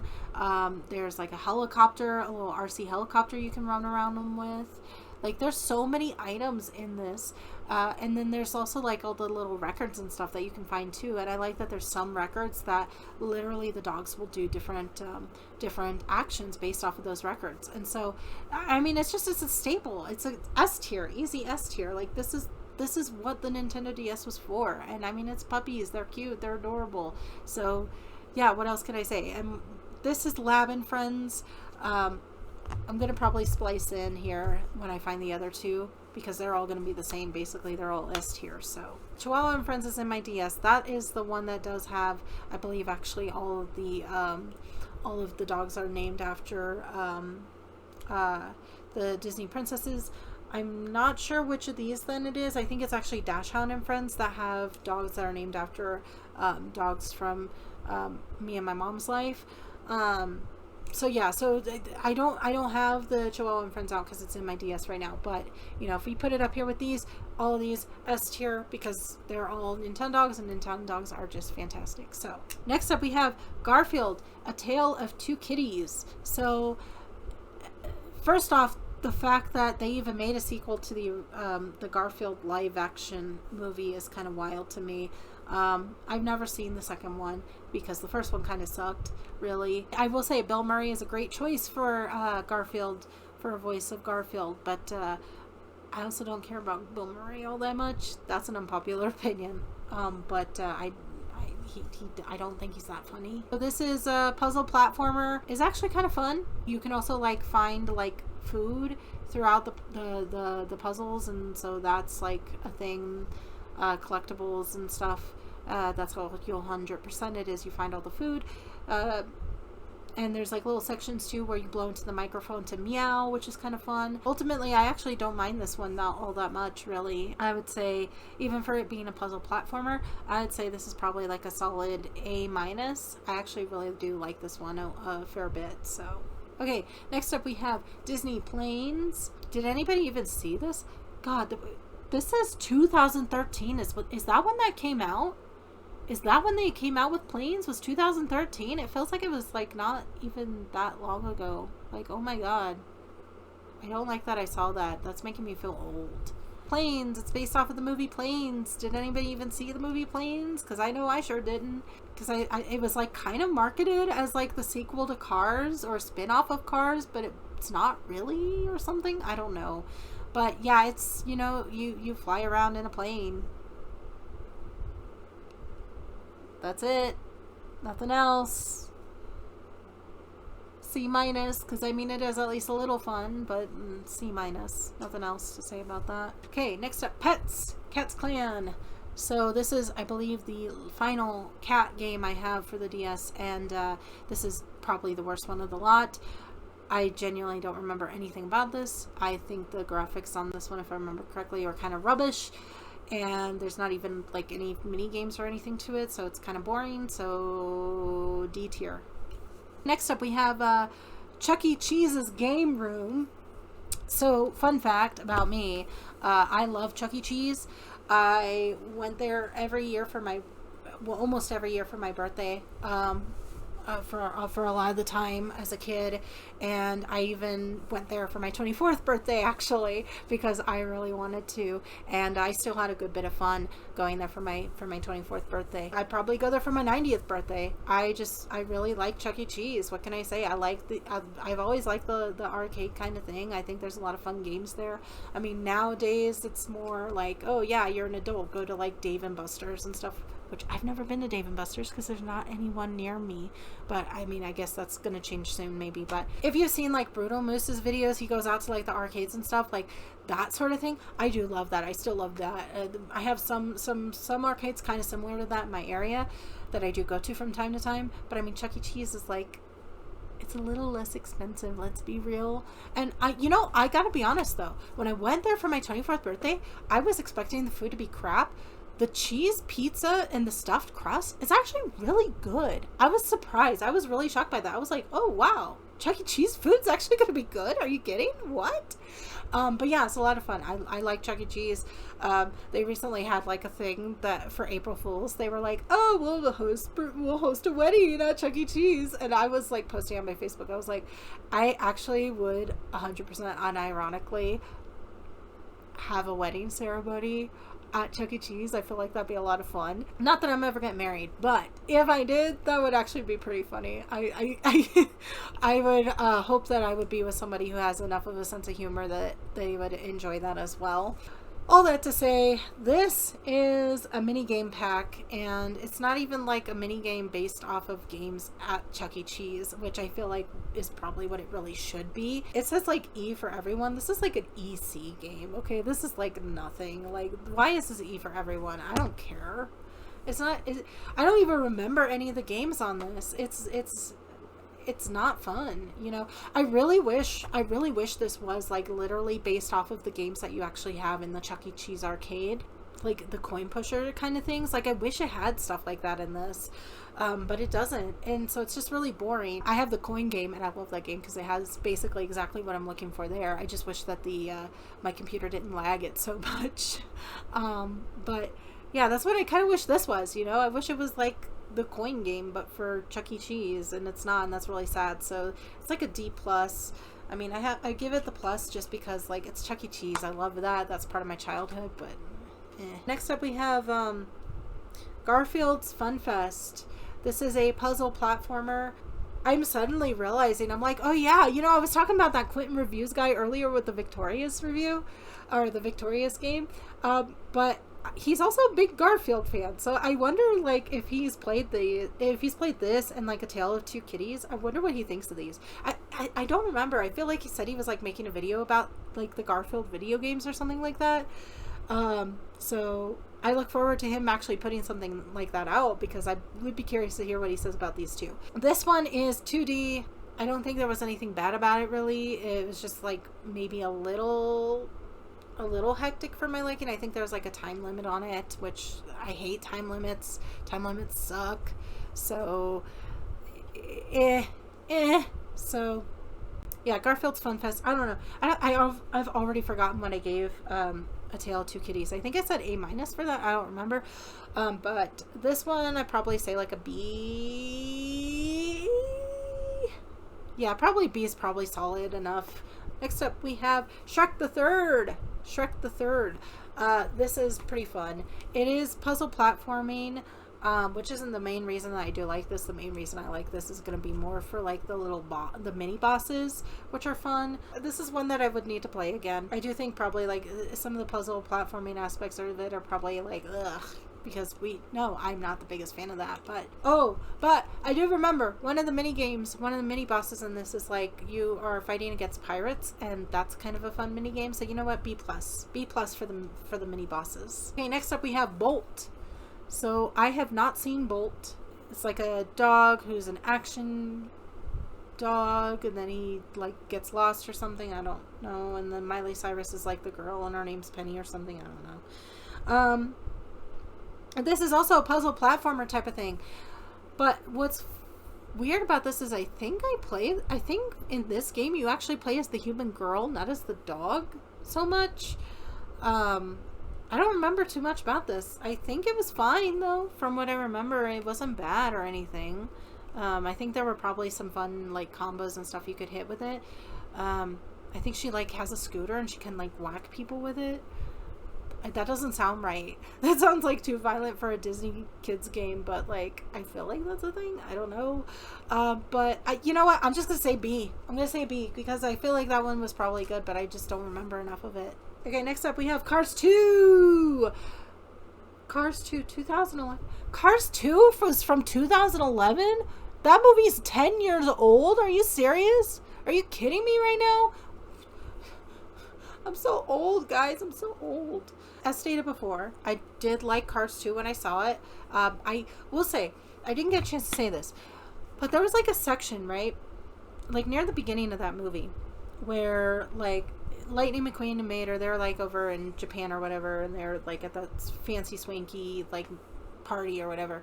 And there's like that section where like Mater like leaks oil, and I know in the movie they made that like as a he peed himself kind of joke, but I genuinely, when I first saw it, I thought it was supposed to be like, oh shit, he's dying, because like isn't oil like a necessary, like wouldn't it be like gas? It would be gas if he was peeing himself, right? Like I don't know anything about cars, okay? This is probably just me like talking out of my ass right now, but if it was like him peeing himself, that would be gas, right? That'd be tantamount to gas. Whereas it being oil, that's like blood, I thought, you know? So like that's something that you need to have. If you're leaking that's not good. You need to see help. You need to like go to a hospital or something. Like that's what I thought it was going for. I thought that movie was like literally going to take a turn and be like, oh shit, Mater's dying. And then it didn't. And I gotta admit, I kind of wish that the movie did go in that direction. I feel like that would have been phenomenal. Like probably would have been too dark maybe, I guess, but like I feel like that would have been a really interesting direction they could have taken that in. But yeah, so Cars 2, the video game itself, I don't remember enough about it. I don't think it's better than the first Cars game that I talked about. I want to say this is another puzzle platforming type of thing, probably some racing in there too, I'm sure. I don't remember enough about it, so I'm just gonna say C. Okay, next up we have Sims 2 Pets. Alright, this is the best Sims game I have for the DS. You are playing as a veterinarian, a vet. You are playing as a vet. You have your own pet, of course, but you take in everyone else's pets, you diagnose them, you treat them, and then you give them back to the owners. And some of these owners are complete assholes. They'll bring in their pets and they'll be like, ugh, my pet stinks. Can't you do something about it? And it's like, you like clean, you wash the pet, and then you like put like a different like hat or something on the pet, and they're like, oh, you do good. And it's like, but I mean, I'm a vet. Why did you take your dog to a vet if you really need to take your dog to a groomer? Like, what? But the cool thing about this is you can teach the dogs tricks. Some of the tricks that they have are really fun. Like, there's a dancing one. You can x-ray the pets. You can do an extraction. You can sew up clothes to make for the pets, which is really fun. Like, there's like so much stuff that goes on in this game. Like, even though it's Sims 2 Pets and you're playing as a vet, it feels like a fairly full-fledged Sims game. Like, this is really, really fun. I would say this is an easy A tier. Honestly, I might even say an A+. The only reason I wouldn't say it's an S is because, like, after a while it can get a little tedious, and also sometimes some of it doesn't make sense. Like, sometimes when it's like the pet's broken a bone, like, you've got to like take the x-ray and then you put him in the cast, and sometimes you put him in the cast and it doesn't actually like work. Like, you tell the person to come back for their dog in like 5 days. Bone should be healed by then, but they'll be like, oh, my poor baby, the bone's still broken. Oh, also, weird thing about this game, okay, I remember also, like, when I first got this game, like, on the back of the box, it's like, oh, you might even get a celebrity or two. Yeah, you want to know who the celebrity is in this? Hilary Duff. Hilary Duff is in this. She will bring in her dog and leave her dog for you to take care of while she's away. Like, that's wild to me. So, you know what? I actually will bump this up. I'm going to say S tier, actually, after all. I do love this game. It does get a little tedious here and there, but you know what? It's a great game. It's a great Sims game. It's just a fun game overall, and there's so much. There's so much. You can cook. You cook your own food in this game. And if you do it wrong, like, your Sim, like, is like, ugh, and falls over and dies. And I don't know. It's just, you know what? It's actually just really great. It's a really great game. I'll S tier. Okay, next up we have My Spanish Coach. Mi maestra de español. There's mini games in this, so that at least gives it something. There are like mini games in this. It's more than just a translator, which is nice. This is like if you consolidated like Duolingo down into a single language and then put it on a DS cartridge. That's what this is. It's fine. I don't think I remember a whole lot from it. I don't remember too much about the mini games either, but I do know there are at least mini games in this, so that's something. And it actually has like a sort of structure to it, so that's cool. C- though, because like I don't remember enough about it, and mi español no es muy bueno, so you know, did me no good. Okay, next up we have My Makeup. So this is like a little makeup game, and it's not great. Like, if you want a makeup game, do the Imagine Makeup Artist. That's much better than this. The thing I really hate about this one is it'll like have like a preset, and it'll be like, ooh, try and remake this, but like you can't be precise drawing with the DS, with the stylus. You can't. So like the results always end up looking like blotches compared to the details that they have with the actual like presets themselves. Like, it just sucks. Like, D. I don't even like that game. Okay, next up we have Just Sing. Yeah, it's what it says on the tin. It's got like 5 or 6 songs, and you sing along with it, and you hope that you do good enough on it, and then it's like karaoke, but it's only like 6 songs, so it's kind of, after a while you're bored of it, and after like 15 minutes you've done everything you can in the game. It did introduce me to Dance with Somebody by Mondi Dio. I don't know how you say it, and I'm probably completely way off base. It did introduce me to that. And it's got like 2 3 Days Grace songs in here, which are like the only ones I know. And yeah, I don't remember anything else. I feel like it's not that great, but again, I mean, it's basing it off of the microphone and the DS, and let's be honest, the microphone and the DS probably isn't all that great. So D plus, because it at least introduced me to a new song. So next up we have Puzzler Collection, puzzling fun for everyone. And basically this is just Sudoku, word search, crosswords, and there's another game in here, but I don't remember what it is. But that's basically all it is. And then you can do like hard modes, and that's basically it. It's just, if you like those kinds of puzzles, this is a portable way for you to have those puzzles at your fingertips. It's fine. I just don't have any use for it. You know, I'd much rather play like an actual game, but it's fine. I'd say like a C minus. Okay, and I think this is actually the last DS game I have here. So the last one I have is Cesar Millan's Dog Whisperer. So Cesar Millan, there's been some controversy about that, and I don't know enough about it to speak on it, aside from the fact that apparently those methods that he talks about are not really accurate, and probably not the best thing that you should be doing with your dog. So, you know, probably not the best thing to follow the tactics shown in this game either. I don't really remember enough about it. I don't think it's that great of a game anyways, so C minus. And with that, I think I've gone through all of my DS games. I feel like I'm missing one or two, but I don't know what that one or two would be. But yeah, we've officially gotten down to the Game Boy games only now at this point. So yeah, so I am going to go get myself probably something to drink, and actually, I genuinely don't know if I have time to do all these tonight, because it's already 9:30 and I've been recording for a little less than 3 hours at this point, and I do have to work tomorrow, so I think I am going to go ahead and call it here for today. But I think the next time that I make next time I get into the video here, at that point I should be actually going into these. It's going to be just the Game Boy Advance games, and that I think will probably be my last one, and then I'll edit everything together, and then I'll see how long everything is. But at this point, this is about almost 3 hours tonight, in addition to the 3 hours from last night. So, you know, already I've recorded 6 hours of content.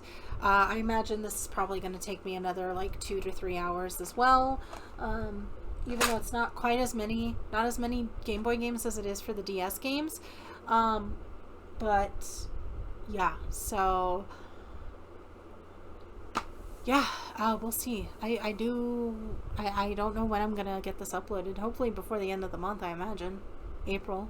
Because I have some other videos I kind of want to do too, just to, because I've said that I wanted to do them, and I have never done things that I said I want to do, and I'd like to actually do some things I've been wanting to do for a while. So yeah, but yeah, so I will see you guys in that next part then. I mean, I'm still going to edit all this together as one video, but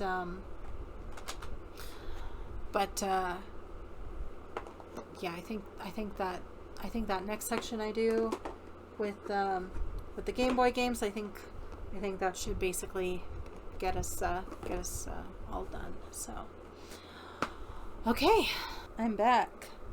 We're gonna try and do the third part, hopefully, and hopefully this is the last thing I have to do on this, and then I can move on with my life. So we got through all my DS games, so all I've got left are my Game Boy games. Okay, so I just realized something here. I used to have Hell's Kitchen for DS, and I'm just now realizing I did not pull that out of my case. So I must have lost that some time ago. Now that game in and of itself, it's not my favorite, so it's not the worst game to lose. But it is kind of sad to think that that game's gone and I don't have that. Since I don't have it, I will just say that it's basically the exact same version that if you watch Game Grumps, they did play a Hell's Kitchen game, and it's basically that, but for the DS. There's some recipes in it. You are trying to make orders for the table. You kind of just make sure that it's time managed so that everything goes out at the same time. And it's honestly kind of boring. The funniest bits are going to be when Ramsey actually gets upset. If you've already seen the Game Grumps episodes, basically that. So that, I don't have it with me, but I am going to give that like a D+. It's just not that interesting. I just realized I also had a High School Musical game for the DS. And that one I didn't pull out, so that one must be lost somewhere too. Damn, that's really sad. Again, it's not my favorite, so, you know, it's not the worst one to be lost, but that's still really kind of sad, honestly. I will say, to my recollection, the High School Musical DS game was basically just rhythm game with High School Musical songs. And the graphics on that were kind of rough, but you know what? There is a way to unlock like a Wildcat mascot costume, and I mean, for that alone, that's pretty good. It's just a pretty simple rhythm game. I'd say like a C+, because the game, the songs are kind of a jam, some of them. But yeah, I can't believe it. I just realized, so that's 2 DS games now that I realized that I have had that I did not pull out, and so I know I've got all the DS games out of here, so I don't know if they're in another bag somewhere, although I don't believe so, or if I just straight up lost them. But yeah, kind of sad. I don't have as many DS games as I have scratch that. I don't have quite as many Game Boy games as I do for DS, so this hopefully goes by a little bit faster. We'll see. I forget how long it was altogether. I want to say it was like 6 hours that I was recording already just for the DS games. I'm hoping that this is only like a couple of hours, but we'll see how it goes. So, and then today I got my Mickey Mouse sweatshirt and my Mickey Mouse hoodie on, so yeah. Alright, how was I doing this ranking again? I haven't recorded since last weekend, so, and also I should have cleaned my glasses first. Can I work like this? No, I cannot. Give me one moment. Now, theoretically, I could also, like, just continue the video like this. That way I don't have to see how bad I look on camera, which would be kind of ideal, but problem is I still need to edit this, so that's going to kind of render that little annoyed. Okay, yeah, that'll do for now. Okay, so we are going to do this at random. I do want to clarify one quick point, though, is that I don't have this with me, and I don't know. I think I lost it a long time ago, but I did have one Game Boy Color game once, and it was like In Sync or Backstreet Boys or something like that. I don't really remember which one, and I always mix the two of them up anyways. I don't remember a whole lot about it, except I think it had some mini games, and I would like to play that again someday. But it's just kind of a mini game thing, so I don't have it, but I just want to clarify that point, because that is an old game that I used to have. Anyway, so, we are going to do this at random again, and we are going to start with, Chronicles of Narnia, The Lion, the Witch, and the Wardrobe. Yeah, you guys can actually, like, see that a little bit better. Yeah, so, this is pretty good. Comes up as chapters, and with each chapter you are playing as, you know, Edmund, Lucy, Susan in Verication or Peter, and I don't think you can cycle through them. Very similar to the DS games, I haven't played a lot of these in a while. If I remember correctly, whoever you are set to play as, that is who you're playing as for that chapter. So you actually really don't get to play as Susan very much. I think she gets like maybe 2 chapters, which is kind of a shame, because I mean, she is an archer of sorts, and like she's got the bow and arrow, which is like the best weapon. Side note, every time I play Dragon Age, or at least start up a new game, I'm typically gonna go for the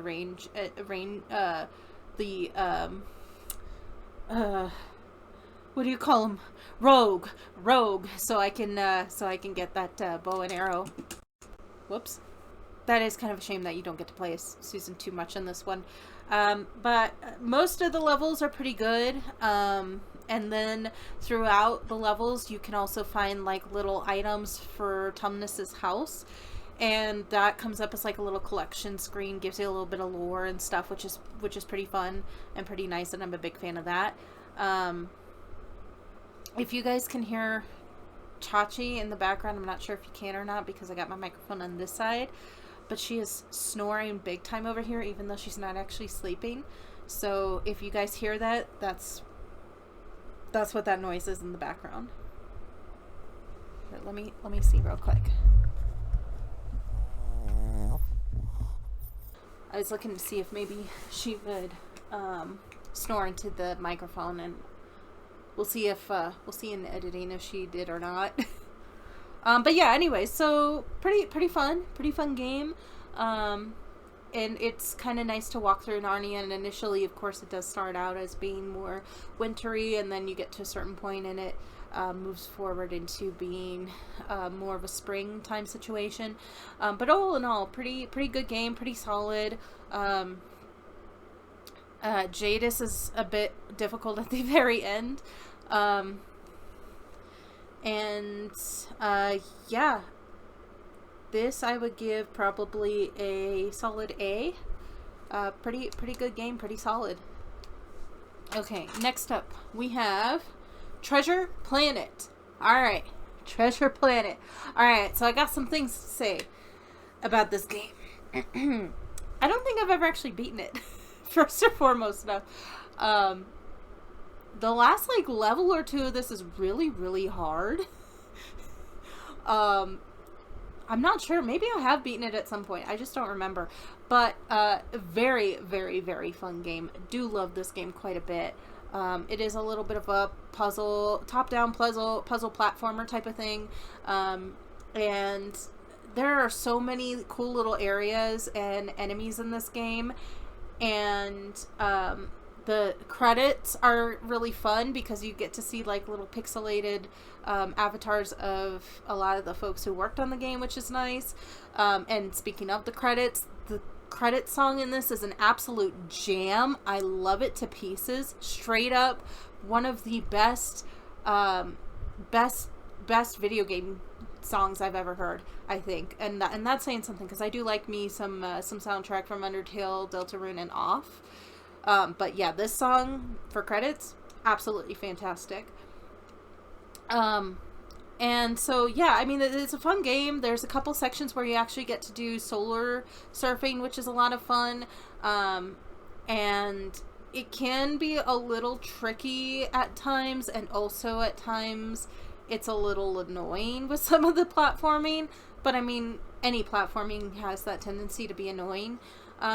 I seem to recall that there might also be something that you can do with Morph in this, because I do know that, I believe Morph does travel with you, and I want to say that there's like some upgrades or like special things that Morph can do in this, but it's been so long that I genuinely don't remember. But I do remember this being a pretty fun game.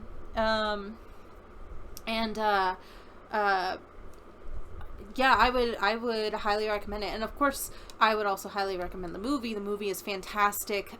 Truly not really anything else stylistically like this movie that I can think of, at least. Just an absolutely... She's snoring again. Do you mind? I'm trying to film something here. Sorry, it's distracting me. But anyway, Yeah, it's a fantastic movie, a great movie. Highly recommend watching the movie if you haven't seen it. Genuinely one of the most underrated Disney movies. I think it's kind of gotten like a bit of a cult following, so to speak, or at least like I think a lot of people have realized in recent years that this is one of the more underappreciated films of the Disney canon. I kind of don't want them to actually do a live action version of this because I feel like the animation is just so special to that I genuinely can't see how. I mean, I'm against kind of the Disney remakes in general. I think I mentioned that when I was talking about The Little Mermaid earlier. I think I kind of already talked about my opinion on that matter. And I've seen a lot of people who say, you know, Disney should be saving those remakes for things like this that were, you know, underappreciated, undervalued at the time. But I don't think that necessarily is what's needed to bring appreciation to it. It just would be nice to actually, like, you know, maybe a re-release of this, really. Just a re-release. Just re-release it in theaters. Like, shit, I could see this in the movie theater. I'd be thrilled to go see this in the movie theater. Are you kidding? That would take me back to my childhood. I'd be so down with that. So, I mean, I think that'd be a much better plan than just doing a live action, because, I don't know. They're gonna do something stupid in it. If they make it live action, they're gonna, like, sanitize it down and shit. They're gonna be like, whoa, the dog and cat lady, there's some, I don't know what they're gonna do, but they would find something they would find something that nobody was actually complaining about with the original, and they'd work on fixing that instead of actually doing anything to improve the original story itself.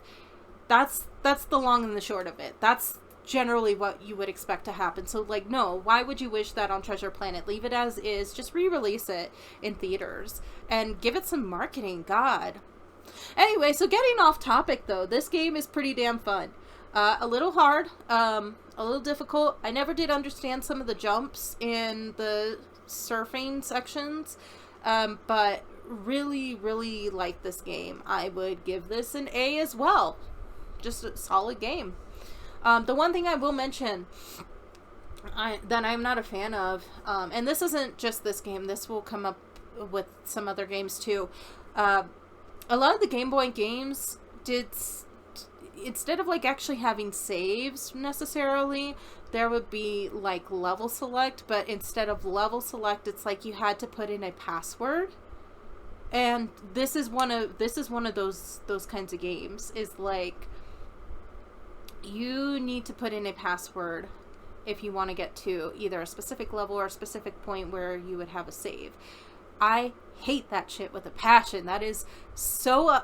and the thing is, too, is a lot of these, it's not just like a simple, like, 4 or 5 digit thing. No. This is like freaking 16 digits long that you have to like write down on a napkin so you can be like, oh yeah, this is how I make sure that I get all this stuff unlocked again. Like, I hate that. That's so annoying. Just give me a save slot. Like, I don't understand why they did this with some of these games, because like, it'd be one thing. I mean, this game is pretty hefty. There are a lot of levels in this game, so I don't know if it's just to make up for the space, but like, there are other games that I have that are gonna be more bigger than this game and still have an actual save slot, and then I'll have other games that are smaller than this game and they still do that same shit. So I do hate that. That is like such a, it drives me up the wall. You're gonna hear more ranting about that every time I come across another game that has that system. Okay, next up we have Pirates of the Caribbean, Dead Man's Chest. God, this is 2006. So, Dead Man's Chest is the second Pirates of the Caribbean movie. I don't think I actually necessarily touched on this. Maybe I did. I don't remember. It's been a while since I filmed the last segment. But I know when I brought out the DS game I have for Pirates of the Caribbean, that was at World, and I might have touched on how that movie kind of sucks, especially with how they handled Calypso. The novelization seemed like they were going to treat her a lot cooler than they actually did in the actual movie itself. I mean, kind of, I feel like that's kind of like the general progression of a lot of the Pirates of the Caribbean's movies. Like, the first one, everyone loves that movie. Everyone's like, yeah, that movie's a classic. The movie scared the shit out of me when I was a kid. But, yeah, people are like, yeah, that movie's a classic. Everybody loves that one. Second one, not so much. I mean, there's bits and pieces in here that I think some people kind of like, but generally speaking, no. I really hope that I was able to get that, because she has been, like, snoring nonstop this whole time, and it's driving me up the wall. So hopefully the audio picked up on that so that you can hear what I'm hearing, like, the entire time that I'm filming today. She wasn't doing this for me last week, only today. I don't know why. To get back on track, though, Pirates of the Caribbean 2, not so great. Not so many people liked it, I don't think. I was not the biggest fan of it. I thought it was okay. That was where I did have a little bit of a Pirates of the Caribbean OC, so to speak, that I came up with, that would have debuted in the second movie, who was supposed to be Elizabeth Swann's cousin, but she was actually a real badass, and she actually was she was supposed to be a direct descendant of Davy Jones and Calypso. So yeah, that was my Pirates of the Caribbean OC, so to speak. Anyway, so this is for the second movie, and yeah, pretty solid game. This game has one of the few cheat codes that I remember showing up in, like, Disney Adventures, if anybody actually remembers that magazine, which I'm still kind of sad that magazine is gone now. I probably would still be reading it, honestly, but they had, in one of the video game sections in an issue a long time ago, there was an actual cheat code to put in here so that the wind is always at your back, because half the time you're actually sailing the ship. And that is probably one of my favorite parts about this game, is that you sail to each island and you get to ram into ships and basically battle them. You have your crew shooting cannonballs left and right at these people while you're controlling the ship, trying to steer it. And then once you actually get this ship, like, deteriorated enough, you ram into the ship, you jump on board, and you steal all their loot. I love it. Oh, it's so fun. It's so much fun. It's so much fun. And on top of that, you also can buy specific ammo for those fights. So, like, you can buy fire ammo to set their ship on fire. You can buy, like, fork ammo, which is really stupid but kind of fun. It's just a lot of fun doing that. And that's not even, like, the base game. That's more like a side thing than anything. And, you know, sometimes you're kind of just wanting to, you know, get from one island to the other, and sometimes you'll run into ships and you kind of just don't want to deal with it. That's fine too. That sometimes can be a little annoying if, like, you're just trying to mind your own business and then all of a sudden you see, like, ship rams into you and you're like, oh, I guess I gotta fight them now. Like, that's a little annoying, but generally speaking, when you're into it, oh man, such a fun thing to do on this game. Now, as for the actual main game itself, though, I mean, you're playing as Captain Jack Sparrow, which, like, I think most people would prefer to be playing Captain Jack Sparrow than any other character from the franchise a lot of the time. But you're playing as him. He's just broken out of prison, and he is just shooting the shit. You go to all these different islands. You can learn about these different rumors so that you can find extra treasure.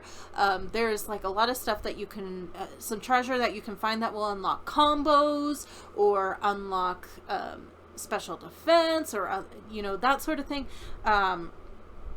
There is so much in this game. There's so many side quests too. Like, this is a game where absolutely you could go through, you could just follow the main story if you want to, but there is so much going on all these other islands. Like, you will meet up with the barkeep at one island. He'll tell you all the rumors he knows, and these rumors are going to spread you out to, like, 5 other different islands. Meanwhile, the island that the main plot wants you to go to is going to be, like, a 6th island entirely separate.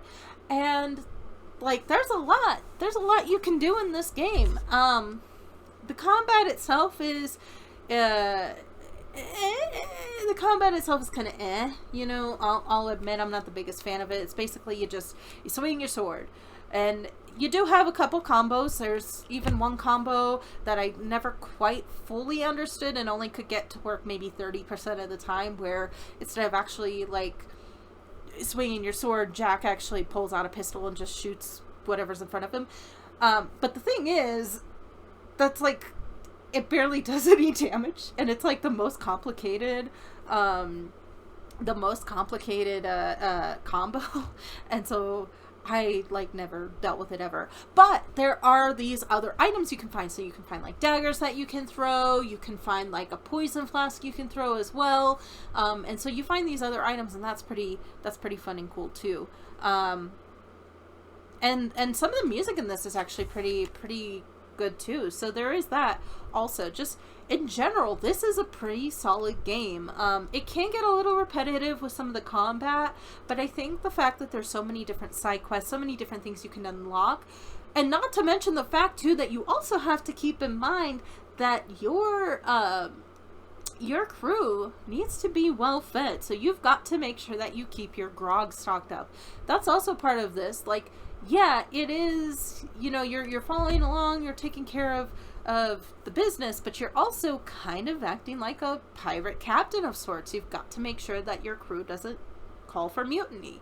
And so that's also one of the things that you can find when you board an enemy ship, is that you can find food to take back over to your ship, and that ensures that your crew is happy and healthy. And again, like I said, there's, like, a lot of lore, and some little secrets and stuff that are in this game. There are, like, secrets abound in this game. Like, probably 100% playthrough of this, I imagine that's gonna take a good long while, I think. I don't know, because it's been a while, and also I don't even know if I ever actually did 100%, but generally speaking, really solid game. I would give this, screw it, I'm gonna say an S tier. Even though that combat is a little bit repetitive, just the fact that there's so much content to this, and also this is one of those ones that has more content than Treasure Planet, but doesn't require a 15 billion digit password to get access to your save state. So yeah, S tier, great game, love it. Next up we have Metroid Zero Mission. We're starting out with a lot of good ones. So probably the weaker ones are coming up later here. But Metroid Zero Mission. So this is a game that I believe came with my Game Boy Advance when I first got it, because this is definitely not something that my mom would have bought for me when I was a kid. She was very much not into allowing me to have games that with violence. And Metroid Zero Mission is one of the more violent games I have. Pirates of the Caribbean is kind of too, but I mean, it's Pirates of the Caribbean, so I think she kind of looked past that. Metroid Zero Mission, first off, I don't think I would have even known what it was to begin with. Mom sure as hell wouldn't have known. And, I mean, really, it's not that bad, ultimately, but this is an absolute staple, I think. This is probably the closest thing to, like, a genuinely popular game that I have. Well, one of them. I have, like, maybe one other one, and we'll get to that later when I pull it out. But, yeah, Metroid took me a long time to beat. But actually, when I was a kid, I was able to make it to, what is it, Mother Brain or something? I was able to make it to that point a couple of times when I was a kid, but I would always die at that point. So I never actually got to the final part of the game, the final stage of the game, until I got older, and then I did actually get it 100% completed. Now, I've only ever played this on easy mode. I cannot handle hard mode. I can't even imagine trying to play this on hard mode. I will say this is one of those games that I do pull up on, like, Summer Games Done Quick and stuff, and I do like watching the the speedruns of this one. They are absolutely fascinating, and it absolutely mystifies me how anybody can do some of the cool things that they do in this game. But yeah, overall, fantastic game, a lot of fun, so many upgrades, so many places that you can go, so many little secrets and hidey holes, just absolutely incredible. And despite the fact that a lot of the terrain itself and enemies are kind of the same, this game does stay relatively fresh, and there's so many. I mean, what is it? It's like at least like 5 different little bosses. No, 6. And no, 7, honestly. Like, there's like, of course, your main bosses. Like, of course, there's Kraid and Ridley. Those are going to be the 2 big ones. Then Mother Brain, and then the final boss that's like, what, supposed to be a mirror version of you. I don't really know. I never quite understood that. But I also don't know a whole lot about the Metroid universe. But you've got kind of like those main 4, right? Those are going to be the main big ones. But then you've also got like the giant creature that rumbles down before you actually get like your long beam, where it's like if you kill it on the first go, you get a charge beam. There's like this flying thing that chases you, and you have to like shoot at its tail until the tail falls off. Then there's like the one thing that like it comes up out of kind of like the murky water, and it'll like clamp on to one platform or the other, and you have to use like the little hanger to glide across to shoot at it. You have there's basically there's so many. There's like that giant thing that I don't know what it is. It's like a giant cocoon. That thing that you have to go up there, and you have to like try and shoot the missiles at the vines to chop it down so it falls down. Like there's like 4 like regular bosses, 4 mini bosses, and so it does keep it feeling fresh. There's always something going on in this game, so you're never really going to be bored. There's always going to be a place for you to go and something for you to do once you get there. So pretty solid. Now, the one thing I will say before I actually give this a rating, in the demo screen there is like this one jump that I've seen several times, and I still don't understand, even with like getting the upgrades to the suit and everything. I still don't quite understand how you do it, but it's like it's like you get screw attack, but then apparently like you could just kind of keep jumping and circling, and eventually you can go places without actually touching walls. You can just jump up continuously, and I never, and I mean never, understood how to do that. I'm a little bitter about that. But that being said, altogether, I'm still going to probably give this like an A+. It's just not S tier because of the fact that it's, generally speaking, not my favorite kind of game. But it is a staple of the Game Boy Advance. It is an absolute classic, which makes me feel very old to say that, but I mean it is. And overall, just a really fun, fantastic game, and I mean, I don't really have any complaints. Next up, we have The Proud Family. This is one of those shows that I do remember watching a fair amount of when I was a kid. Was always a big fan of Sugar Mama, and the 2 big episodes that always stood out in my mind, the ones that I think were my favorite as a kid, was the one where they give one of the Gross sisters that makeover, and she ends up kind of going back to who she was before, but she keeps like the friendship bracelet that Penny made her. I always thought that was really cute. I was always a big fan of the episodes of those shows where it was like, ooh, these people can't stand each other, but guess what? They're actually going to be friends. Like, those are some of my favorite, like, Lizzie McGuire episodes too. Like, I love that sort of thing. And the other episode that I distinctly remember too being a big fan of is the one where Penny kind of goes on a date of sorts, but not really, with that one guy at the amusement park. And at first she's kind of like, oh man, he's not as cute or whatever as the other guys, but then she ends up realizing that he's actually really, really sweet, and she ends up actually kind of liking him. Like, I was always kind of a fan of that too. That was partially because I have always had a bit of unconventional taste, but I mean, looking back at it, it probably was also kind of like because I'm not conventionally attractive, and so just kind of seeing that sort of thing of, hey, you know, yeah, this person might not be conventionally attractive, but as long as they're a decent person, hey, guess what? Someone out there will realize that and like them. Like, that's just really sweet. I also do have memories of putting your foot in it, which, man, that sure is an episode.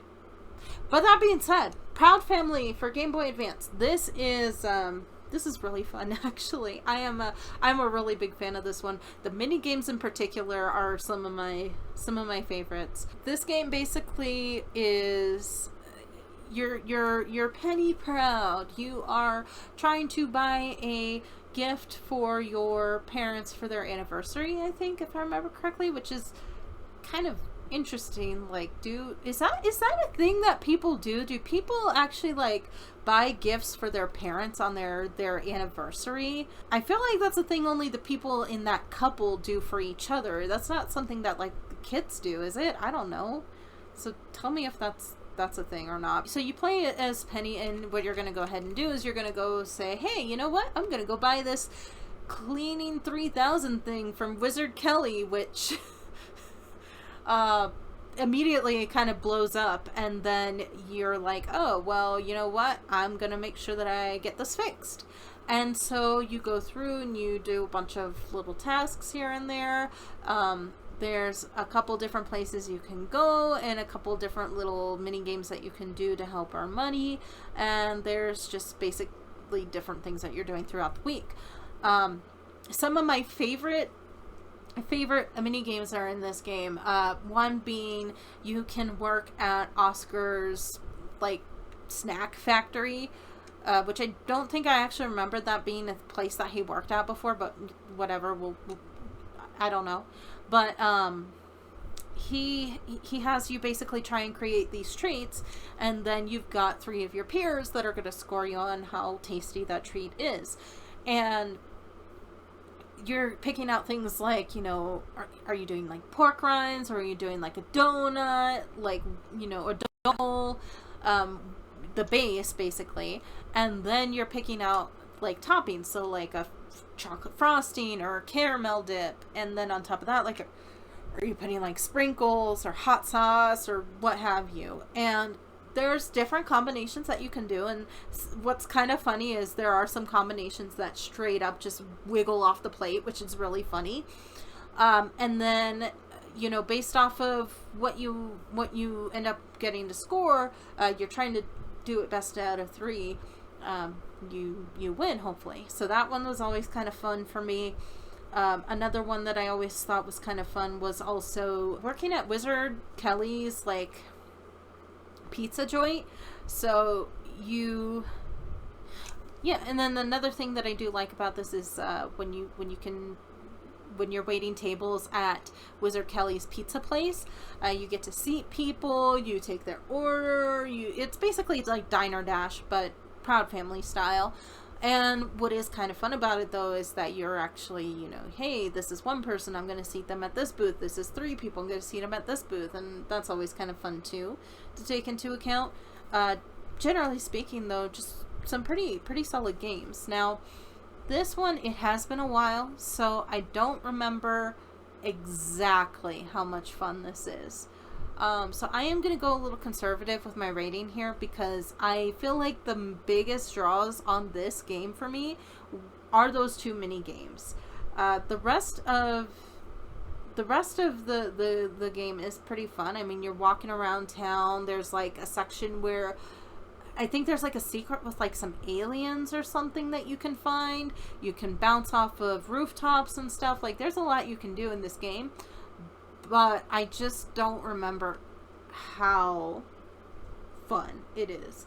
So, I'm going to go conservative on this one. I am going to say a B+, because I do think it's fun, but if I remember correctly, I think there are some points where it does get a little tedious.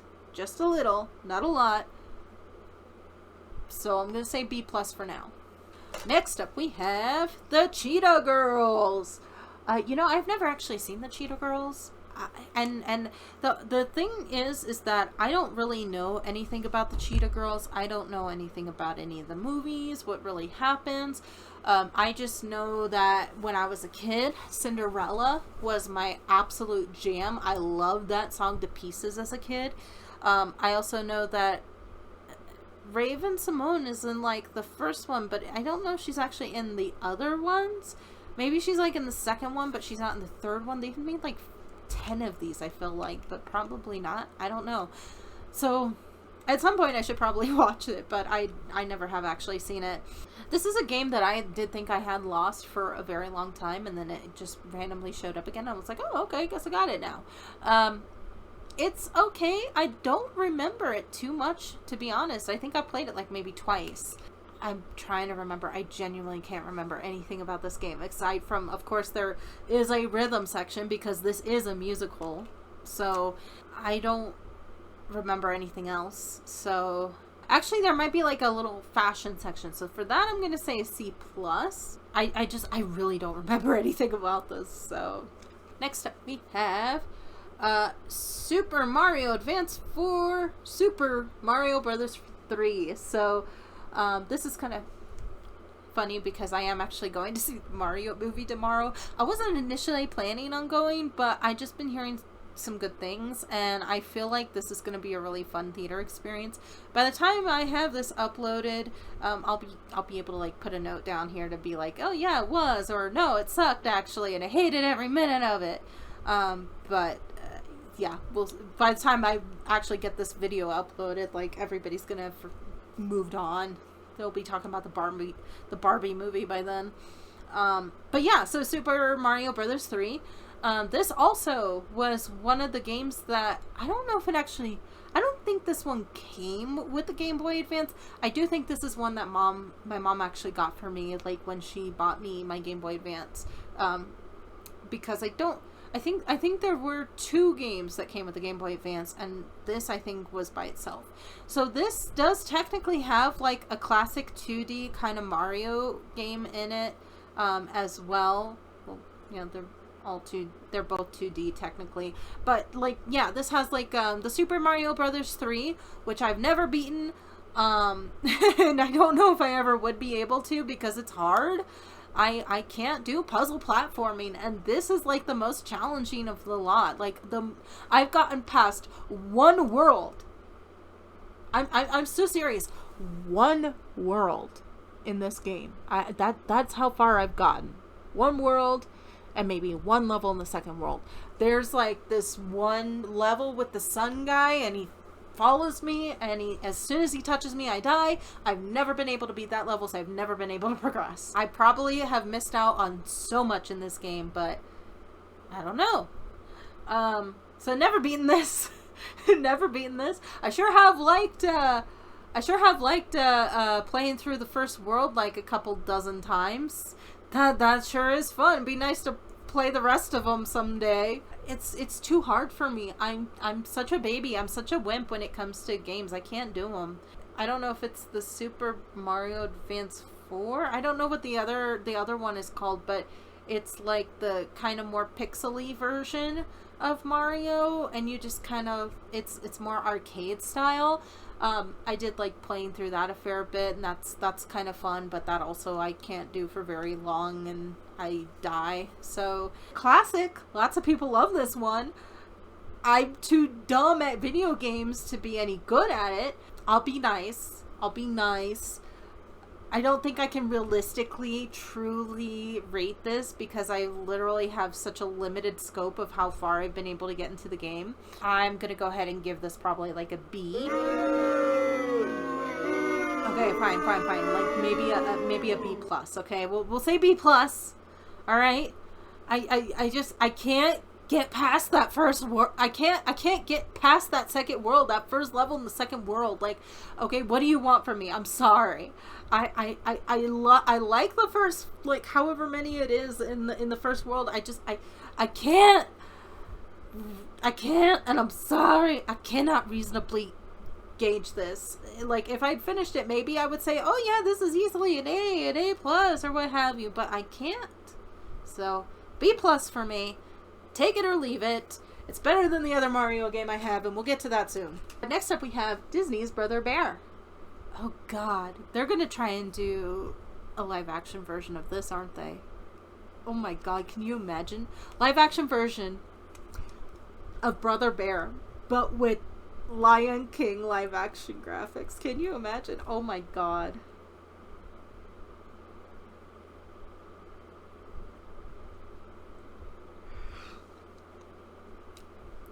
We're gonna move away from that that alternate universe. Hopefully that's another one that doesn't come to fruition. Again, another movie that really doesn't need a remake necessarily, but I mean, if they do, just do me a favor, don't have Phil Collins singing like every 2 minutes, because that's the one thing I don't like about this movie. It's the same problem that like Spirit Stallion of the Cimarron has, although at least this movie it's Phil Collins, okay? Stallion of the Cimarron, it's freaking Bryan Adams, and ugh. I'm sorry, I'm not a Bryan Adams fan. I cannot stand his voice. I think his music is just so dull a lot of the time. Brother Bear, this is a puzzle platformer. One of those kinds of games that you do need to sort of escort somebody, because you're basically playing as both Kenai and Coda, and you do have to, you know, basically get both of them to the end of the level. So, you know, think Cuphead if you had to do both Cuphead and Mugman and switch back and forth between them and make sure that they both got to the end. Like, that's what this game is. And I mean, it's fine. It's not really the most polished of games. We'll put it mildly. This is definitely one of those kinds of games that you can kind of tell that they just kind of copied and pasted some routes and assets here and there.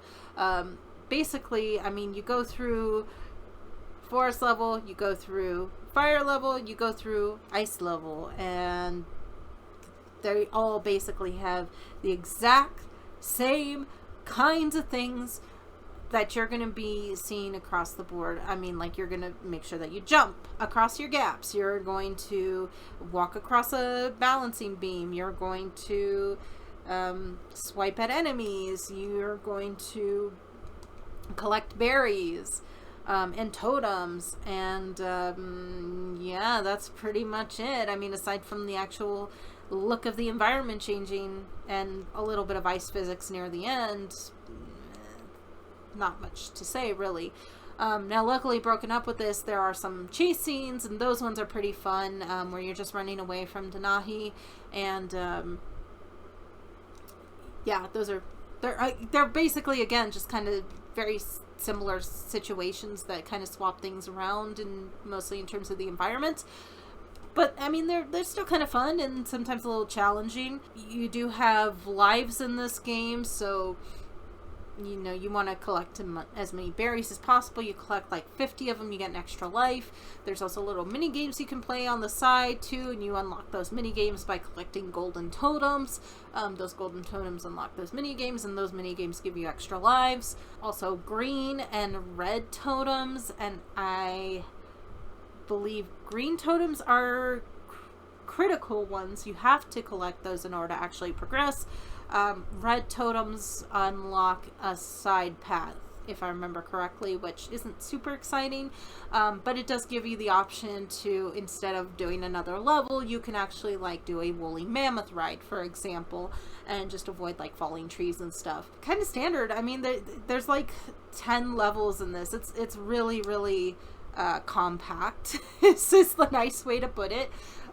Yeah, there's not a lot of substance to this, I'll be honest. For the mini games, it's like a matching game, which is pretty standard. It's like a 4x4 square, like super easy.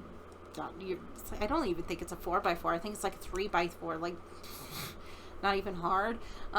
They have sliding puzzles, which are my nemesis, and I think there's a third kind of mini game, but I don't remember what it is. So yeah. We're gonna go ahead and say it's a C-. I mean, I have a lot of nostalgia attached to it. That's probably the main reason why I'm even giving it a C-, honestly, because realistically, from an objective point of view, it's not really a lot here.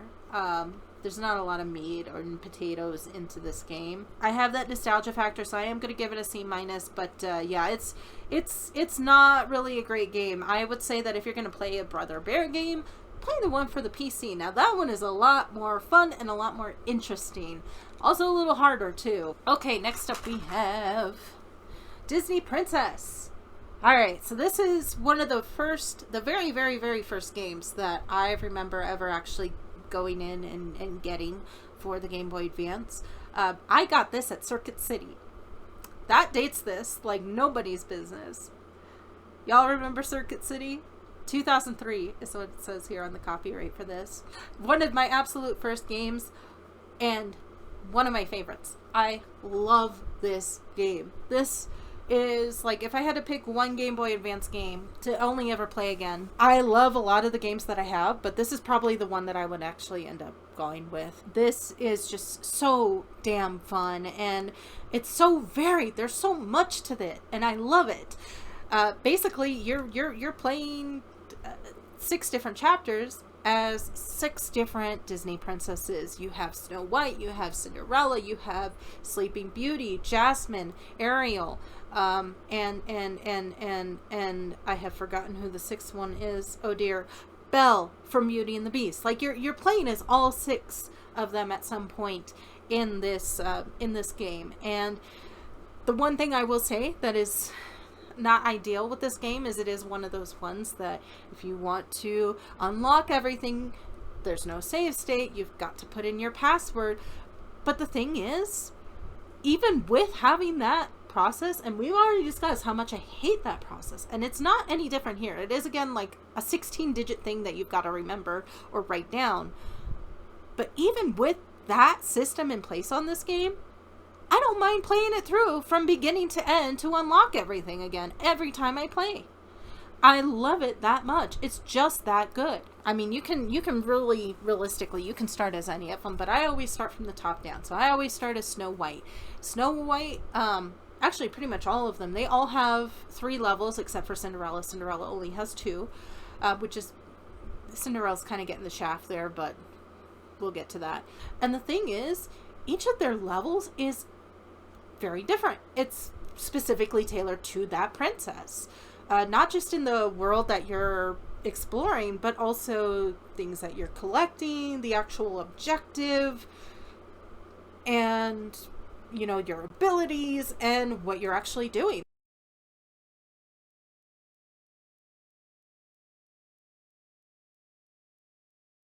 For example, Snow White, her first level is she's going through the woods and she's trying to find these gemstones because the Wicked Witch has actually turned all of the dwarves into stone statues.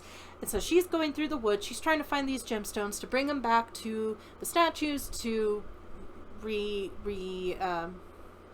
don't want to say reanimate, that's a little dark, but to revive, so to speak, the dwarves. And then the second level is her kind of doing the same thing, but this time it's actually in the mine. And there's different kind of differences there going on. So at the in the first level, Snow White does have the option to sing, and there's scary spooky trees that will try and attack her, but if she sings, she puts them to sleep. In the mines, there's like bats and spiders, and she'll sing to kind of keep them frozen or keep them away. And in all of these levels too, there's little things that you can unlock, like little chests and stuff. We'll get to that here in a moment. I have a lot to say on this game, actually. But really, really great, you know, first 2 levels there. And then the final level, as with all of these, you actually go up against the villain of the story. And so for Snow White, that's going to be the evil queen. And basically, she's throwing apples. You've got to dodge those apples. And then as soon as the queen laughs, you call on one of the dwarves to throw a gem at her, and that kills her. And don't ask me how that works. I don't know. All I know is it's cool as hell. I mean, that's just Snow White, okay? Then you move on to Belle, Beauty and the Beast, that's her first part of the game, is trying to go through the woods to get to the castle, and it's snowing, and so you get attacked by wolves at occasion. And so what Belle does, she actually throws snowballs, and she has a counter of 5 as she throws snowballs. That snowball meter depletes, so she has to pack up more. And then you're climbing up in tree branches, and you're just trying to get there. And sometimes you're even going to come across lmfao, who's throwing snowballs at you, so you have to throw snowballs back at him.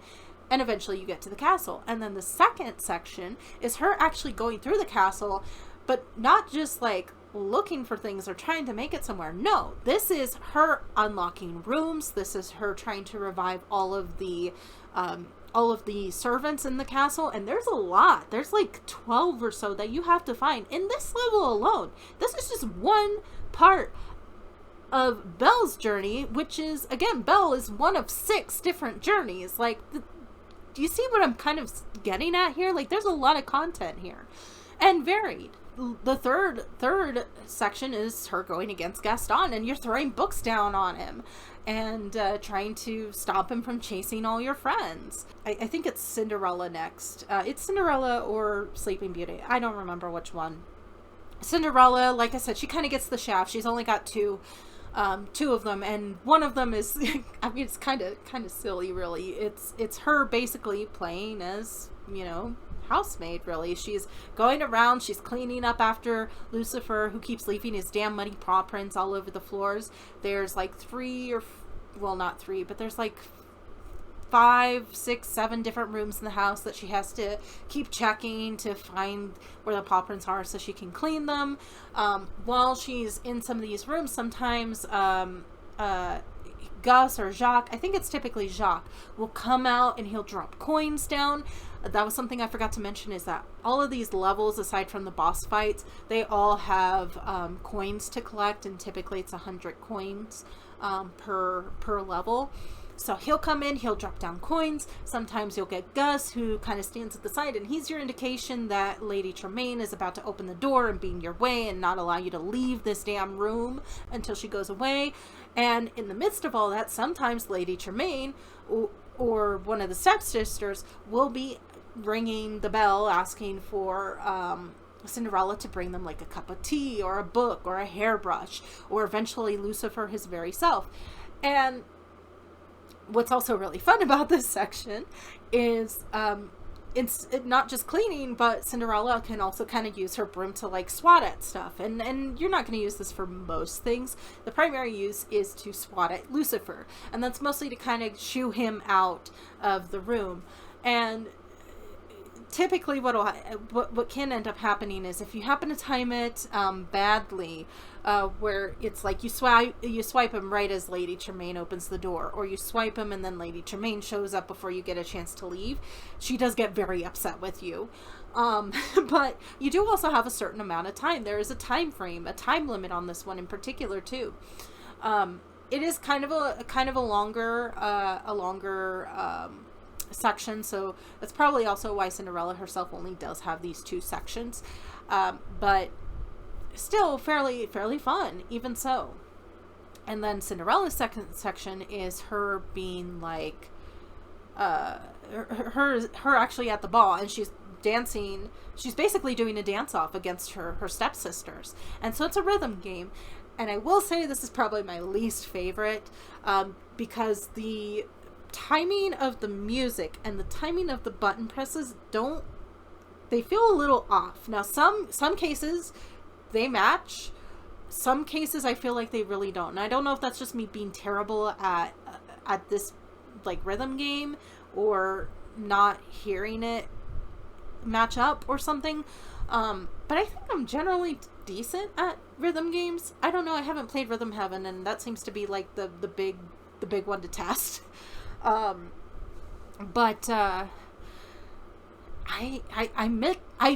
always able to beat it, but I have missed it enough times or I've missed some of it enough times that I've been like, I don't really know about this particular game. And that game does also go on for like a whole song's worth. So again, probably the main reason why Cinderella kind of only gets like those 2 instead of 3 like everyone else. But again, it's still tailored specifically to Cinderella. This is how you would play a Cinderella. Then you move on to Sleeping Beauty, and her first section is her going through the woods. She's trying to find the fairies' lost wands because the Maleficent turned them all into butterflies. So you got to find their wands. Then you got to also use those wands on butterflies to restore them to their fairy selves. And you got to be a little careful, because if you use a wand, that fairy takes it back, and you do come across some enemies throughout the woods. And so if you don't have a wand, you can't like put them to sleep, and that can make things a little tricky. Second section is Aurora at the castle, which has been overrun with vines. You get to keep the wand this time, but now what you have to do is you have to find these little vials, and if they're pink, blue, or green, then you can use those vials as magic to dispel with the vines, because each vine is going to be like red, pink, or blue. Then eventually you kind of make your way through the maze of the castle, and you end up getting to where the king and queen are, and you basically restore them from their deep sleep. That section in particular, I will also mention, probably one of my least favorites, simply because that map is very confusing, and I do often lose track of where I am versus where I need to go versus how I get there. But I do always try to make it a point to have the numbers on the vials like match up at the end. It's just more satisfying to me. And then the final boss is going against Maleficent herself. So you go against her on the tower, basically, and you're just trying to zap her with the wand. And in the meantime, she's throwing fireballs at you. She's throwing lightning at you, and yeah, pretty fun way to fight her. Then you have Ariel. Ariel, as I said before, favorite Disney princess, at least when I was a kid. Ariel, her first section is trying to free Sebastian from being locked up by Ursula, and so you got to find these little keys to unlock him, and so you're swimming through the water. You're playing completely as a mermaid during this entire portion. Second part of of Ariel's section is you're actually trying to free the mer people, because Ursula has transformed them, as she's transformed her previous clients, so to speak, in poor unfortunate souls. You know, the little algae things. That's what you're trying to do. You're restoring them from being little algae things to being proper mer people. And that does culminate with you actually saving King Triton, which is pretty damn cool.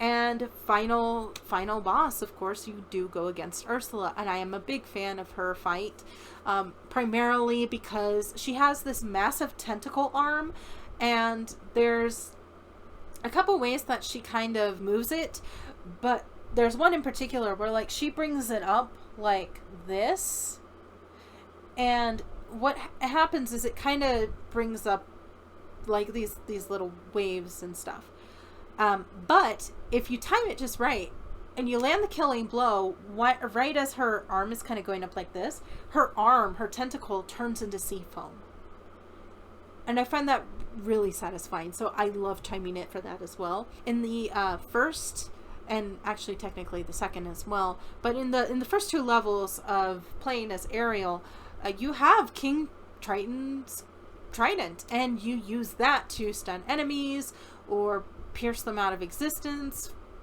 for that screen anyway. I will mention that the second section does kind of suffer a little bit from the issue that I have with the second section for Sleeping Beauty, which is that in order to get to different areas, you're going through like these mirror portals, and it's not always clear to me how I get there and which one takes me where, but regardless, still a lot of fun. And lastly, well, almost lastly, but we'll get to that, we have Jasmine. And I will say it's probably a little bit problematic here that Jasmine is the only Disney princess out of the 6 that has a sword.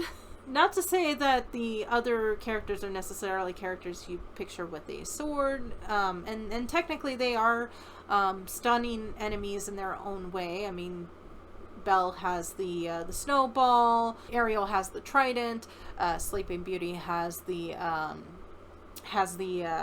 wand, but like they all kind of clearly come across as a little more on the dainty side, a little more ladylike in how they are handling enemies. Jasmine,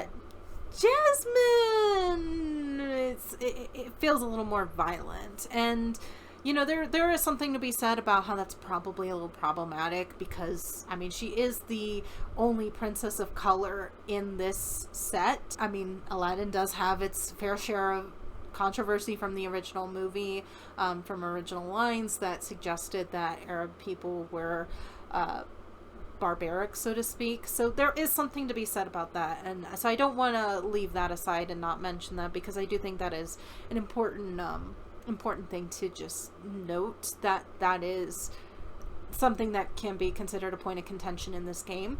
But that being said, I really do love Jasmine's section in this game. Now, the first section, I will say, it's her actually on the magic carpet trying to free the genie, and that section is kind of fun in its own way, but also a little bit annoying here and there, simply because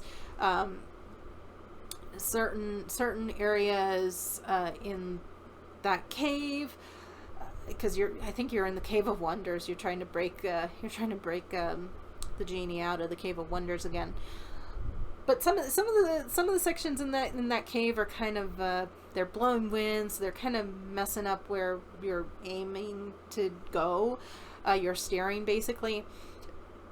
And also there's some gargoyles that just spit fire, and sometimes it's a little random, and there's also jewels and stuff that you have to, like, you hover over them to change their color, but you have to keep kind of going up and down We're on the magic carpet to change it. So like it's like here, and so you're here, so you go up once, it turns it from like red to yellow, you gotta go down, you gotta go back up, and then it turns it from like yellow to green. So it's like silly things like that. I'm not the biggest fan of Jasmine's first section, but I am a big fan of the second and third sections. Probably some of the levels I replay the most, I'll be honest. The second section is her going through Agrabah, and throughout Agrabah you are encountering like the guards, and so Jasmine has her sword. You swing the sword and you stun them, so they don't die. So there is that, you know, but you are stunning them, and I do love swinging the sword. I just think it's a lot of fun. Then you are also trying to bounce up from place to place, and the way that you bounce up from place to place is you use the genie. The genie will, like, you'll see him like gesturing you to a certain place. Then you get there and he transforms himself into this trampoline. So you jump on the trampoline and you go all the way up to the top. And one of the things I really love trying to do in the second section is at the end of each screen, I tried my best to jump on the genie trampoline and use that fall animation that Jasmine has from the trampoline, because her fall animation from jumping versus from the trampoline itself are two different ones. When she's jumping, like, she's got one leg down like this, and then she's got the other one out, right? Like, that's how she jumps down. But if you use the genie and she goes down, it's just like a simple, like, this kind of jump, right? Like, her, I don't know how I can explain this, okay? I'm sure I'll have, like, hopefully I can find, like, some footage to put up here to kind of see what show you what I mean. Her ponytail just, like, flies up ahead of her too, and I just really like it. I think it's very satisfying. So I always try to end each screen by having her jump on the genie trampoline and then try and get her all the way over to the edge of the screen so that she goes over to the next section. And the last part of it is you end up jumping onto the magic carpet, who ends up taking you into the castle. And then the final boss, of course, is going to be Jafar. And Jafar's pretty fun to fight, actually. He tries his best. He hails fire down on you. He does a little bit of, you know, double vision type of thing, where he ends up making like 3 copies of himself. You got to figure out which one is which. He'll try and trap you into this little circle of fire on the floor. And again, you're playing as Jasmine. You got the sword, so you're just swinging that sword and you're wailing on him. And finally, he throws down his little scepter and he's like, "Whoa!"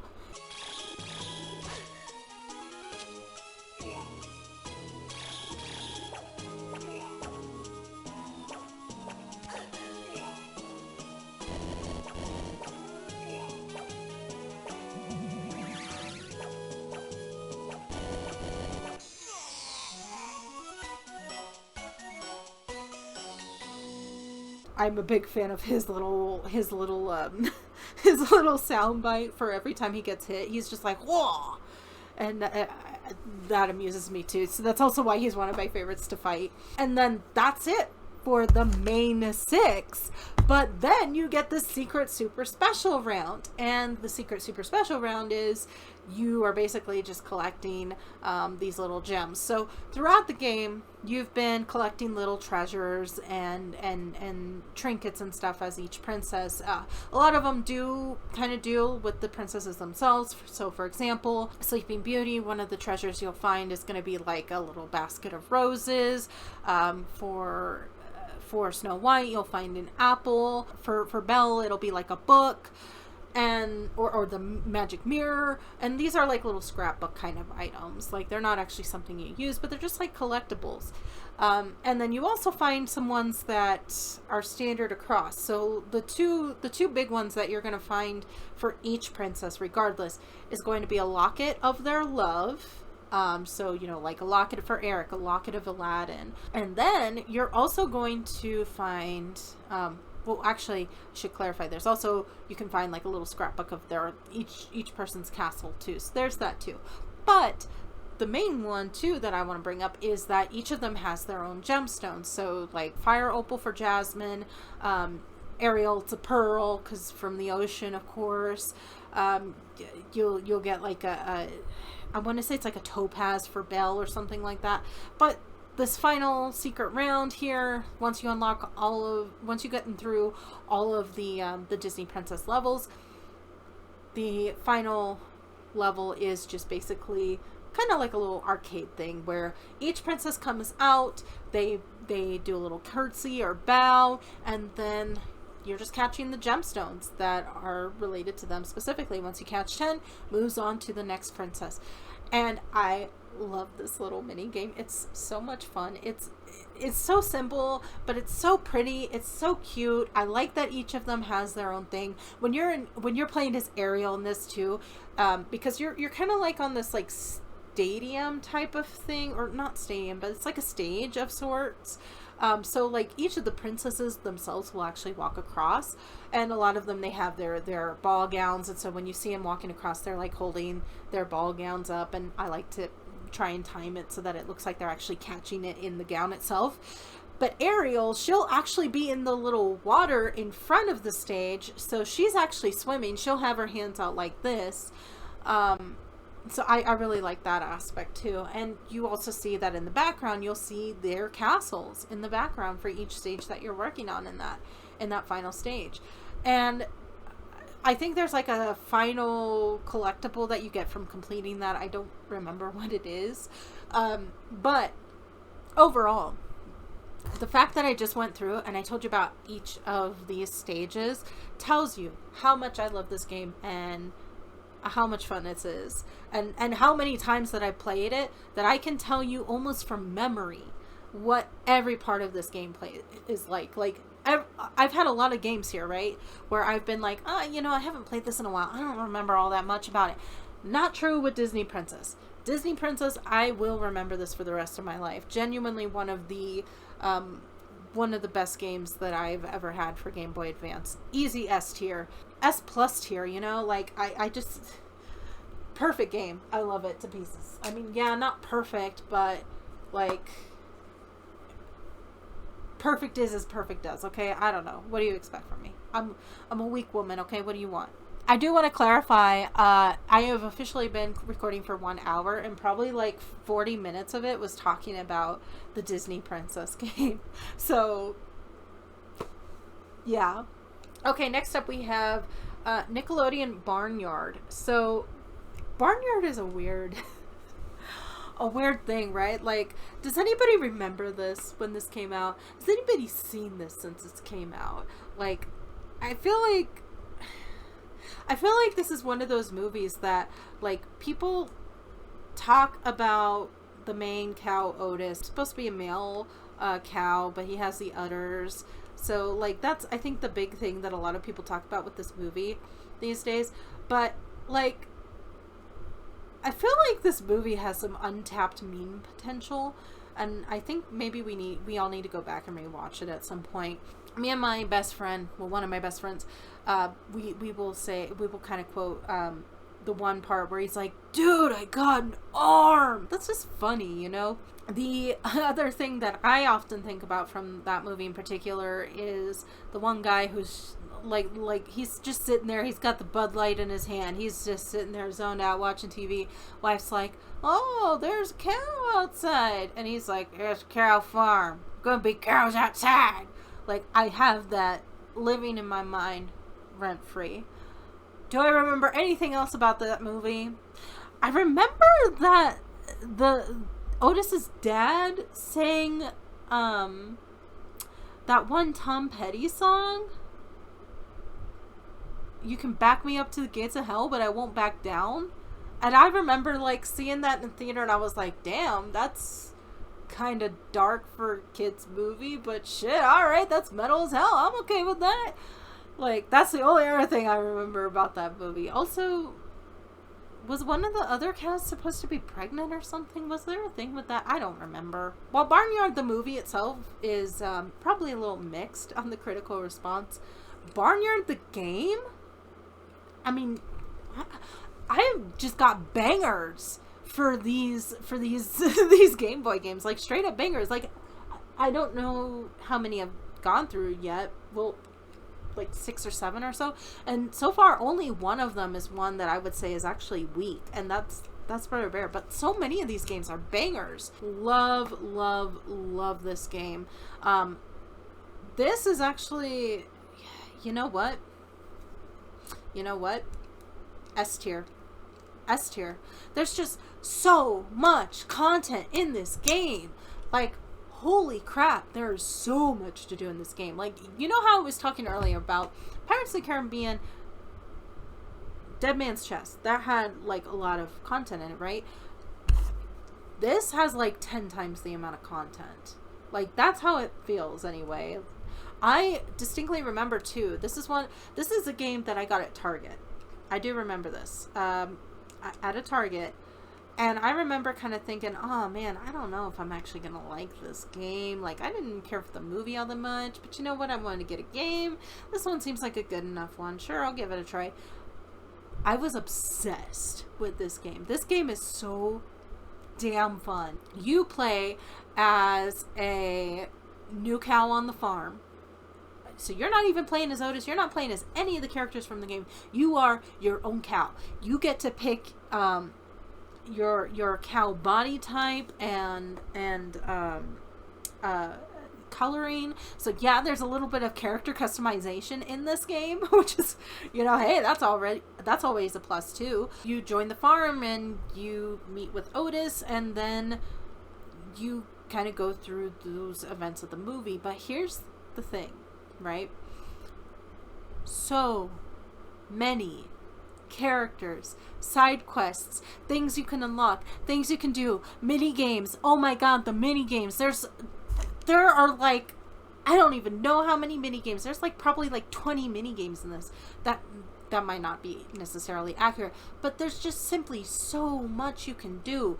There's a bike racing game, there's a pipe puzzle game, which, you know, those aren't that much fun, but there's a little cheese game where you're playing as the mouse. You're trying to blow up the bubble to get as much cheese as possible. There's a mocking the mailman game. There's a racing game because you go out for a joyride. There's a golf mini game. There's 2 golf mini games actually. There's bowling, cow racing game. There's a cow racing game on bikes. There's darts. There's so much to do in this game. I love it to pieces. easy S tier. And on top of that, I mean, those are just the mini games, right?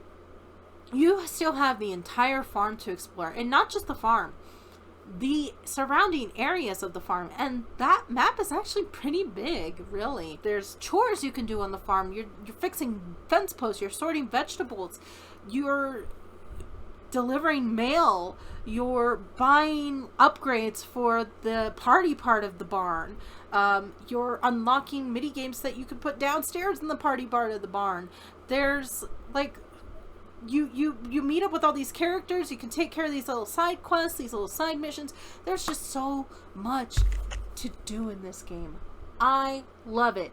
Easy S tier. Easy S tier. And you know what? S plus. S plus even. I love it. It's a great game. It's just absolutely fantastic. Blows my mind that a movie like Barnyard can get a game like this, and then a movie like Brother Bear can get a game like this. Like, that just amazes me. That amazes me. Like, there was more love and attention put into this game when Barnyard as a movie is kind of middle of the road. Meanwhile, you have Brother Bear, which is an absolutely fantastic movie, and that gets a middle of the road game. It blows my mind. Makes no sense.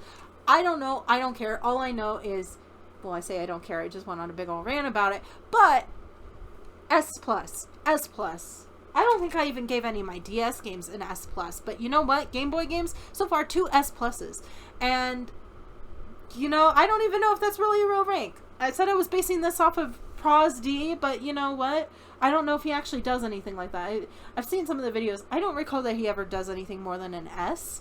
But you know what? I'm going to go above and beyond because that's what I decided to do. Next up, we have Board Game Classic. Time to mellow down, right? Like, I just went through like two games in a row. Super hyped, super energetic. This is the cue to tone it down, to take it down a notch. Board Games Classic. It is chess, checkers, and backgammon. Still don't think I actually understand how to play backgammon. Yeah, I mean, it's exactly what it says on the tin. I will say, this kind of taught me how to play chess, so, you know, there is that. I do actually understand how chess is meant to be played, or at least how the pieces move. Doesn't mean I'm actually any good at it, but I actually do understand how chess works now.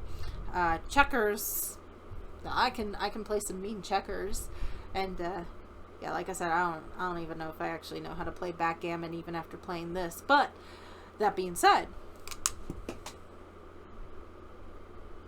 whoops. The thing I do like about this game is there's actually like little different sets you can do. So I don't remember all of them. The main one I remember is that there's like a mermaid set. So like, if you play like the chess with the mermaid set, it has like it has mermaids, of course, but it also has like a King Triton type of thing. I think there's also like a wizard pack too, and I mean that's not just the chess. It also is with the checkers and the backgammon. But like with those two, it's just basically a color palette change, whereas the chess one will actually have specialized pieces, which is pretty cool. That's really neat. But yeah, it's kind of boring in it.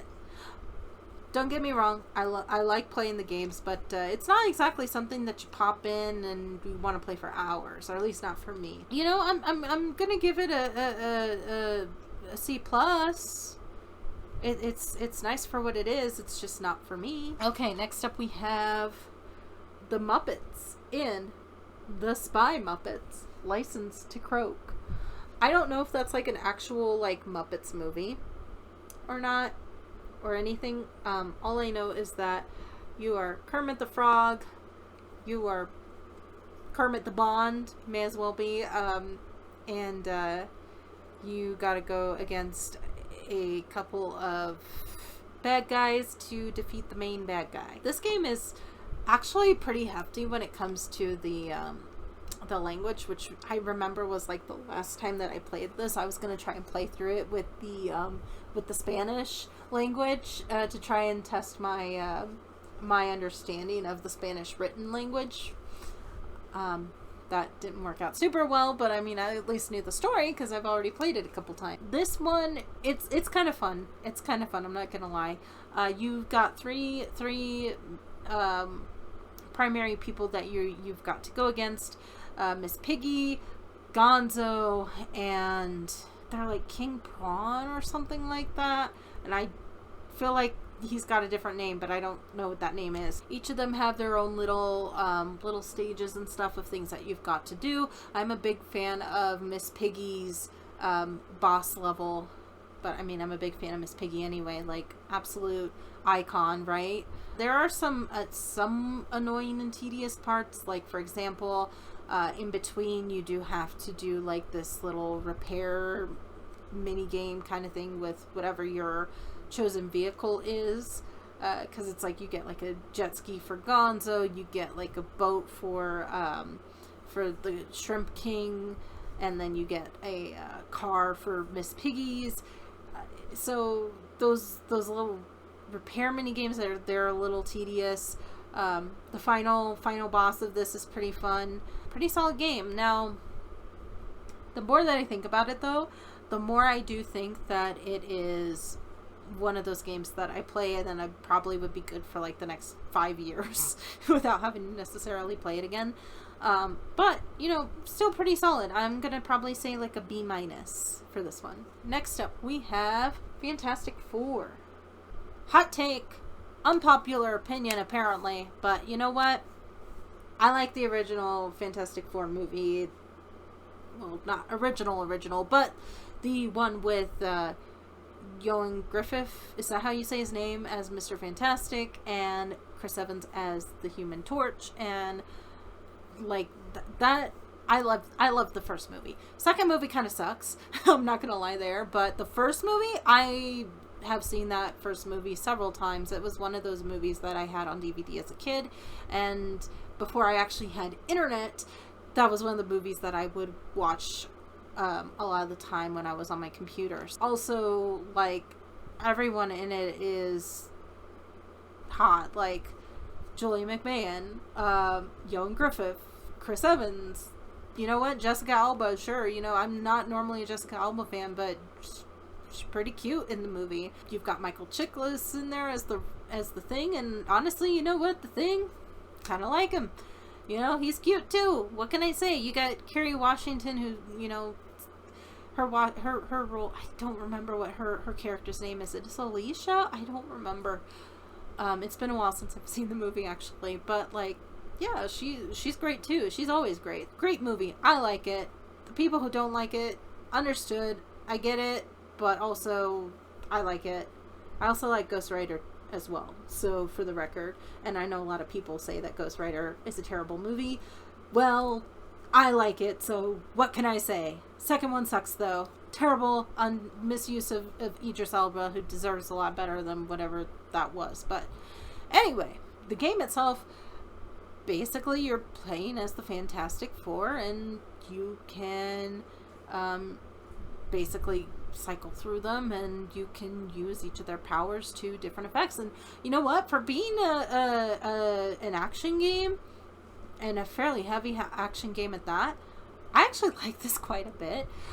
There's a couple different little sections to it that you go through, like a museum at one point. There's some graphics in particular. There's like a floor graphic in particular that I'm thinking of that looks really, really nice in this. The fact that you can stretch as Mr. Fantastic, the special moves that you get. There's like tons of these bosses in the game before you even get to Doctor Doom. There's so many bosses in the game. You go to like space prison and you fight like this giant space monkey thing. Like, I don't know if these are actually characters based off of Fantastic Four villains. I never actually did think to check on that. That might be a thing, I don't know. But you know what? Pretty fun game. Pretty damn fun, actually. And the fact that you get so many different special moves with the different characters, a lot of fun. I am a big fan of this. At times it can be a little tough, and at times it can be a little annoying. That's always the thing that I don't care about when it comes to these kinds of games. But generally speaking, pretty solid. I would say this is an easy... You know what? I'm gonna say A. Yeah, I think A. I was thinking about A minus, but you know what? I think A is pretty good for this one. So yeah, pretty damn good. Okay, next up we have, this is a 2-for-1. This is Scooby-Doo and the Cyber Chase and Scooby-Doo Mystery Mayhem. Alright, so I do have a preference between these two, but we'll get to that. We're going to start with Scooby-Doo and the Cyber Chase, and I think I'm actually going to go ahead and split this into 2 rankings because these are technically 2 completely different games. So the first game is, as I said, Scooby-Doo and the Cyber Chase, and it's based off of the movie Scooby-Doo and the Cyber Chase, which I never saw like any of the Scooby-Doo movies aside from the live-action ones, so I don't know a whole lot about any of them, but I do know that Scooby-Doo and the Cyber Chase, that was probably one of the bigger ones when I was a kid. I feel like that one got talked about a lot. This game, if I remember correctly, you are basically going through 2 different worlds, and then you're trying to find the Cyberman. I don't remember anything really about it aside from it's kind of hard at times, or at least it was for me. You go to like these different places, and if you die as like Fred, you got to come back and you got to pick somebody else to go through instead and try and complete where you left off. And you know, I genuinely don't remember a whole lot else about it. The most I remember is like you're going to these different places, you're trying to track him down, you eventually find something, and maybe you confront him with like battery or something. I don't even remember what the end game on this one is, so I think that's going to tell you already which one of these is going to be the preference here. Scooby-Doo and the Cyber Chase, though, I'm going to give that like a C+. And the reason I'm saying C+ is simply because, to my recollection, it was actually fairly difficult. If I played it again now, I might like it a little better, but it kind of felt a little too arcadey for me. And sometimes I just don't care for arcadey stuff. So if we pivot and we go to actually Scooby-Doo Mystery Mayhem, then now we're talking. So Mystery Mayhem takes you on like 3 or 4 different little mystery journeys. You go and you visit these different areas. You start out with like a haunted house, and then you go to this Wild West town, and then you go to this science laboratory, and then you go to this movie set, and each time there's just like a different little ghosty goo that you're trying to defeat. And the thing is you're also finding like this this giant book that you can use to trap the souls and well, when I say souls, trap the ghosts, and you find these different things to increase that book's power. And there's little dialogue snippets in between each item, and sometimes you're working alongside the rest of the mystery gang. You're mainly playing as Scooby and Shaggy, and there are some sections here that are a little tough as well, but ultimately much better game for me. I really like this one a lot. This is another one that I really would like to actually play again at some point. So this one I would say is probably an A-, and I only give it the minus because I do remember some of it being a little difficult. Primarily, there is a section where you're outside and you're dealing with the zombies, and the zombies themselves are already kind of bad enough. They're a little finicky, like you gotta aim the tome directly at their heads or something to get them to basically be trapped and sucked into the tome itself. But on top of that, it's like in a bayou section, so there's like little gaps where there's water, and if you fall into the water you die. And so it's just a little too finicky for my liking on a level like that. But ultimately, great game. I would love to play that game again. Cyber Chase I would like to play again just so that I can remember some more of it, but the clear winner here is Mystery Mayhem. I've spent a lot more time with that one than anything. Okay, next up we have High School Musical, Livin' the Dream. This is based off of the first High School Musical, if I remember correctly. The only thing I remember about this is that it's like a puzzle platforming type of thing. You find musical notes, and that's it. That's all I remember. I don't even think there's a rhythm game aspect to this one, actually, which is kind of surprising because almost all the High School Musical games have some sort of rhythm game aspect to them, but I don't think this one does. Yeah, I genuinely don't remember too much else about this one. It's one of those ones I haven't played hardly at all, so I'm going to say a C. Alright, I am nearing on hour number 2. I am going to grab a drink and I will be right back. Okay, I am back. I got my drink. I got my cherry Coke that I left up in the the freezer a little too long, maybe. Alright, next up we have Ice Age 2, The Meltdown. This game, man. This game. This is a puzzle game in most respects, and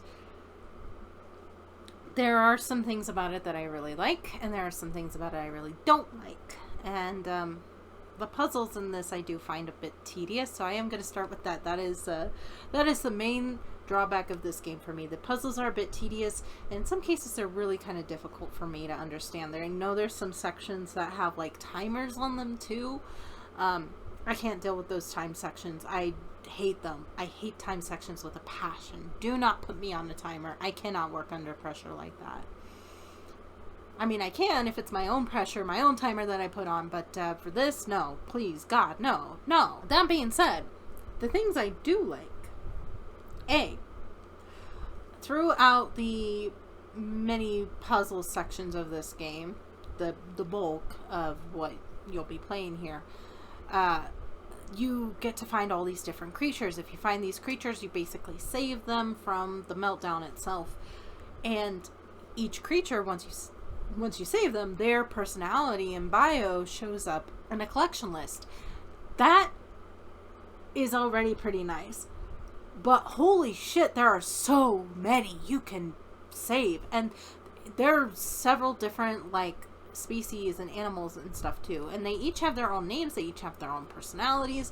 That's really cool. That is really cool. So I'm a big fan of that. I do like that quite a bit. The other thing I really like about this game is you get to play a Scrat in a couple sections. So for each section, there's like 6 sections, I think. For each section, the first level is always going to be a Scrat level. So you're always playing a Scrat and you're always trying to get to the end with the tree with the acorns, and you're trying to collect acorns on your way there. And in each level there's a big acorn you can find. If you find that big acorn, you get like a gold star for the level instead of just a check mark. So it is a secret of sorts.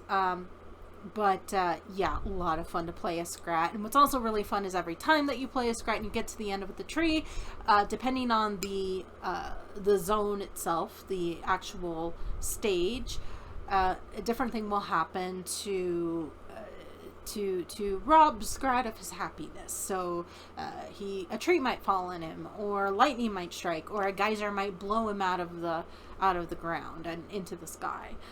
So a lot of fun there. Or the final level of each of these stages too. I'm also a big fan of those. You're basically on an ice floe. You're kind of steering, but you're also either using a range attack with Manny to squirt water at whatever creature it is that you are fighting at the time.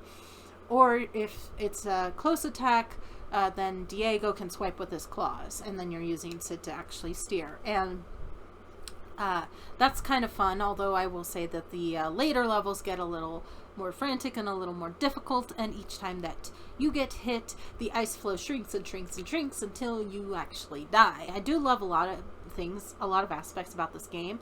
This is a game, though, that I would much rather watch somebody else play rather than play it myself in a lot of respects, simply because it is really tedious, and in some cases it's really difficult. It's too difficult for me in a lot of ways. So for me, I'm going to say this is like a C plus.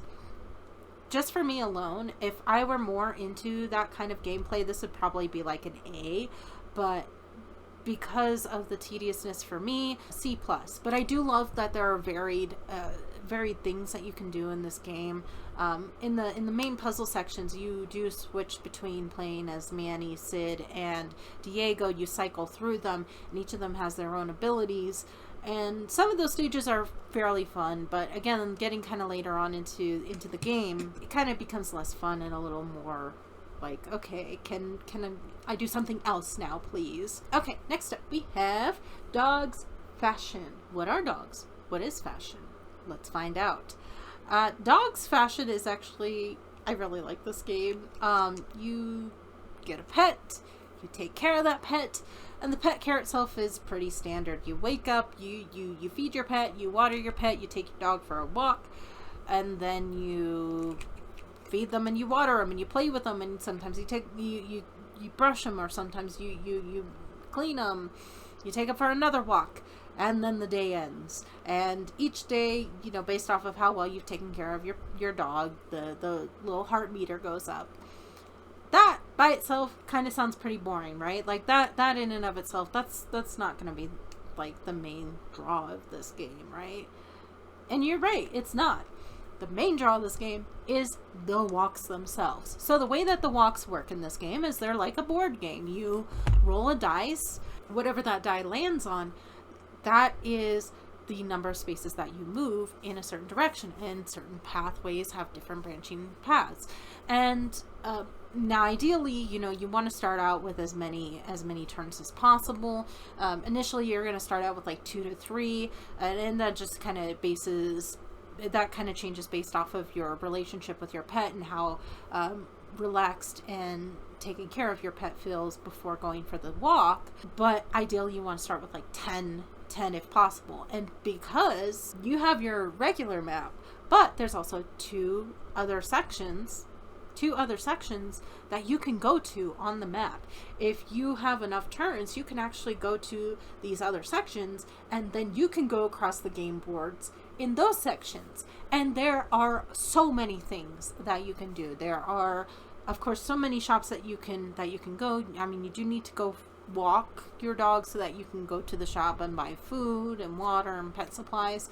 You can also buy the toys. That's also where you buy like the brushes or shampoo to give them a bath.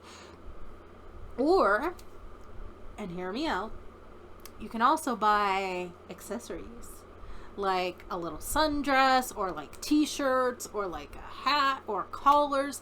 That's kind of where the fashion part of this comes into play. Now, do the actual fashions in this look good at all? No, not really. There's like a couple that look okay, but for the most part it's just like, oh, they put like a piece of art on the dog, basically. You know, it's a shirt shaped object on the dog, and it is this color, and that's kind of the main problem, is most of them are a single color, and so they kind of blend together. But that being said, there's a lot of different kinds you can get. You can get like a tank top, you can get a camisole, I don't know if that's how you say it, but there's a couple different things you can get. But that being said, shopping, not the best part of taking your dog for a walk.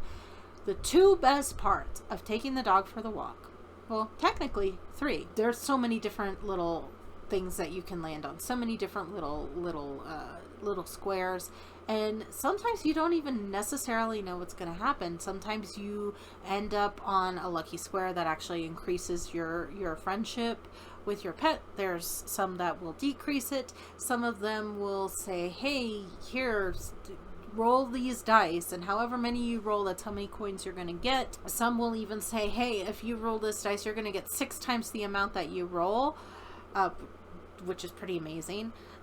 There's just so many of those kinds that you can run into, but also there's 2 in particular that are a lot of fun. One being that you can come across mini games. A lot of the mini games are pretty fun. There's like a mini game where you pilot your dog in a little spaceship, which is kind of fun. There's one where you are trying to walk across this maze to get to a treat near the bottom of the floor, but you've got to be really careful with the tiles that you walk on, because if you walk across the tile more than once, it'll crack and open up and fall, and then it's game over. There's one where you're trying to catch bones and avoid tennis balls, and a lot of the mini games are really a lot of fun. And then the part that I always like is there's little trivia questions too. So there's like 2 different people that you can meet on your walks who are walking their own dogs too. And if you run into them, you land on one of their squares, they will ask you a trivia question. If I remember correctly, if you answer the question with the correct answer, I believe all it really does is it just boosts your friendship level with your dog. But then it also unlocks the question in your trivia closet, basically, which is going to be part of the main menu of this game. So for that's the main reason that I play this game. I play this game so that I can take my dog for a walk every day. Aside from that, though, it is pretty standard. It is a little annoying because you can only take the dog for a walk twice a day. It's not like Nintendogs where like you can kind of keep swapping them out and you can pretty much go on walks whenever. This one, it's limited to one dog only, and that dog can only go for a walk twice a day, and it is a certain period of time, so in the meantime you do kind of have to wait. And when you are waiting, there's not a whole lot to do aside from taking care of your dog. So if your dog's already fed and watered, you're just kind of playing the waiting game at that point. So unless you happen to have like some toys or something to pass the time, that can be a little tedious too. So for that, then I am going to say that Dog's Fashion is like a B-. Now for me, that's probably being a little generous, I'll admit, but the board game aspect of it is just so damn fun. I kind of wish that was all that the game was, or at least I wish that it was a little bit more on that front than having the actual day-to-day. I like it. What can I say? I got nostalgia for it. Okay, next up we have The Incredibles 2004. I gotta stop looking at the copyright on these because like that's just making me feel so old, you know, like that's almost 20 years ago. That's no. Pretty fun game. You do play multiple different possible levels, so you can play as Mr. Incredible in most of the levels. That's going to be the primary person you're playing as, which Mr. Incredible has never been my favorite of the Incredibles to play as in any of the Incredibles game. Now, I do also have the Incredibles for the PC, and again, he does take up the primary role in that game. He's going to be the one that you're playing as the most often. He's not my favorite though. My favorite in the PC, without a doubt, Elastigirl. Oh, I love playing as Elastigirl. She is a ton of fun. I love getting her super powered up and everything, and then she turns into like this giant donut and just cartwheels through everybody.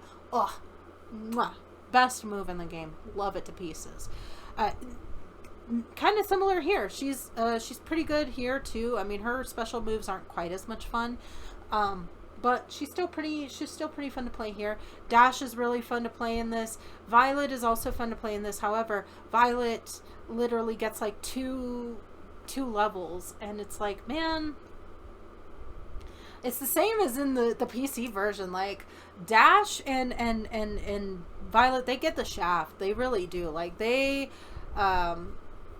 get like 2 levels, and then Elastigirl gets like 3 or 4, and then Mr. Incredible gets like 20,000. It just drives me up the wall because he's not my favorite to play. Like, yeah, he's fine and all, but he's just so standard. He's standard beat 'em up, man. Like I don't care. Like, this is just some guy. Mr. Incredible is just some guy. I will say though that this game does actually have you play as Frozone for like a section or two as well, which is kind of neat actually, because you don't get that with the PC version at all. I need the Incredibles 2 video game where it's like 20,000 levels as Elastigirl. Maybe I'll play 1 or 2 levels as Mr. Incredible. Then I'll be happy. Then we'll have achieved world peace. Getting off topic. It's side-scrolling beat 'em up. My favorite level in this, though, is probably going to be playing as Violet near the very end in the city, where she's trying to use her really wimpy force fields to save people from like missiles and stuff. It's kind of hard sometimes to time it right, but it is pretty fun. And I do like Dash's running through the water and the jungle and jumping up on the enemy ships and punching the guys. Like I am a big fan of that one too. But overall, it's fine. It is, again, one of those games that does suffer from needing you to write down like your 10-digit password to actually get back to the level that you were on. And as we've discussed, that is going to be a big drawback for me 99% of the time. So I'm not the biggest fan of that. I do wish it was just like an easy level select.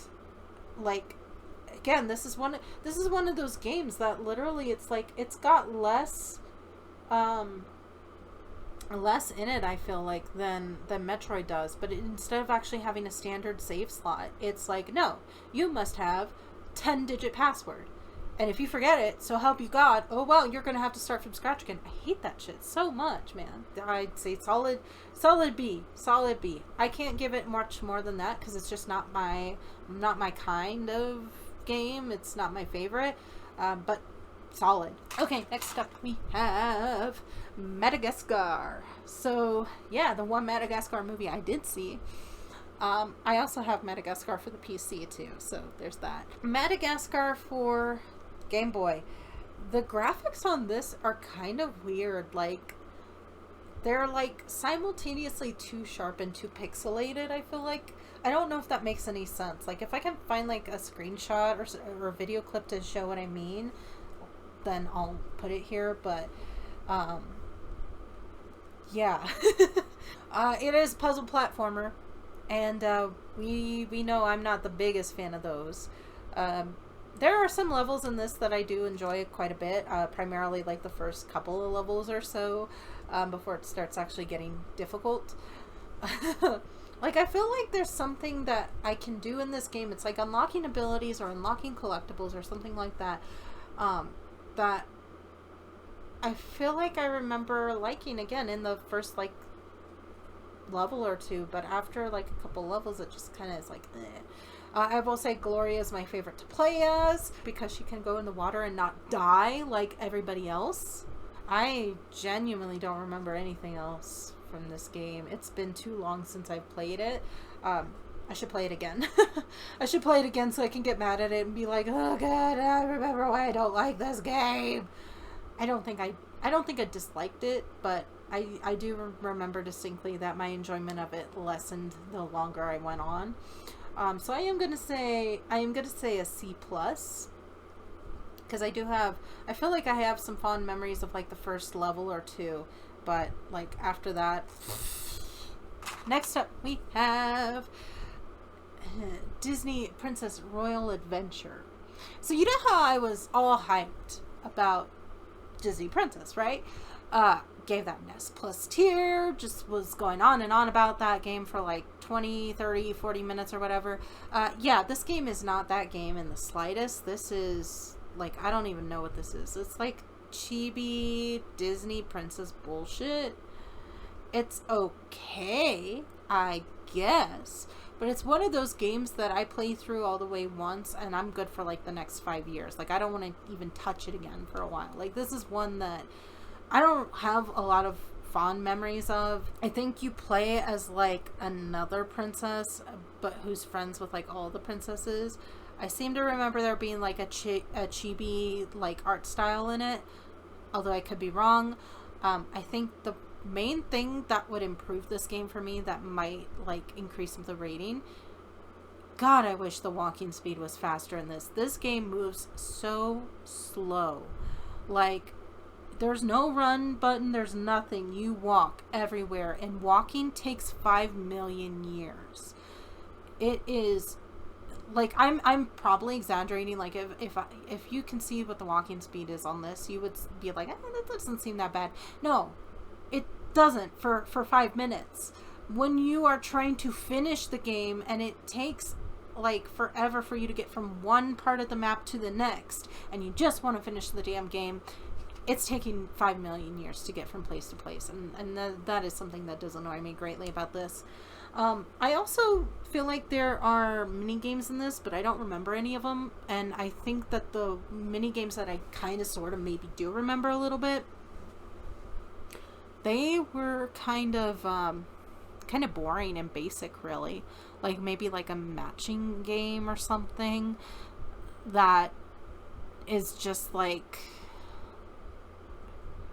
your typical matching game. So I am going to give this a C-, and it's probably closer to a C, but I'm tacking on the minus because Disney Princess, like the OG Disney Princess, is just so incredible by comparison that this just really, it just really makes this look even weaker than it already does by itself. Okay, I do want to clarify, officially hit the 2-hour mark. We are like halfway through the Game Boy games, I think. I say halfway, I think probably closer to about a third of the way. So, again, maybe I was generous in estimating this should only be a couple hours. It's definitely going to take a little longer than that. But I am adamant I am going to get this done tonight. I have work in the morning. So this is probably not super smart of me to try and do this tonight. But I only have a half day. I only got to work 4 hours tomorrow. So this is not that bad. Yeah, so we're gonna keep going. It's about 9:30 at night. I gotta wake up at like 6 o'clock in the morning, so yeah. I'm not too worried about it though. I'll be fine. Okay, next up we have Phil of the Future. Phil of the Future. He's the 22nd century man. Phil of the Future, the 22nd century man.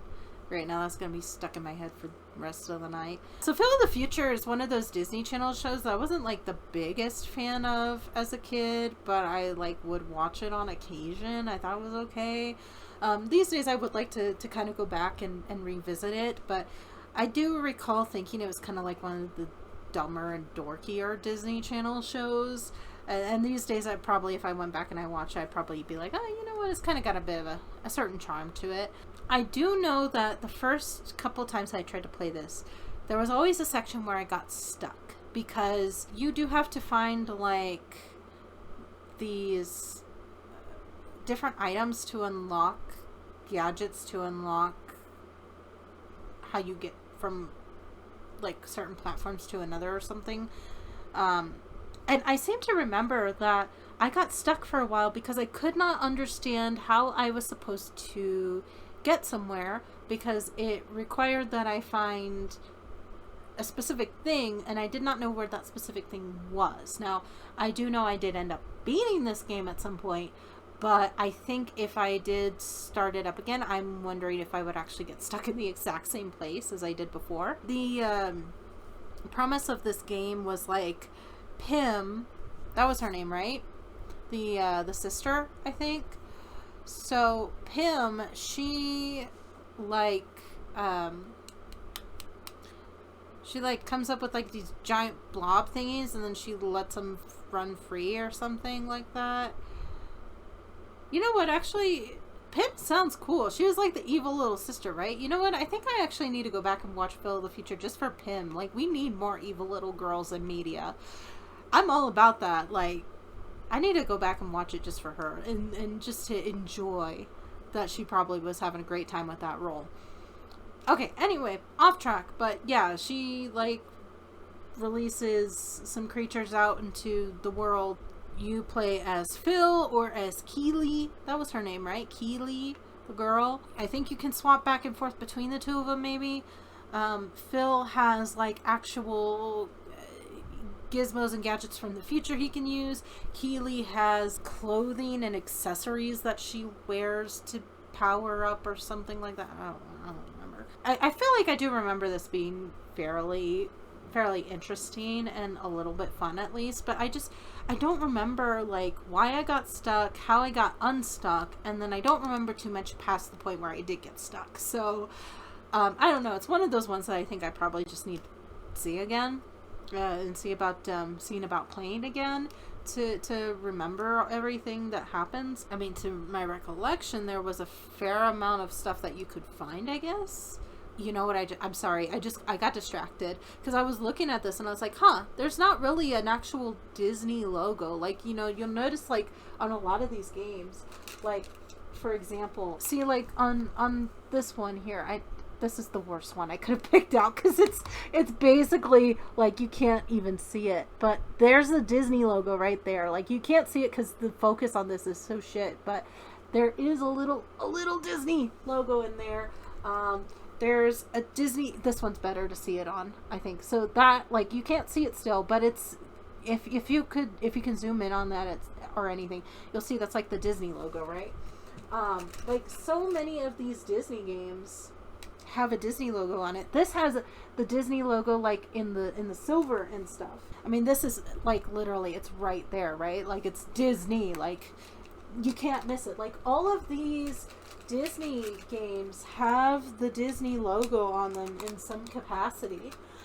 And I don't even know if you could hear me when I was turning around like that. But like so many of them have it. And now I'm just going through because I'm trying to find it. Okay, so I guess technically the Proud Family doesn't have it either. But like, here's the thing. My point is I just happened to notice that Phil of the Future does not have an actual Disney logo on it. So it was the first one I noticed that on. It's not on the Proud Family one either, but I was going to be very amused if it was just this one was like the black sheep of the Disney Game Boy Advance games. But yeah, like no actual Disney logo on there. Like there is copyright Disney down there, but it's not like the actual logo. So yeah, kind of interesting. Anyways, that distracted me. Rating, I'm just going to give it a C+ for now because I don't remember enough about it. I remember some things about it. I think some things about it were fun, but I don't remember enough about it. And I do seem to recall that it was very easy to get stuck, or at least that one section really tripped me up a lot of the time. Next up, we have American Idol. Yeah, American Idol. Back when it was like the original 3. Who else remembers actually like when this show first came out? Like, does anybody else remember sitting down and watching that first season as it aired? That's been a while ago now, hasn't it? I do want to clarify that my favorite American Idol contestant for a very long time at least was Blake Lewis. I still think he was robbed. I still think he should have won season 6. He was like my first big crush. And I do have his first album, which I listened to that on repeat when I was a kid. Loved that album. Still love it. It's the songs are still pretty good. They're still pretty good. I do like his second album as well. So Audio Daydream is his first. That's the one that I listen to the most. Heartbreak on Vinyl is also pretty good. Although I don't love every song on that album, but it's pretty good. And then there was that last one that there's technically, I think, the 4th one that's out now that I haven't gotten a chance to listen to. His 3rd album, I did only like 2 songs from that, and I was kind of sad about that. And then the 4th album, I haven't gotten a chance to listen to it, and I honestly kind of forgot that he had one until just now. Kind of funny how things change, because when I was a kid, I was literally obsessed with him. What I ended up doing here, story time. My mom and I used to go to the bookstore a lot and just sit down and read through stuff. And the older I got, I mean, when I was a kid, I was mostly reading like comic books and stuff. When I got a little bit older, I was starting to read through more like the magazines like Tiger Beat and 17 and things like that. And a lot of those magazines would say, hey, you know, if you want to send fan mail, here's the addresses for you to send fan mail to, like the Jonas Brothers and the Cheetah Girls and what have you. And what I did at one point, I gathered together a ton, and I mean a ton, like 17 to 20 of these addresses. Okay. And I hand wrote them all a letter basically saying the same thing, like, hey, you're cool, this is what I like about you guys. And I was lying through my teeth because a lot of them I did not care about, but I was just like, oh yeah, Jonas Brothers, I really like that one song of yours. I hated the Jonas Brothers as a kid, but you gotta play the part, right? You gotta be like a sales lady, right? That was my thinking at the time anyways. And then I would always end it with like, oh hey, how about you like just check out this album. There's this artist named Blake Lewis. I don't know if you've heard of him. I don't know if you ever watched American Idol, but his album's pretty good. You should like promote it a little bit or something. Wink, wink, nudge, nudge kind of thing. And I sent out like 17 to 20 letters. All of them on the front. I did a little customization where I wrote down their name. I did like block letters and colored it in and everything. And I don't think anything ever actually came of it. I would be very surprised if anything did actually come of that. If any of them actually, first off, even read those letters, out of the numerous people that I sent it to, if anybody actually did read those letters, that already by itself would surprise me. And then on top of that, if anybody actually like paid attention, I was like, yeah, sure, I'll listen to it. And then they actually liked it, like, there's no way.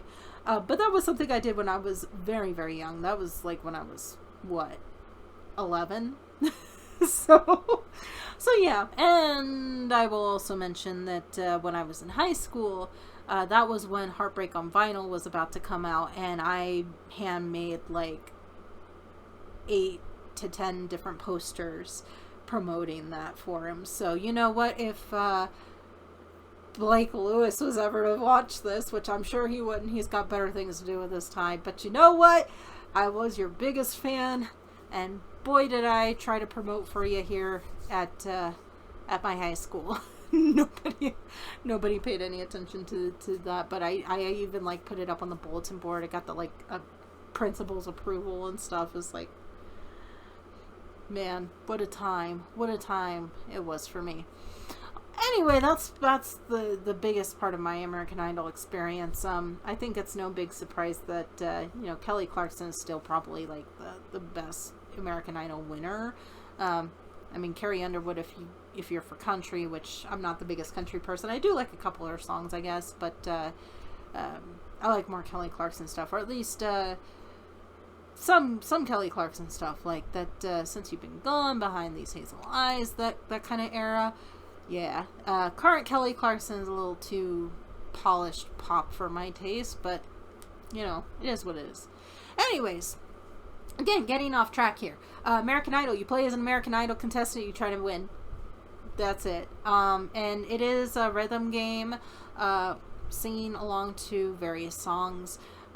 And the thing that is really, really funny about this game is when you suck, it sounds god awful. It's like a cat dying. Like, I'm not even joking. You miss the beats, and this isn't even just like if you just intentionally miss like everything. Okay, that's bad, yeah, but like throughout your little avatar is singing this song, right? You miss one note after like a good string, and you can just hear the avatars like like they just struggle. It's really pretty funny. When it comes to the actual game itself, I mean, you go through so many rounds, and that's basically it. Like, you get to the final 2, and you try and do your last round, and then hopefully you win. At the final round, there are 3 songs you can choose from. I've only been able to win with 1. So the 3 that you have, you can do I'm a Believer, Suspicious Minds, or Waiting for Tonight. And as a kid, I never heard of Waiting for Tonight. I've actually heard it on the radio, like, now that I'm older, and I'm like, oh, huh, interesting. I know that from American Idol, Game Boy Advance game, more than anything. But that's the one that I could only ever win with. Suspicious Minds, like, I don't know, it just goes way too fast. I'm a Believer goes way too fast. Waiting for Tonight, like, I'm able to work with that. I don't know why. The last guy that I was dating, too, he tried it too, and I don't remember which one he tried to do. I think he had to do Waiting for Tonight too, because he tried to do it with Suspicious Minds. He went through it like 3 or 4 times, and he just could not get it. And then he was like, okay, fine, you go ahead. And so I took it over, and I did it with Waiting for Tonight. And he was like, I don't know how you even beat that, but like, whatever. So that was kind of funny. Once you play through it, and you unlock the songs, and you unlock the wardrobe, that's kind of all there is to it. You don't need to play it again for another couple of years unless you want to get a good laugh out of how badly they sound once you miss those notes. And Simon, Randy, and Paula just have like the same 3 lines if you're doing well, and like probably the same 3 lines if you kind of suck. So yeah, it's kind of a mediocre game. It's not super polished or anything. One other thing I do find very amusing with this too, though, is like some of the songs, like you have like Genie in a Bottle and Hit Me One More Time. Those two, it's like, because your avatar sings, but you also watch them kind of like doing dance moves while they're singing, and so you see them trying to do like these sexy moves, which just look terrible because it's just all polygons and pixels. So that's really funny too. I will say the sexy moves are gender neutral, so that is a plus. It's not just the women that have to do it. If you're a man or playing as a man and you've got a male presenting character in this game and you do Genie in the Bottle, you see like the hip sway and everything, same as you do with the female presenting characters. So cool. A B minus, I would say. Like, it's not really that great of a game, but I do have some nostalgia attached to it, and I do find it very, very amusing to sing the wrong notes. Alright, this is also part of why I have to, like, make sure that I finish this tonight, because you see, I don't have any more room in this bag to fit these, so, like, I'm not going to be able to postpone this. I need to get this all done in one go. We're going to try and go through these next few couple quickly, hopefully, so we'll see. Next up, we have Shrek 2. Shrek 2. It's Shrek 2 in it. Yeah, puzzle platformer. That's really it. Not the worst puzzle platformer, though, I'll say that. And I think, if I remember correctly, there's something, there is a secret. If you have, so I have the Shrek the Third for DS, right? And if I remember correctly, there is something that unlocks by having Shrek the DS, Shrek the Third for DS, and you start up that game with Shrek 2 in the Game Boy slot. And you know what? That's actually something that doesn't come up very often in a lot of the DS games, really. And I think it's kind of an underutilized, like, thing. Because, I mean, think about it. This would help you to sell more Game Boy games, which, more revenue, but what do I know, I guess. But yeah, it's Shrek the Third. I know Little Mermaid has something similar too, where if you have a specific game cartridge for Game Boy in the DS, in the Game Boy slot, when you power up that game, that will unlock something. And I don't remember what it is, but this is one of those kinds of games. But aside from that, it is a puzzle platformer, and I don't remember a whole lot else about it. I think it's actually pretty fine for being a puzzle platformer. I don't really mind it all that much. I do think some of it's a little finicky, but I mean, it's bound to be. It's a puzzle platformer. But generally speaking, it's really not that bad. There's a couple of little mini games in this, primarily the ones that I can think of off the top of my head. There's one where you're playing as Donkey and you're just trying to kind of keep bouncing on the spring as it goes back and forth, and you know, if you fall off of it, then game over. There's another one where you're playing as Puss in Boots and you're trying to jump from like one slope to the other slope, and you're just trying to jump back and forth between the two of them, while avoiding like some flames or something like that. Like, I don't remember all that much, but I do seem to recall that this was pretty okay. It's not really all that bad for being a puzzle platformer.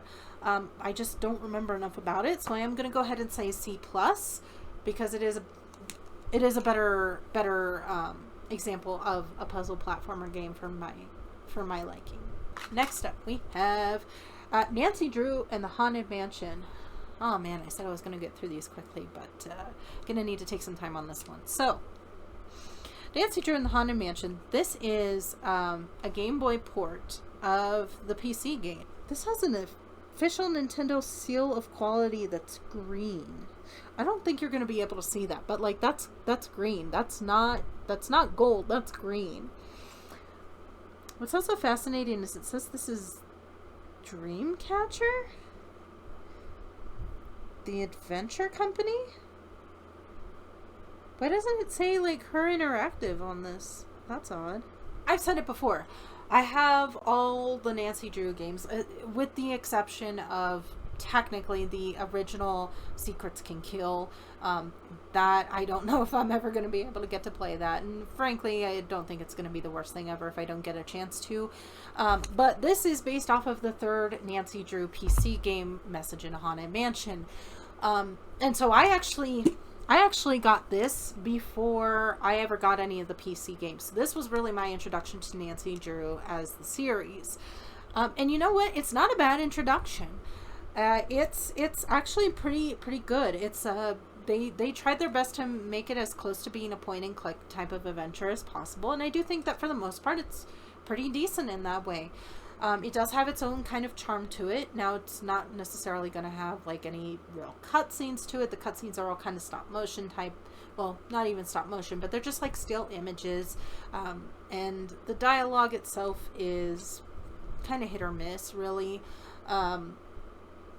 Ultimately, the puzzles are okay. It is a little bit harder to do puzzles in this game than it would be in the actual PC game, which I will say the PC game of Message in a Haunted Mansion is pretty fantastic. I do think that's one of those games that a lot of the Clue crew really loves. It's definitely up there, and there are a lot of things in the PC version that the Game Boy version just simply doesn't have. Like, for example, it is one of the scary Nancy Drew games, and this one does have its fair share of atmosphere.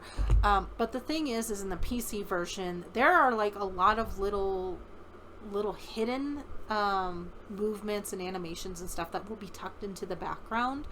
So really, I mean, the scariest thing in this is the seance scene, and it's simply because there's like a little spooky voice that kind of just comes out of nowhere, and it's like, I see you, and it's like spooky and whatever. But like in the actual PC game, what'll happen, it'll be more along the lines of things like you open the door, you go out into the hall, oh hey, there's a shadow that went across the wall. You go down the stairs, you go into the parlor, one of the like goosenecks for the furniture moves, and it's like, whoa, hang on, this doesn't even have anything to do with the actual mystery at hand. Nancy never comments on it or anything, but it's just there for the vibe, for the atmosphere, the aesthetic. And that is something that I do really appreciate, and that is sadly kind of missing from a game like this. But that being said, this game still fairly decent for what it is. I was able to actually finish it, and I did end up skipping a puzzle or two. The one thing I would mention with this too, though, is the text on this game in particular. It is like text for ants. It is impossible to make it out. Like, that is probably the biggest complaint I actually have with this particular game. Like, I feel like a lot of the puzzles and everything, for the most part, they, you know, can work with it. The fact that there's not really any actual voiceover, there's no voiceover at all. There's not necessarily any, like, actual cutscenes or anything. It's all just, like, still motion and so on. Like, that I can work with, because to me, that's kind of part of the charm of the game. But the text, my God, the text. And there's some things that you're supposed to read. And it's awful. It's like 2-point font, and it's like in green text, and there's no border. and not even bolded or anything, and so it's really, really hard to read. So that would probably be my biggest complaint with this game overall.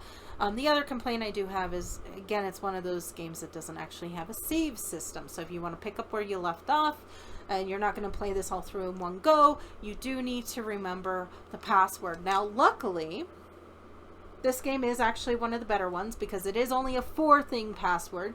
It is made up of symbols rather than actual like numbers and stuff. So, you know, that's a little easier to kind of work with too. That is still a little bit of a drawback. One more thing though that I will mention with this was also one of those first games that I ever got for the Game Boy Advance, and I did get this at Circuit City. I got this at the same time that I got the Disney Princess game, so these were 2 of the very first games that I ever went out and got with my mom for my Game Boy Advance. So I am gonna go ahead though and give this one, I'm gonna actually say a B. I'm gonna say a B. I don't think it's fair to entirely judge it based off of the PC counterpart, because there is, you know, different limitations, different capabilities between the platforms. But basing it off as its own game, I think it has a certain side of charm to it, and I think it deserves at least that B. Okay, next up, we have That's So Raven 2 Supernatural Style. So I do have the original That's So Raven as well. We'll get to that when it comes up. This one, I don't remember too much about, except for I think you can either make or customize some of the clothing and outfits that Raven wears, which is pretty fun. I genuinely don't remember too much more about it, but you see, look, there's another Disney logo. Like, you see what I mean, though? Like, isn't that kind of funny that, like, some of these have that Disney, well, it's Disney Interactive, but, like, you get some of these that have that logo on there, and then you get some of them that don't. It's funny to me. Yeah, I don't remember too much about this one, I'll be honest. I think there's, like, a section where you go into a zoo or something. There's a section where you're in the mall. I think my favorite thing about this was something to do with the dress up aspect, but I don't remember it enough to say. So I'm just going to give this one a C. Until I play it again, I wouldn't be able to say more than that. Okay, next up we have Paws and Claws Pet Resort. So you know how I was just saying a few moments ago with Shrek 2, like, more games should have, like, more of the Game Boy DS games, they should have had something that kind of connected the two together. Yeah. Why isn't the Paws and Claws Pet Resort for the DS like have something where it's like, oh hey, I noticed you've got the Paws and Claws Pet Resort for Game Boy Advance. Let me unlock this extra mode for you, or this secret item, or this collectible, or something. Like, why doesn't it have that? It doesn't, and that's what I'm talking about. It's like a missed opportunity. Like that's just what I'm saying. But whatever. So I am gonna go ahead and again say what I kind of did with the DS game, is that I don't really remember the difference between the two. I do feel like that I did prefer one over the other, but I simply do not remember what the one was. I think I suddenly also do remember that I think one, if not both of these, do have like a branching pathway for a specific quest or something. And when I say a quest, it's more like, you know, hey, you need to take care of this many people or make this much money or something like that. I don't remember enough. I'm gonna say C, because I just don't remember. Next up, we have Spirit, Stallion of the Cimarron, Search for the Homeland. This is also, I don't know if I necessarily got this the same time that I got the Nancy Drew, and this is definitely one of the first ones I got. The year on this one says 2002, so yeah, definitely an older one. This game's over 20 years old. Oh god, Spirit Stallion of the Cimarron is like 20 years old. Oh my god. This is the problem with doing this video, is it's just making me feel so damn old, you know? Like, shit. And here I am.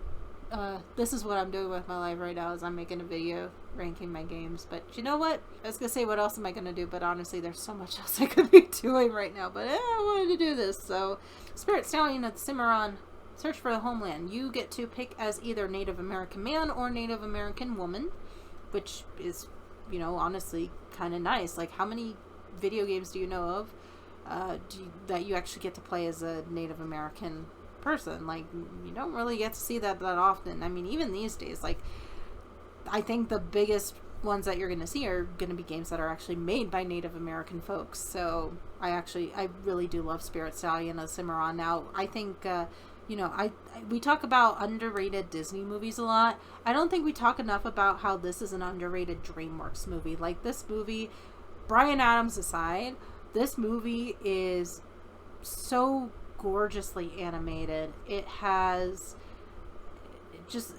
just absolutely beautiful to watch. It has a really touching story. There's a lot there about freedom and purpose in life. You have a Native American character in here, which again, you don't really see all that often outside of like stereotypical representation. So, I mean, not to say that it's not stereotypical in Spirit Stallion of the Cimarron, but I do feel like the character in this movie is probably a bit more fleshed out than some Native American depictions. I will admit that I am going to be a little limited on my knowledge on that front, so I'll leave it at that. This movie in general, of course, is just an absolutely gorgeous movie, inside and out. So, again, another movie. If you haven't seen this, please go see this. This is one that really needs to be discussed more often, I think. The game itself is not a whole lot to it. Basically, you do go around, you try and tame horses, and then you basically ride them through their section and get them back to the Mustang herd. Basically, that's the long and the short of it. And then I think at the very end you unlock Spirit, and you actually do like a chase thing with him. Maybe been a while since I played it, but primary thing is, first and foremost, you gotta actually tame the horses. So that means you gotta talk to them, you water them, you feed them. Eventually they let you ride them, and then while you're riding them to get from point A to point B, then you've also got to ensure that they're still taken care of throughout. It's one of those games, you play through it and you've pretty much done everything you can once you play through it once. But it still does have a touch of nostalgia to it. I do still think it's a fairly nice game to play every once in a while. Graphics are kind of terrible. I'm not gonna lie, the graphics are kind of really rough on this. I have a lot of nostalgia with this, so I am just gonna go ahead and say a C+. Realistically, it's not the best game ever, but it has that nostalgia factor. Next up we have The Wild. Does anybody remember this Disney movie? Well, I guess it technically has like Walt Disney Presents at the top there, but yeah. Does anybody remember this movie? Because I remember we saw it, and I don't remember anything about it except for the squirrel had a crush on the giraffe, and it was just like, okay, we're just big fan of giraffes being in relationships, right? So I don't know what the deal is with having giraffes and being part of the love interests in these kinds of movies, but yeah, The Wild, it's alright. It's a puzzle platformer. Some of the levels are okay, and some of the things you can do in these levels are okay, but ultimately it's kind of boring and tedious, and it's a puzzle platformer, and I'm just gonna say a C. Next up we have the Santa Claus 3, The Escape Clause. The first Santa Claus is pretty good. I actually am a little partial to the second Santa Claus. I actually do like Santa Claus 2 a fair bit. Santa Claus 3 sucked. And I don't think I'm the only one who thought that. Like, I think a lot of people would agree. This is a puzzle platformer.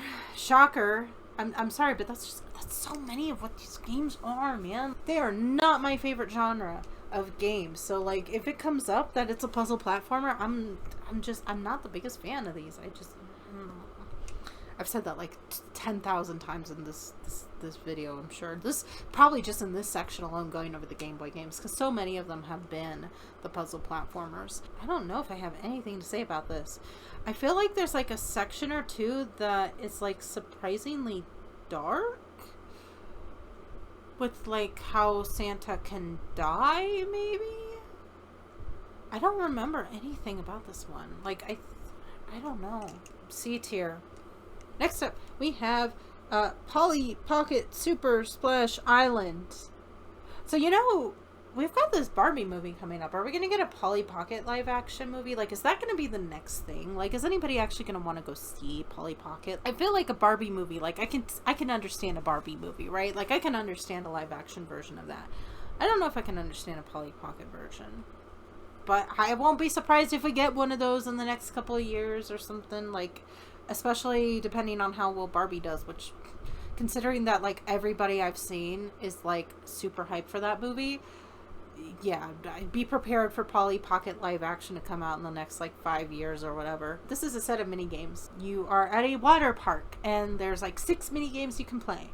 And most of them kind of suck. The one that I always go back to for this is the water slide, and that's just because it's a lot of fun, because you can basically, you're steering your Polly Pocket person to go up this side and then up this side and then up this side, and eventually you can do this momentum thing where they end up doing the full spin around, and there's like coins while you're in there. If you do the full spin around, it does do that like collection in that spiral or whatever. That's kind of fun. D+. Kind of boring in it. Next up we have Finding Nemo. I feel like I remember some music from this being pretty nice. It's kind of like a puzzle platformer, but it doesn't feel like a puzzle platformer because you're swimming most of the time. So that's kind of a nice thing, I guess. 2003? Did Finding Nemo really come out in 2003? No. I thought it came out in like 2007 or something. There were some levels in this that were kind of nice. I don't remember enough about it to say, so I'm just going to go ahead and say a C tier. Notice how, like, at the beginning I said, like, oh, yeah, I'm getting all these good games, these fire games, these absolute bangers of games. Now we're getting to the bottom, and it's like, I don't care about any of these. And you know what? That kind of makes sense, because the way that I have had these packed is I typically put, like, the ones that I use the least at the bottom, and I put the ones that I play the most on the top. So that kind of makes sense that we're really kind of literally getting to the bottom of the barrel. Okay, so next up we have Mario Pinball Land, and apparently there's like something on there which I don't know how that got there, but yeah, like there's like a little, I don't know what that spec is there, but Mario Pinball Land. This is the other Mario game that I said earlier that Super Mario Bros. 3 is at least better than. This also is the other game that I believe came with my Nintendo DS, or not DS, but the Game Boy Advance. It's Mario and pinball, and apparently there's an end game to this, but I've never been able to beat it because the pinball sucks. You get like 3 lives and you've got to do everything right, and pinball sucks because the ball goes through, and then you're trying, but then the Mario ball comes straight down the ramp, and you try to like flip the flippers, and it doesn't even matter because you can flip those flippers as much as you want, and guess what? Mario's gonna go right through those flippers anyway, and then you've lost your life. So, yeah. Mario Pinball Land sucks. It needs to be like, I like threw that, and I shouldn't have thrown that yet, because I haven't even rated it yet. But, like, you can understand my fury. Like, this is literally one of my least favorites. It is so damn annoying. Like, if I could get, like, an unlimited chance, right? If I could get an unlimited chance on Mario Pinball Land, I probably might like it a little bit more. At least I'd be a little more open to it as a game. As it stands, it is impossible to beat. I don't know how anybody can beat this. You have to go through like 3 or 4 different lands. You've got to hit different things with your Mario Pinball in a specific way, and then hopefully, if you're lucky, then you actually get to work with Bowser, or like beat Bowser, or whatever the hell. I think I've only ever beaten like 1 stage of this before losing all my lives and dying. So, you know what? For me, I like the concept, so I'll be nice. I'll give it a D+. And it's only because I do appreciate the concept. However, because it's so damn difficult, the fact that I've never been able to make much progress on it at all, it's not gonna even break the C ranking, not even barely. Next up we have Life. Yahtzee and Payday. So yeah, this is like that classic board games thing. This is basically just another little Game Boy collection of games, but this is more for like board games rather than board games. Probably emphasis should have been the other way around or something, I don't know. But I always liked the Game of Life. I do have the PC version of the Game of Life, which is terrifying graphics, but a fair bit of fun. I always did like that one. I played that one quite a bit. This one is not as much fun. It's pretty standard. It's still fine and all, but it's not quite as interesting as the PC version is, with the weird cutscenes and all. Yahtzee is Yahtzee. I mean, I played Yahtzee a lot with my mom as a kid, but I mean, aside from that, it's Yahtzee. It's not that much fun to play against the computer. I actually haven't played Yahtzee in a long time with Mom. I should see if she wants to do that. If anybody's even watched it this far. And if you have, I commend you for your patience and your service. Thank you. I also don't understand why you would watch it this far, but hey, I'm not going to complain. That's your time to spend. I appreciate you spending it with me. And then Payday. I never even heard of Payday until this game. The only way that I've ever actually played Payday. I don't remember actually a whole lot of the specifics with Payday. I feel like there's like something in this where it's like you get cards or something and you either lose or gain money or something like that. I don't remember. Something about the lottery too, maybe. I mean, they're all board games. You go in there, you play one round, you're good for a year or so, and then maybe you pick it up again, you play it for 10 minutes, you finish a round, you're good again for another year or so. It's not one of those can't miss it kind of games or anything like that. C tier. Okay, next up we have the Barbie Diaries High School Mystery. So this one I think I got at the same time that I got the Barnyard game. And I think I remember thinking that I was going to like this game more than Barnyard, and it turned out that I liked Barnyard more than this game. This game is not bad. I'm not going to say it's bad, but it is a little slow. It does suffer from that same like Disney Royal Princess Friends slow walking simulator syndrome that I absolutely hate. The fact that it's a mystery is kind of cool. It's not really that big of a mystery. There's like a couple little like different devices that you upgrade or get throughout the game that are kind of cool. That's all I really have to say. I don't even really remember what the mystery is. It's like some items are stolen from an auction that's going to happen at the school. Barbie has to find those items, and then she has to find out who actually stole those items. It's fine. It's one of those games you play through it once. You don't really need to play it again. I think the biggest draw on this one is just kind of like inspecting the items that you find for more clues, but it's the same clues every time, and it doesn't really take heavy detective work to find anything. And again, it goes so damn slow. If it didn't go so slow, if Barbie had running action in this, that would at least bump it up, you know, but C tier. Next up, we have Herbie Fully Loaded. And look, this is another one that has that Disney Interactive logo on it. So, oh yeah, if I put it like all the way up there, maybe you could just barely make it out against the orange. This is just a racing game. That's all it is. It's just racing. You're racing as Herbie. There's not anything else to it.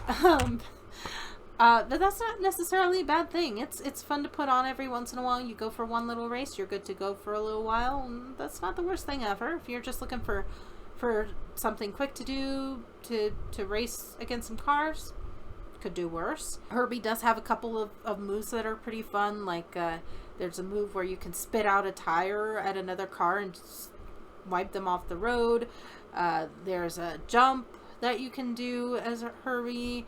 There's also a thing where you can just I think you drive backwards as Herbie at one point, and I hate that move, so I don't ever do that. But the moves in this, there's only like 3 or 4 of them, but they're pretty decent. C+, just because it's really funny to shoot that tire out at the other cars. Like, can you imagine you're driving on a racetrack, you got this like little Volkswagen Beetle on your tail, and all of a sudden it just spits out a tire at you from the hood of its car, and you're just like, what even happened?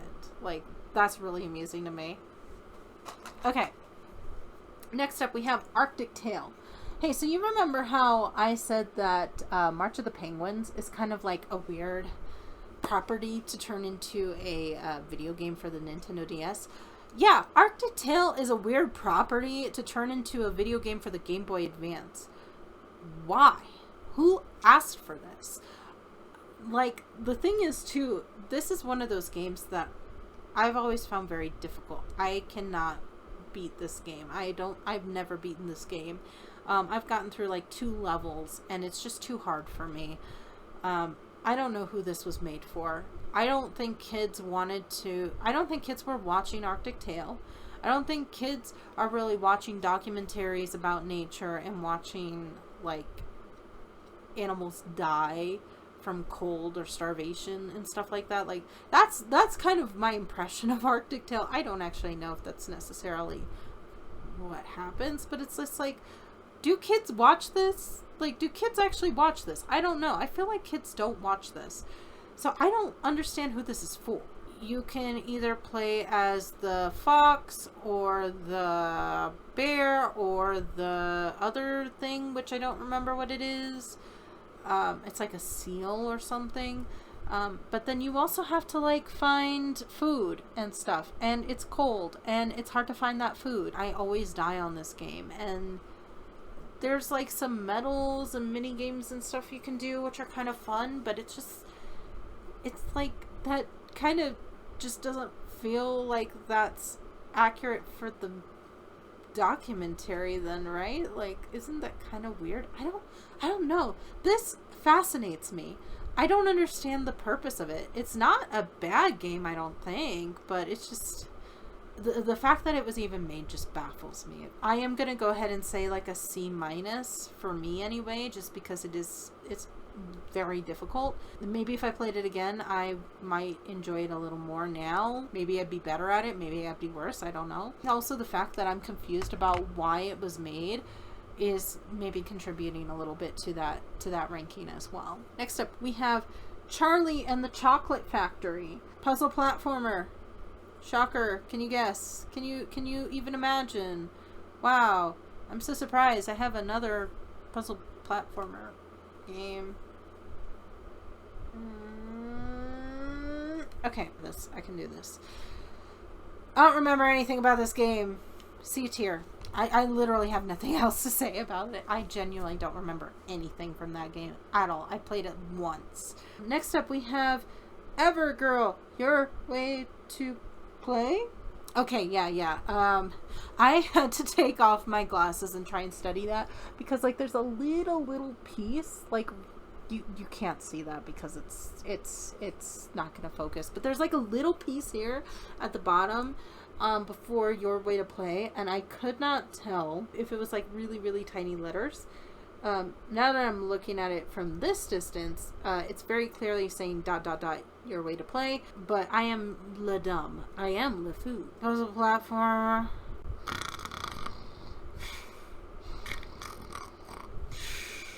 You collect some things, and you do some stuff, and you customize some things, and you do some more stuff. And I don't actually remember a whole lot else. I think the plot of this is like you're trying to restore like a community center, a cafe or something. C tier. Maybe a C+. But I don't think that the collectibles actually do anything. I think you just collect them and then they keep reappearing. And you're like, why are you still reappearing? What are these for? And I don't think they actually do anything. So you know what? I'm not even going to go C+. I'm going to say a C. Okay, next up we have Sweet Life of Cat... The Sweet Life of Cack and Zodi. Yeah. The Sweet Life of Zack and Cody, Tipton Caper. And see, again, this is one of those ones where it's like, you know, I have the Sweet Life of Zack and Cody on the DS.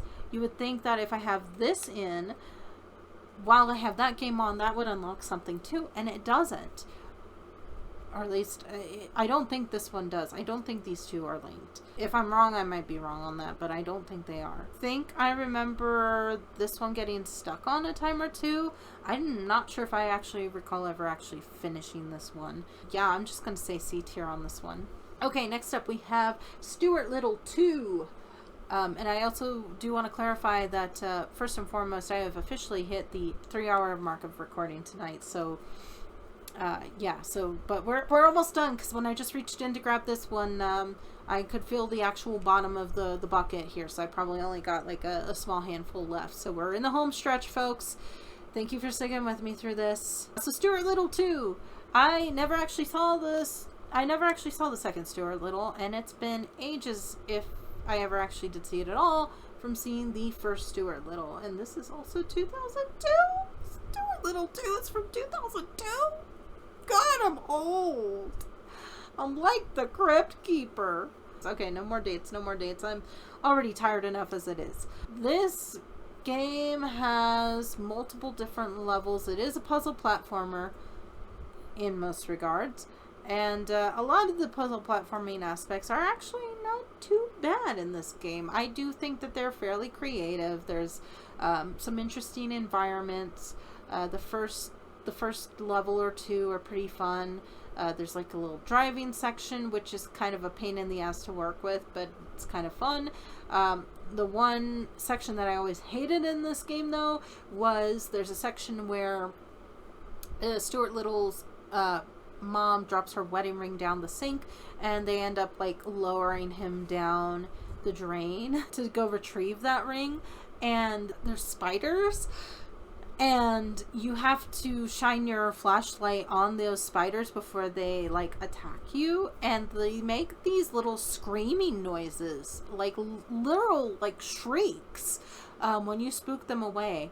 And I don't know, that always like kind of creeped me out as a kid, so I wasn't the biggest fan of that. There's like a school level, which is kind of fun. The platforming level in the school is actually, I think, probably one of my favorites in this game.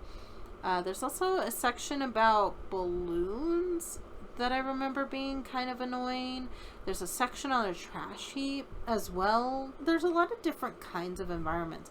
There is a section where you are flying in the plane as Stuart Little. I just remembered that.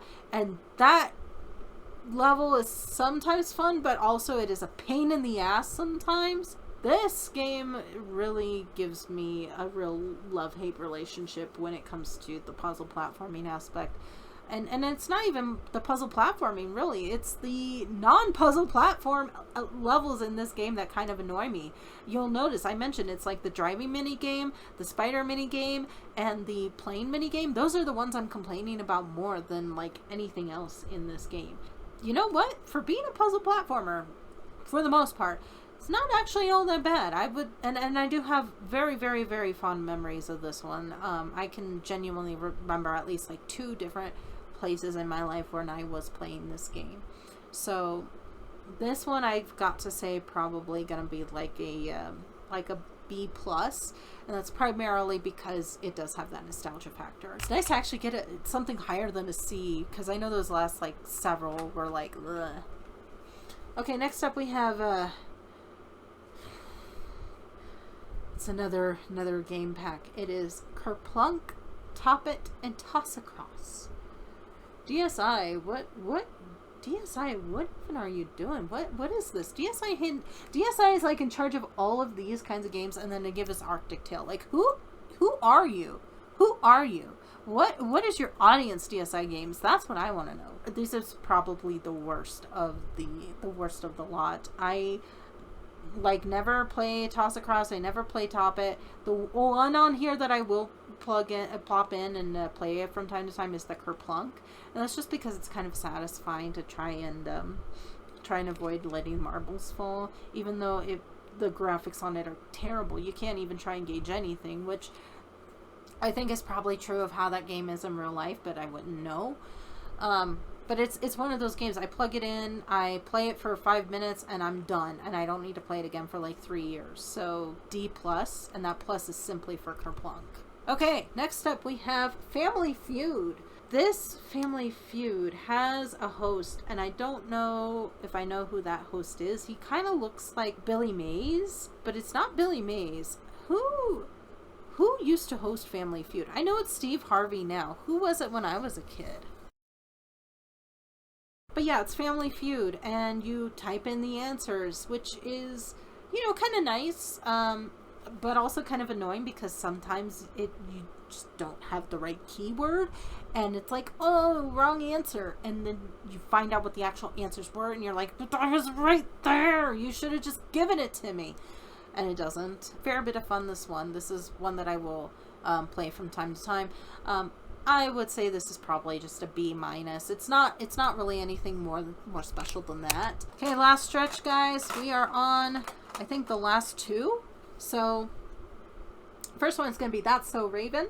So remember, I did say I do have the original That's So Raven game, and this is basically following 4 different episodes of That's So Raven. Each of them basically is just like a little side-scrolling collection type of level. Typically there's like a little mini game at the end of each one, and the mini games are the best part of this for me. It is pretty on the rough side.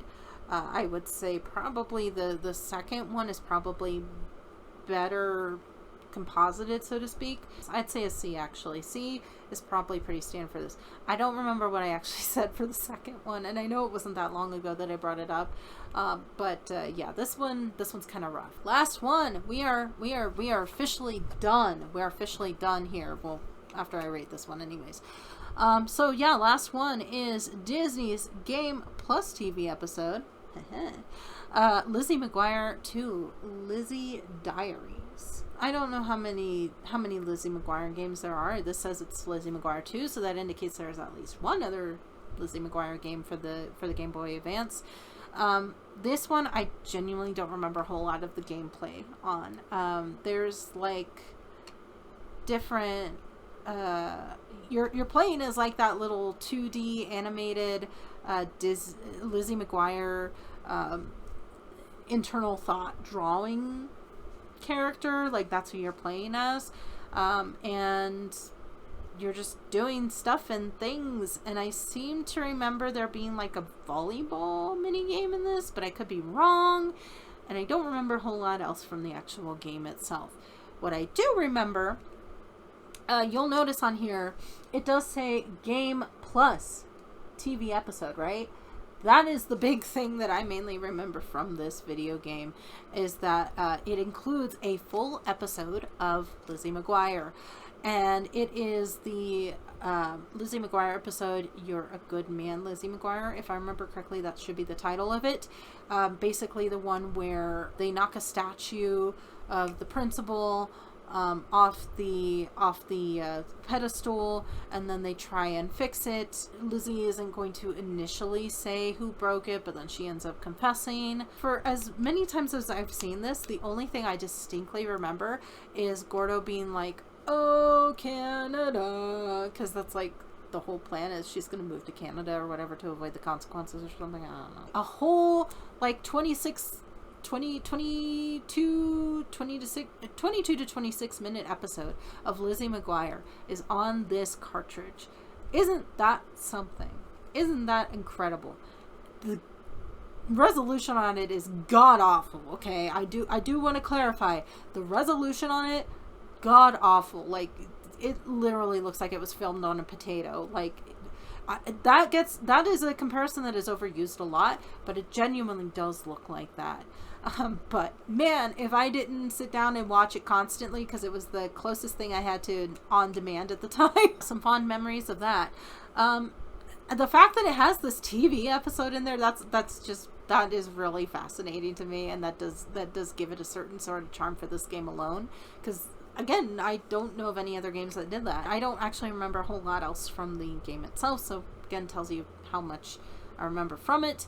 I think that there were some fun mini games in it though, so I am going to go ahead and give it a B-, and I probably would have given it a C+ for the game itself, but again, because it does have that actual TV episode in there, even though the quality is absolute garbage, I'm still going to give it a B- then to bump that up one more level. So yeah. And with that, again, I just want to clarify, we are done. We've made it through. And I know, again, as I mentioned earlier here, I did realize that there are at least 2 DS games that I did not cover because I did not pull them out, and so those are likely lost. I think all of my Game Boy games are accounted for. At least there's none that are standing out to me as being unaccounted for.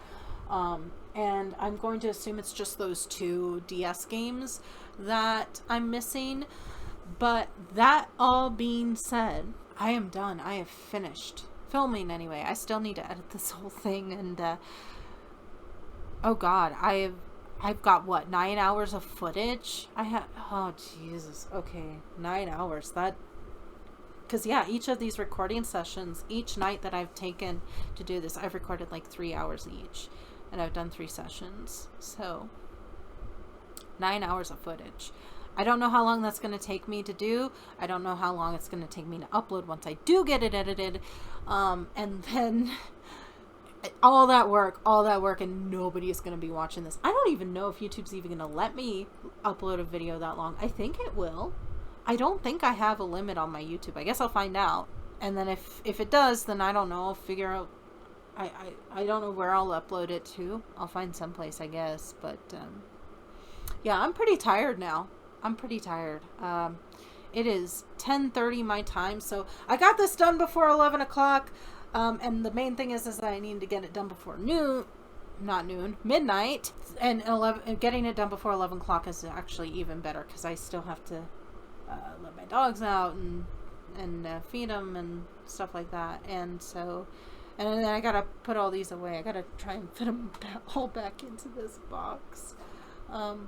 Yeah, and then I think I'm gonna go ahead and tally up too in the video how many DS games and how many Game Boy games that I went over in this, and have like a total here, like on the side or something like that. Anyway, so yeah, so thank you for watching this.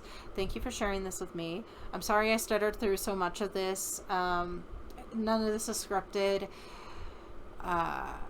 And see, I'm still saying, it's just like, it's part of my vocabulary. It's really hard to shake that. I do this at work too, and it drives me up the wall, but I can't not do it. It's like my mouth is open and I can't just sigh. It's like I have to have some sort of voice behind it. I don't know if that makes any sense. I am rambling now, and you've already stayed and watched this for much longer than I would have expected if you are watching at this point. I can't wait to see what the final runtime on this is going to be. I don't think it's going to be the full 9 hours, luckily, but hopefully it's a little more manageable than that. So yeah, I have a couple other videos that I do want to do.